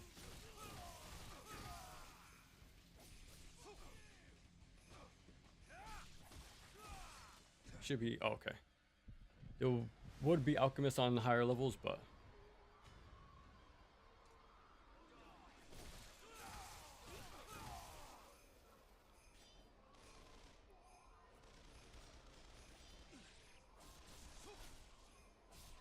I gotta help him out.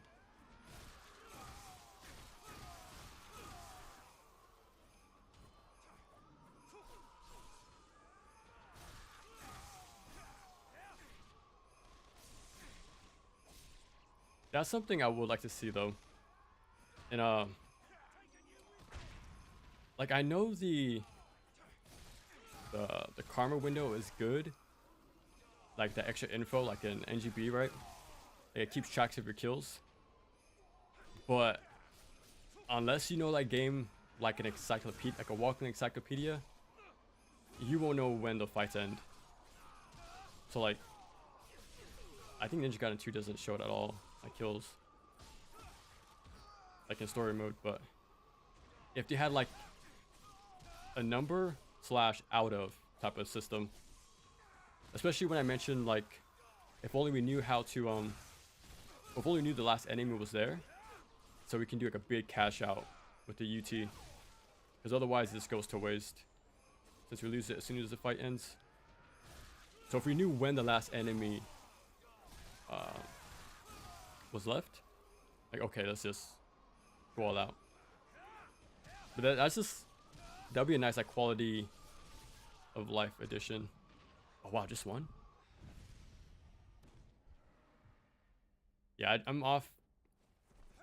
I just came off a fresh Ultimate Ninja run like 2 days ago, so I'm still scarred from certain fights.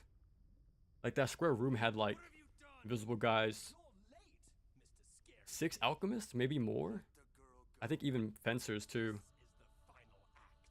I guess a crazy gauntlet fight, that one.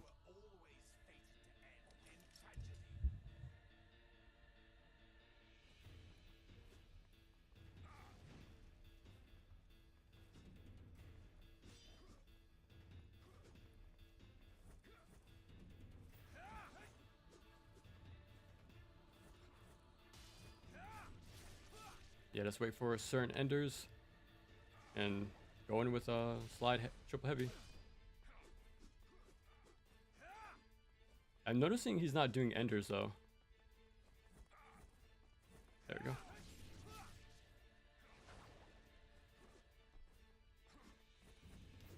That's punishable. Yeah, triple Y out of a slide is gonna be your best friend.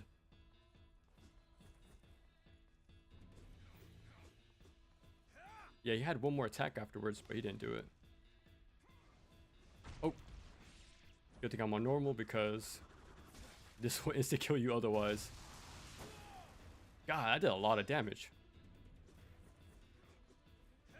Okay, he didn't do the ender.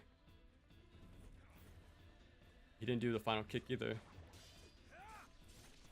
Maybe like on higher modes, he's more aggressive. Okay, I thought he had 3. He does 2 for the majority of the fight. But once you go under a certain threshold, he does 3 projectiles at a time. There we go.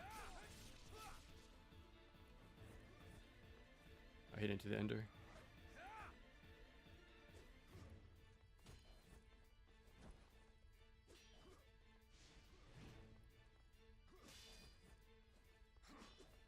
Oh, he delayed it that long? That's crazy. I've never seen that. No, I tried to slide again. Okay, I'm not that much of a gambling man. Oh, I slid into wind run, but it must have been an opening. That's how I deal with that attack. Slide, wind run. Oh, my slide didn't come out again.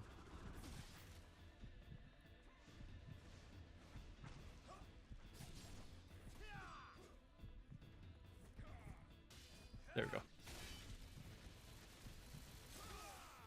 And sometimes I noticed after I punish him with that, like on landing 360 heavy, sometimes he does it again, like the projectiles. So you can kind of loop him sometimes.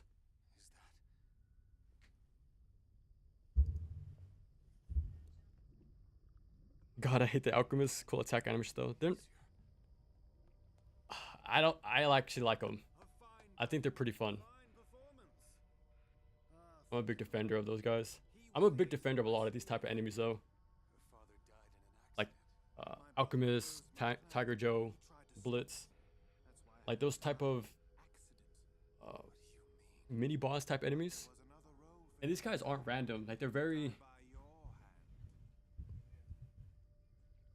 predictable, like deterministic. Like they always get guard broken with heavies. Afterwards you can get a guaranteed UT at level 1. And then afterwards you can bait out an attack and then punish them again the same way.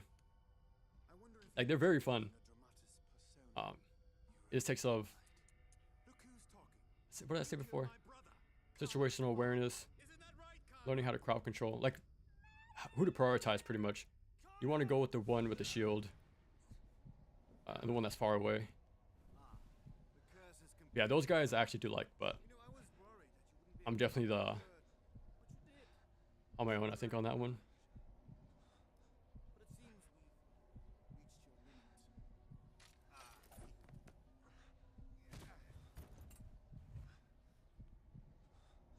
You just finished the game earlier today? Oh, nice. How'd you like it?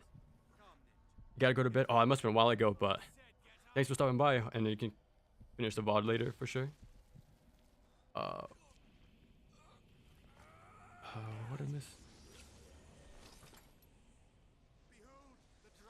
Yeah, I definitely missed a whole lot, my bad. Shining with original purity. It is a sword fit for a goddess.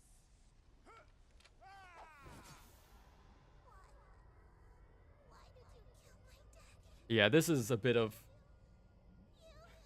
the remnants of Vanilla 3.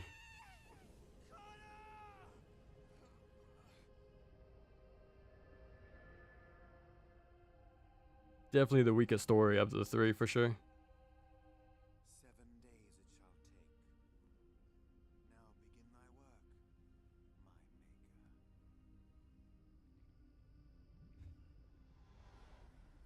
my maker. All right, time for the final day. We finally made it. It's a long marathon, but it's time.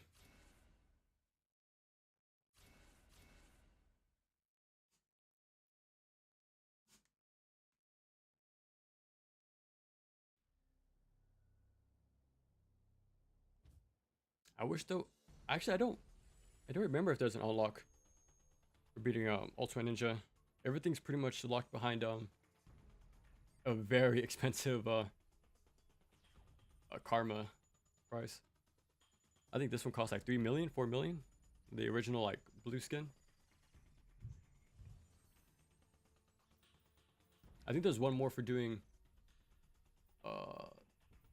the test of valors, like the skulls. But I haven't really done them. I think I've done like 2 or 1. But I haven't really gave him a shot.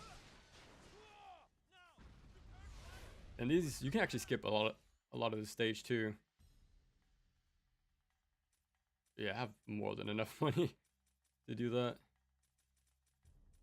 Do I have enough to upgrade? Okay, just to make sure.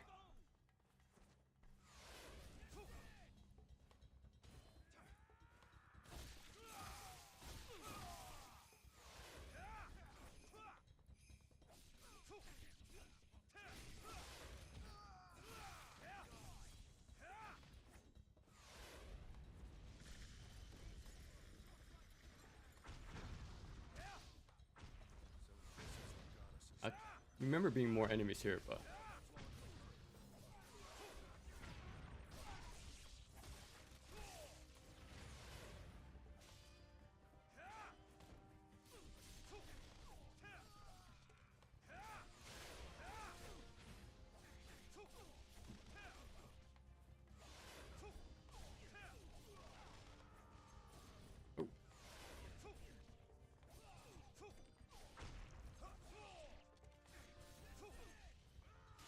oh, the guy hit me. So he canceled out my slide.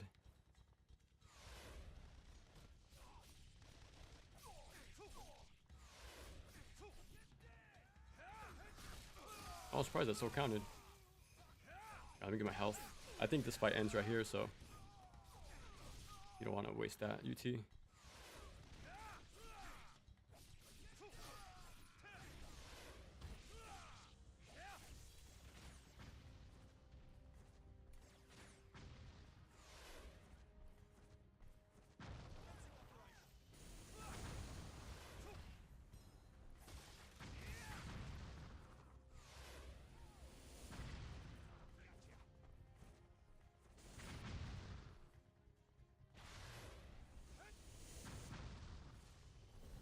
Yeah, this fight you can't skip, from what I remember.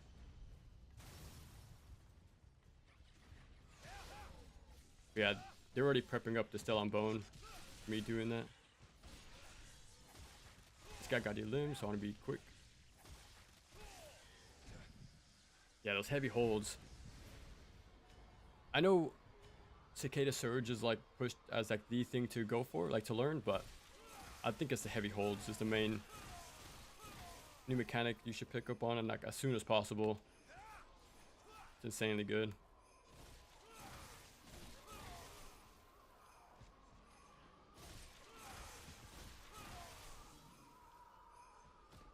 Like you see the pros of it with Ayane the most for sure.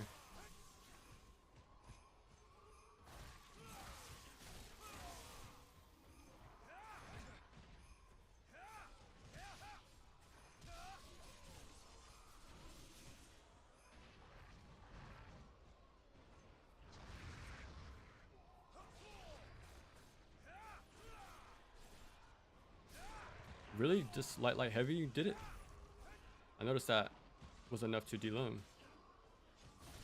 I'm gonna try that more often.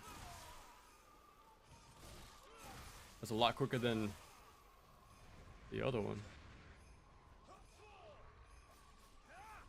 Oh wow, okay, that might be the better option to do.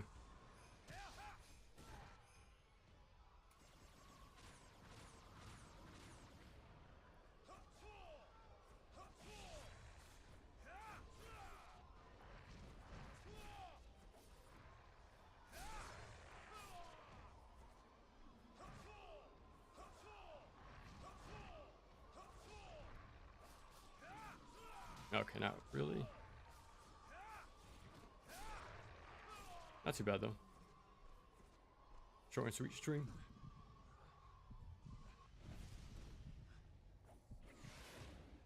I just gotta hit one of them.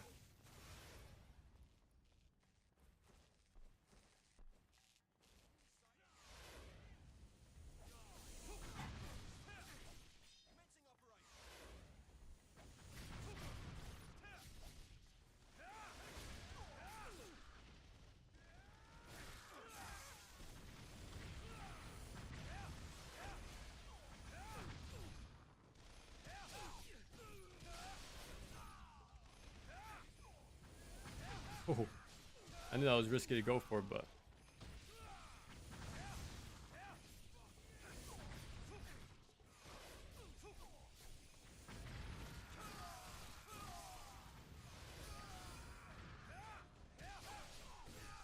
look how far that goes. Holy crap.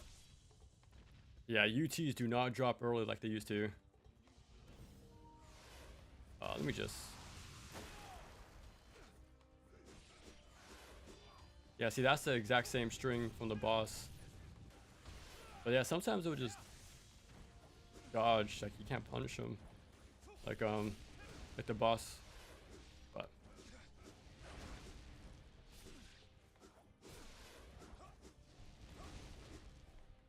Oh.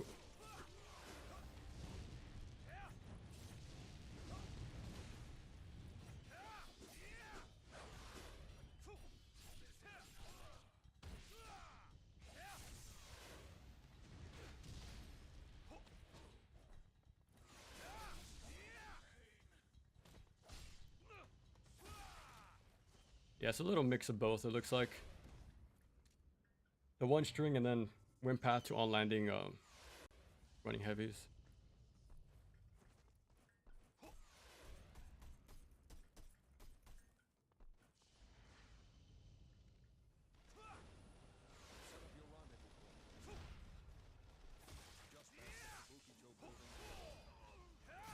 Oh, lucky me. I did not expect these still on bone.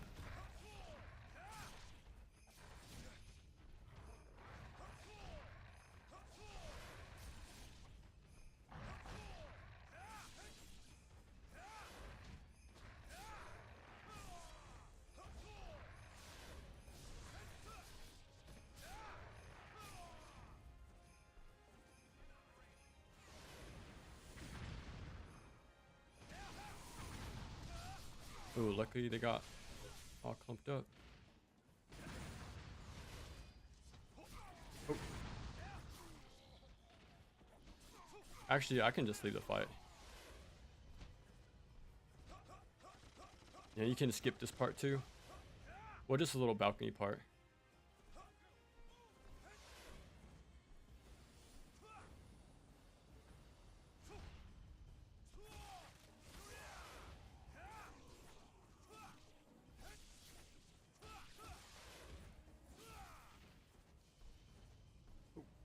Yeah, I want to say OT stopped him from transforming. I think. Oh well. I think I can just back away and do a UT. That's better. Oh, he is transforming though.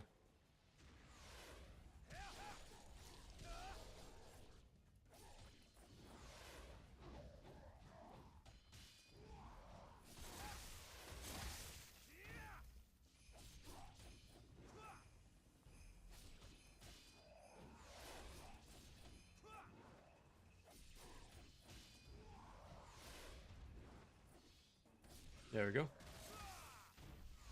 That simple. You just gotta mash lights pretty much, and then react once you're parried.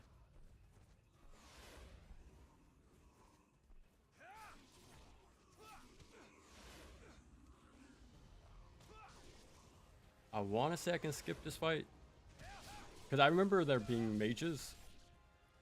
I don't want these guys to follow me into the next room. I want to get rid of them. Yeah, okay, so it looks like you have to OT them to prevent the prevent them from transforming.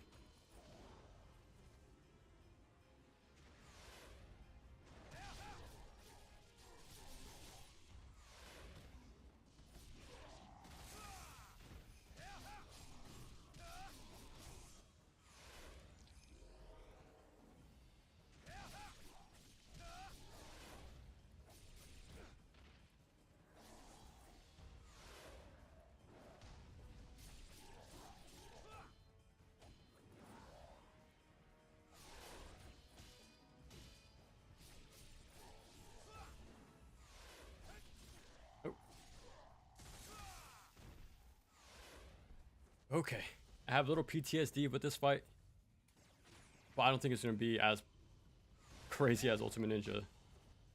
Yet I fought like 9 alchemists, but by the looks of it, might be a lot easier. You're going to dodge away.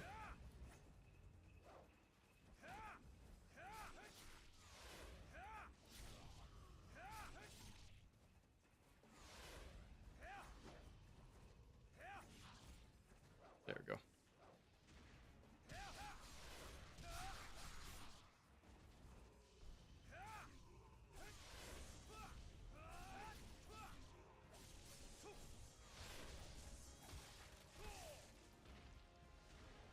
Yeah, I didn't OT that guy, and then he transformed. Okay. Oh, this guy. He did too, even though OT'd. So maybe there's no connection. I always thought there was, like, killing him But that OT in them made them transform. It looks like it doesn't matter.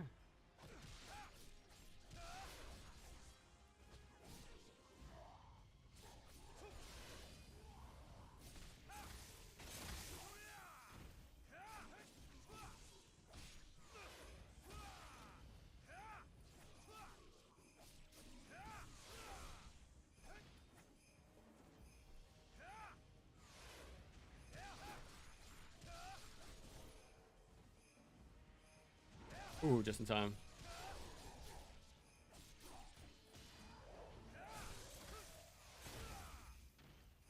Yeah, that's way more easier than all the alchemist.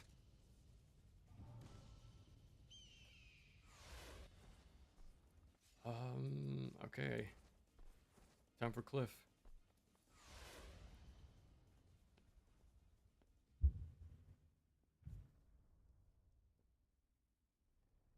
I guess I don't really like enemies that shut down the many options like Blitz, where if like I just use one optimize. Yeah, I read that too. Like I'm a player who likes those things. I like enemies with the like sort of prescribed like answer. But because the fun part is when you mix and match them, right? If they have the right answer, like okay, now it's about finding the opening within the madness of the overlapping enemies, right? And always bring like classic 2D games, 2D action games like the famous Castlevania hallway with the Medusa heads bobbing left up and down while you fight knights. So like there's a specific way to approach enemies, but once you put them together, that's where the fun happens. And that's why I like the brutes and chimera. Like they have their one answer, like mash lights on brutes, do 2 heavies on the chimera, right? But like I have to find my openings and not push it too far. But yeah, but I do understand though. I've heard that before. So I think I've heard that with like Doom Eternal as well. That also applies to like DMC1 with the critical kills. Yeah. But I get it is a difference of playstyle. I do get that.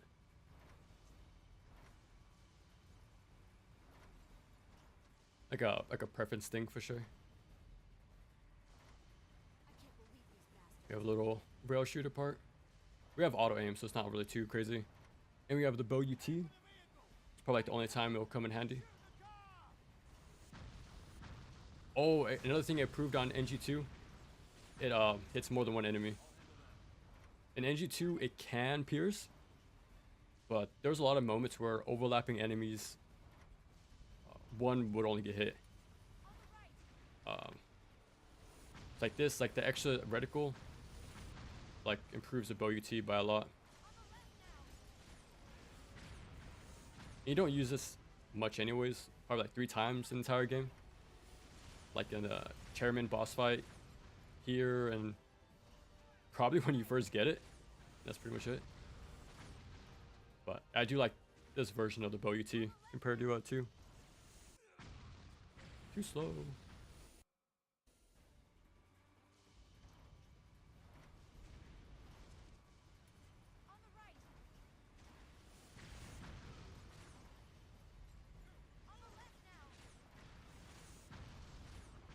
You want to do, I think, 1 bow UT, and then just like auto aim the rest.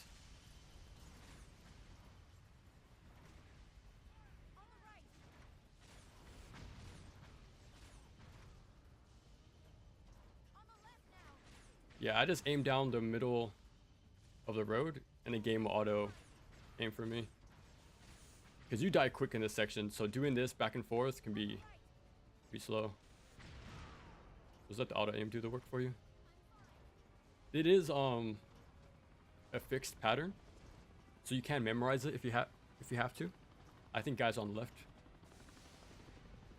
or the right. I swear there was jetpack guys on the left.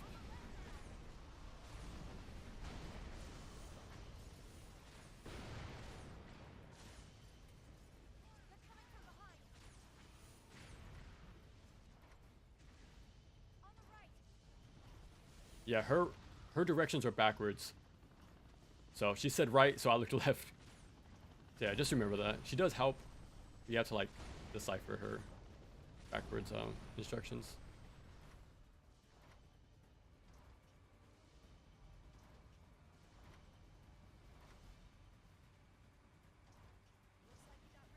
Okay. Now this gotta shoot trucks, which is very easy. You just mash.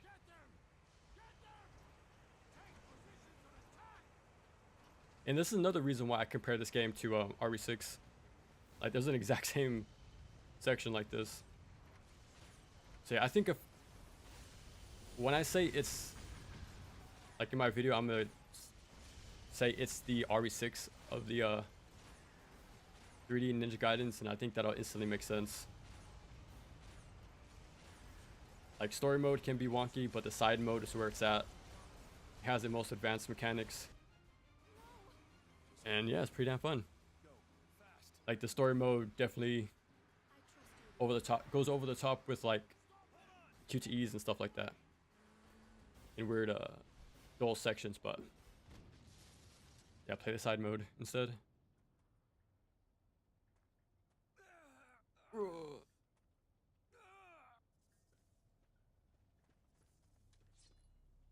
And plus the way she's looked, she's holding the gun too. This reminds me of Ari in general. I can't spam light attacks right here to speed it up. Just gotta keep shuffling along.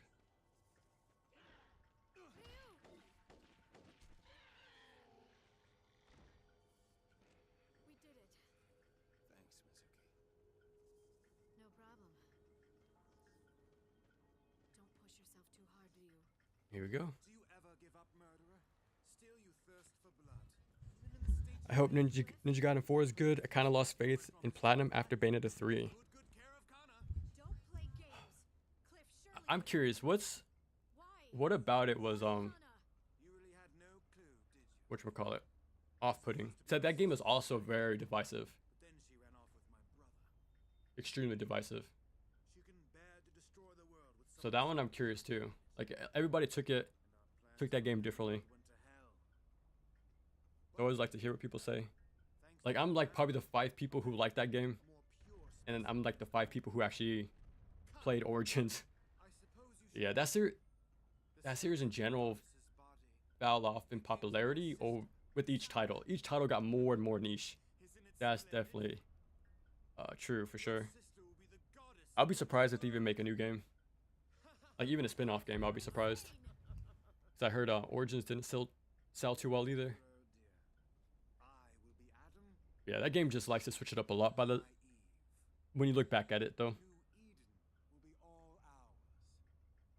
And you two will be dead. Will be the one to die. In the state you're in, But yeah, since they are collabing with Team Ninja, like, I think they're still like in talks with them when it comes to designing the game. I think they'll both balance each other out because they have no choice but to compromise. Like Wheelcat. So they won't go full all in with either what they like to do. So it's like, hopefully it'll be like a good blend of both teams.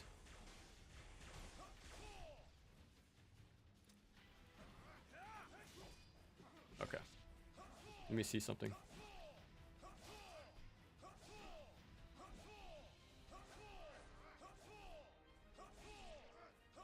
Okay. It works. I tried this earlier. But yeah, you can just NGO for him. I think you can also spam arrows. Do I even have to bow cancel? Okay, it's actually better if you don't bow cancel, maybe. And that actually might be intended to way to fight him. Because why would he remove the bow and arrow from you afterwards? So it's like he's removing the tool that you might have had to use against him, maybe. So that could have been the intended way to fight him. Yeah, you can just NGO for him. Just spam flying swallow, and it'll work. Because that's what I did on Ultimate Ninja. Like, let me see if this actually works.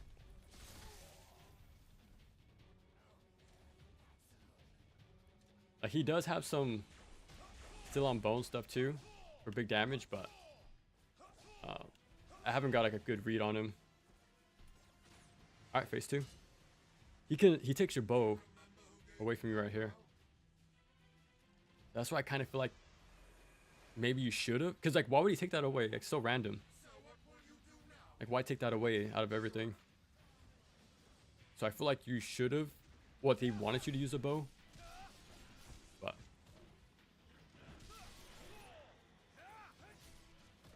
yeah, the flying swallow spam works like a charm.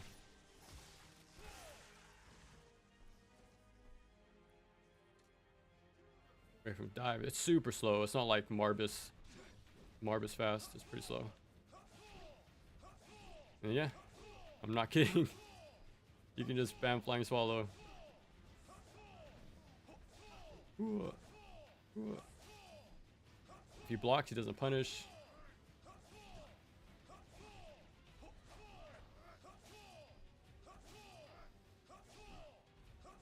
I just dodge to the left, run, and go in.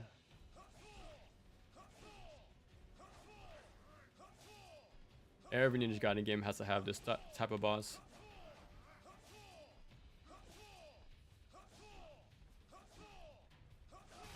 Yeah. That's high level gameplay right there. Let me save that for the video. Use that as an example.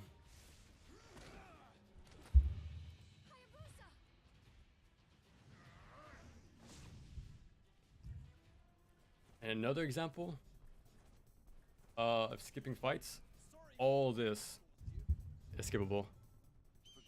I kind of even on my Ultimate Ninja run, I did this because you have to make this life bar last for a while. And I had enough money at the time, so I didn't have to like worry about getting more karma. But yeah, just keep on moving. Skip all these. You don't have to worry about the Reapers. There you go. Oh, what the heck? They're pointing me towards him instead of the right way.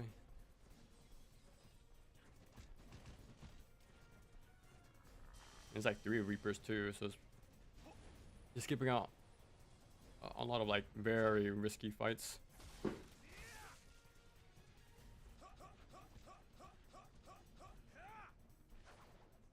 Keep going right here.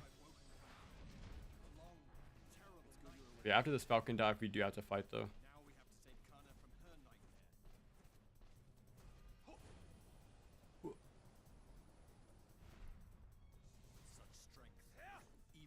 Right here. I kind of use him as cover. And he can kill him too. He can actually kill him for you.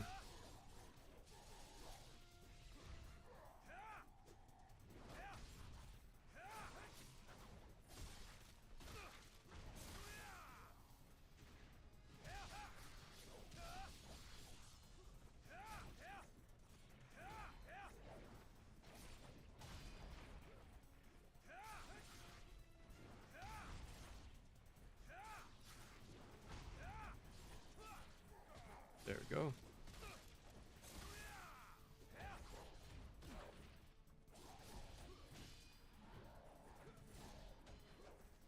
But as this gets some big damage. Look at that. Holy crap. That's a power void right there.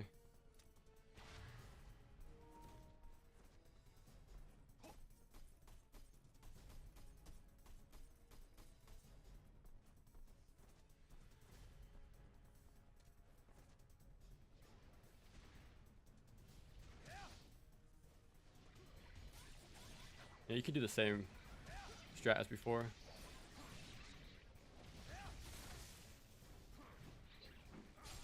And since you technically have the scythe at this point, like with the advice I'll give in the video, you can't just 360 spam to get through this part. A lot easier too.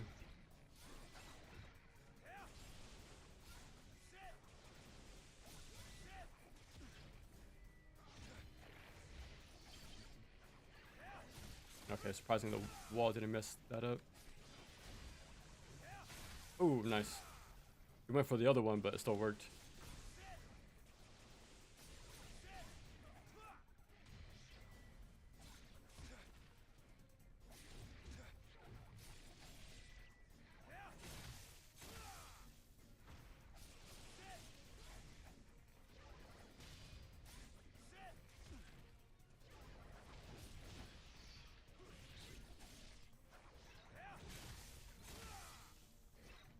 And there's like, on the higher difficulties, there's 2 waves of these. So if you need to use a health, this is also a good spot to use it. Oh, you're still alive. Oh. Oh crap. You got him, you got him.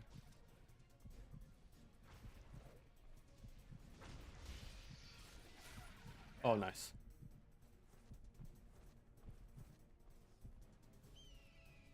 Yeah, that fight can be pretty messy, but we got it.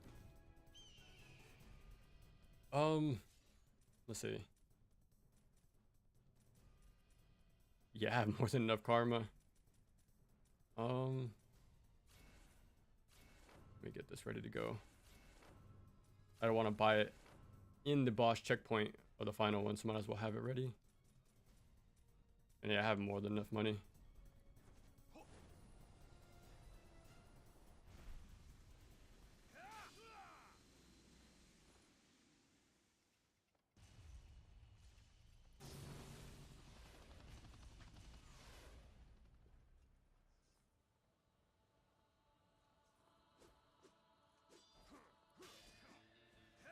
And same stuff as before. Wait for him to make wait for him to have the ender you want to see, and then punish it. Yeah, he should do a 3rd attack right there. But it could just be on a normal. I notice he doesn't do enders much, or not as often. Yeah, he should have done like one last thrust after that. Maybe you have to let him attack your block. Maybe. Yeah, because on higher modes, he'll just instantly do stuff. He'll do the whole string.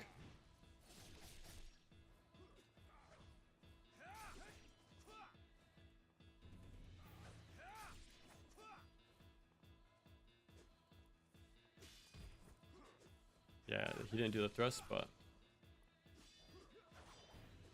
that's crazy. I never seen that move, and I beat this game like 8 times in preparation for this video. Like, I've never seen him do that. He didn't do the final thrust, but well, oh yeah, he didn't do the thrust again.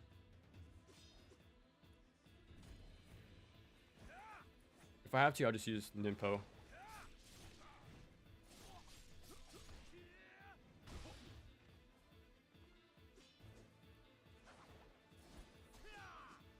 That's punishable.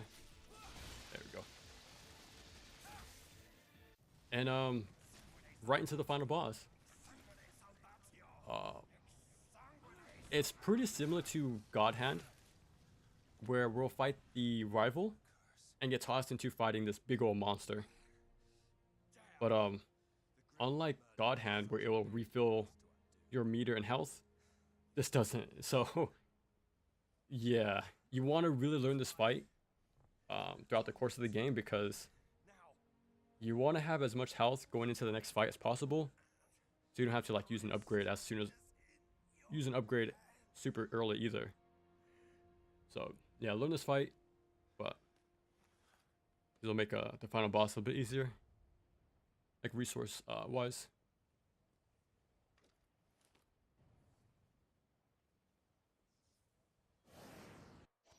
Can I swap to the... Oh, I can't swap to the lunar. I want to do it early, just in case if I do die, I don't want to keep swapping every time. But it should be fine.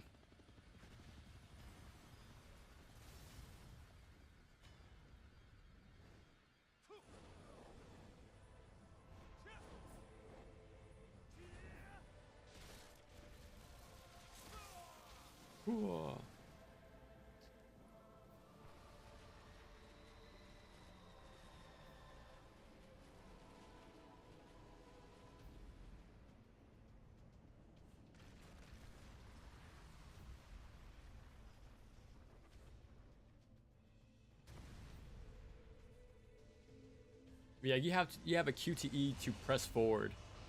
I find that kind of insane. Like, I don't know. Like the QTE stuff is still here on Vanilla 3. Not as much, but like that's just silly. And there's, like, at least Ninja Blade had hype QTEs.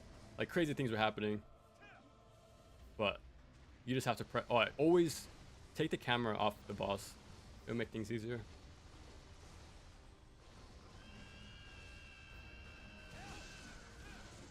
Then mash heavy afterwards to get the OT. And then heavy hold. And there we go. Up to the next one. If not, it'll bait out a still on bone at the very least.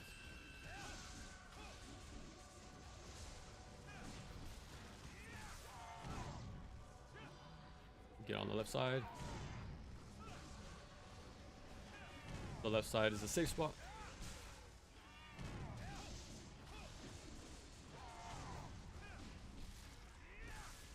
I would heavy hold there, but I'd rather be in a safe spot first.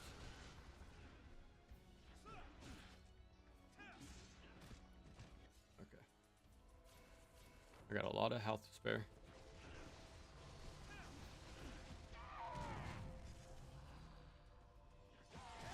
Oh, just in time.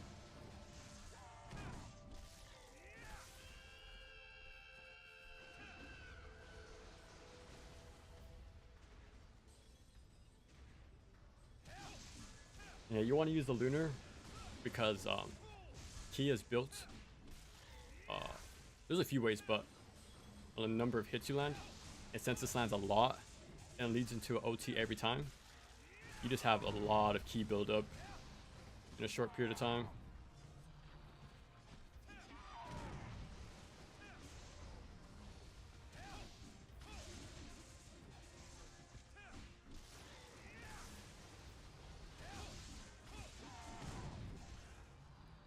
And you have like, whatchamacallit? There's a checkpoint, and you get fully healed for the second part of the fight, which is pretty nice, surprisingly. And I think you can get away with doing the final phase with no healing items. I think it can be done. I think one more. But yeah, that's it. It's not too hard. It can be annoying, but that way it's very consistent and not too hard.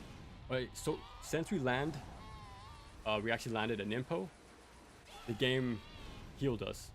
Since like Nimpo heals, it was actually it's a good detail that they did. Yeah, so we get fully healed going into the second phase, luckily.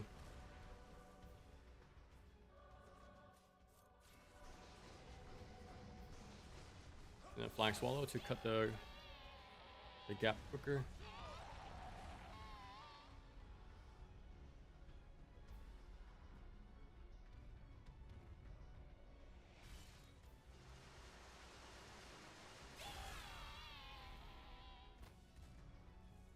Yeah, stay right about here.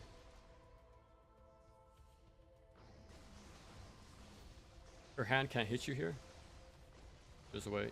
You just have to worry about the little projectiles.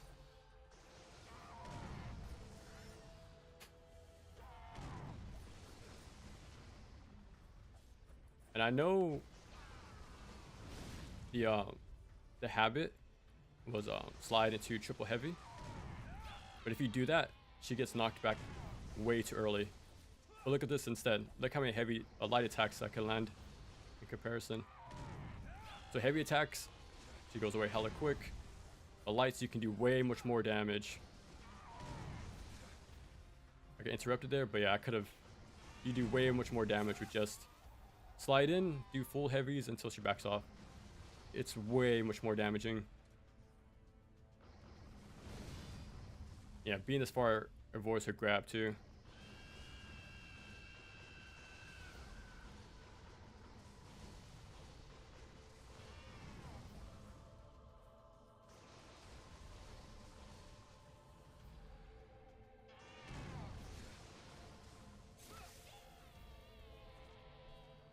Don't stay here forever, because if you notice, it just broke the left side. So that's gonna happen for the right one as well. Yeah, I used my slide run for the iframes. I knew I couldn't get back in time. Look at that damage. Yeah, if you use heavy, she'll be thrown off way sooner.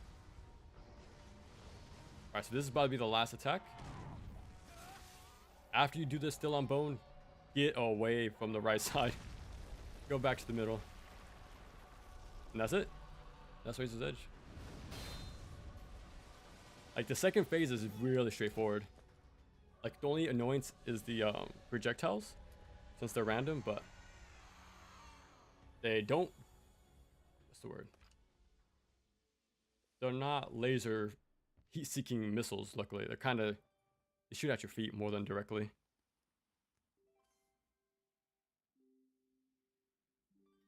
I do like that origami shuriken. I think the collector's edition, no. In the vanilla game, there's an instruction like pamphlet to how to make one yourself.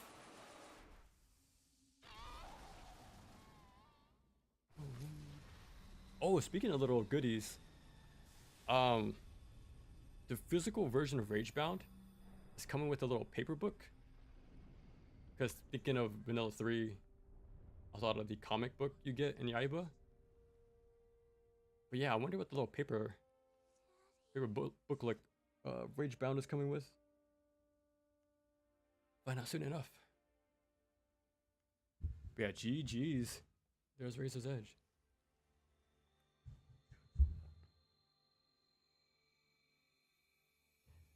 Why does everyone say the boss is garbage? It looks fire from gameplay at least.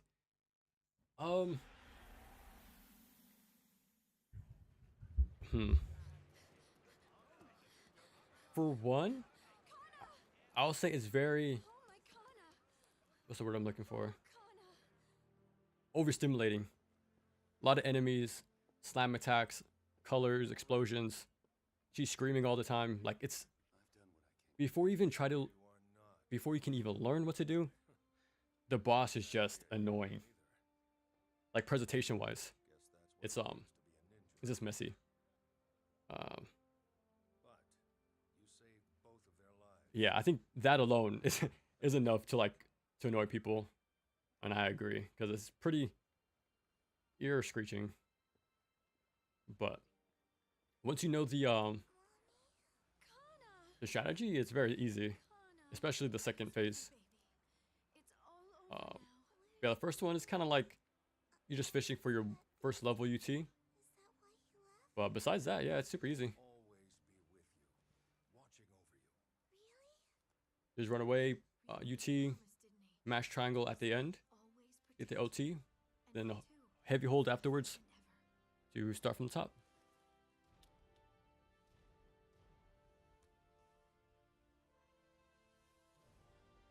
Yeah, I can't blame people though, because that's a lot of games. I mentioned earlier, but these games are constant skill, knowledge checks. Like if you don't know the specific, like strategy, then yeah, it can be like annoying. But once you learn the trick, you're like, oh, okay, it's pretty fun. Like the alchemist, for example. Like I'm the only defender of the enemy, but okay. Yeah, there it is. How long was that? I was too focused. 5-6 hours? Holy crap. Like, it wasn't too bad, honestly. It was pretty smooth. But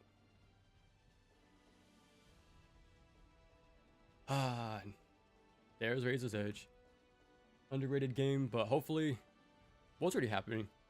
I can already see the tides turning where the appreciation is finally getting there. Like I said before, it's the RE6 of Ninja Gaiden, so has that bad reputation, but if you're coming to for the gameplay alone, play the side mode, yeah, there's a lot of there for you. A lot of characters, a lot of content. Good, very fun mechanics. And yeah, pretty sick game. That's pretty much it, right? A8 cleared. 202.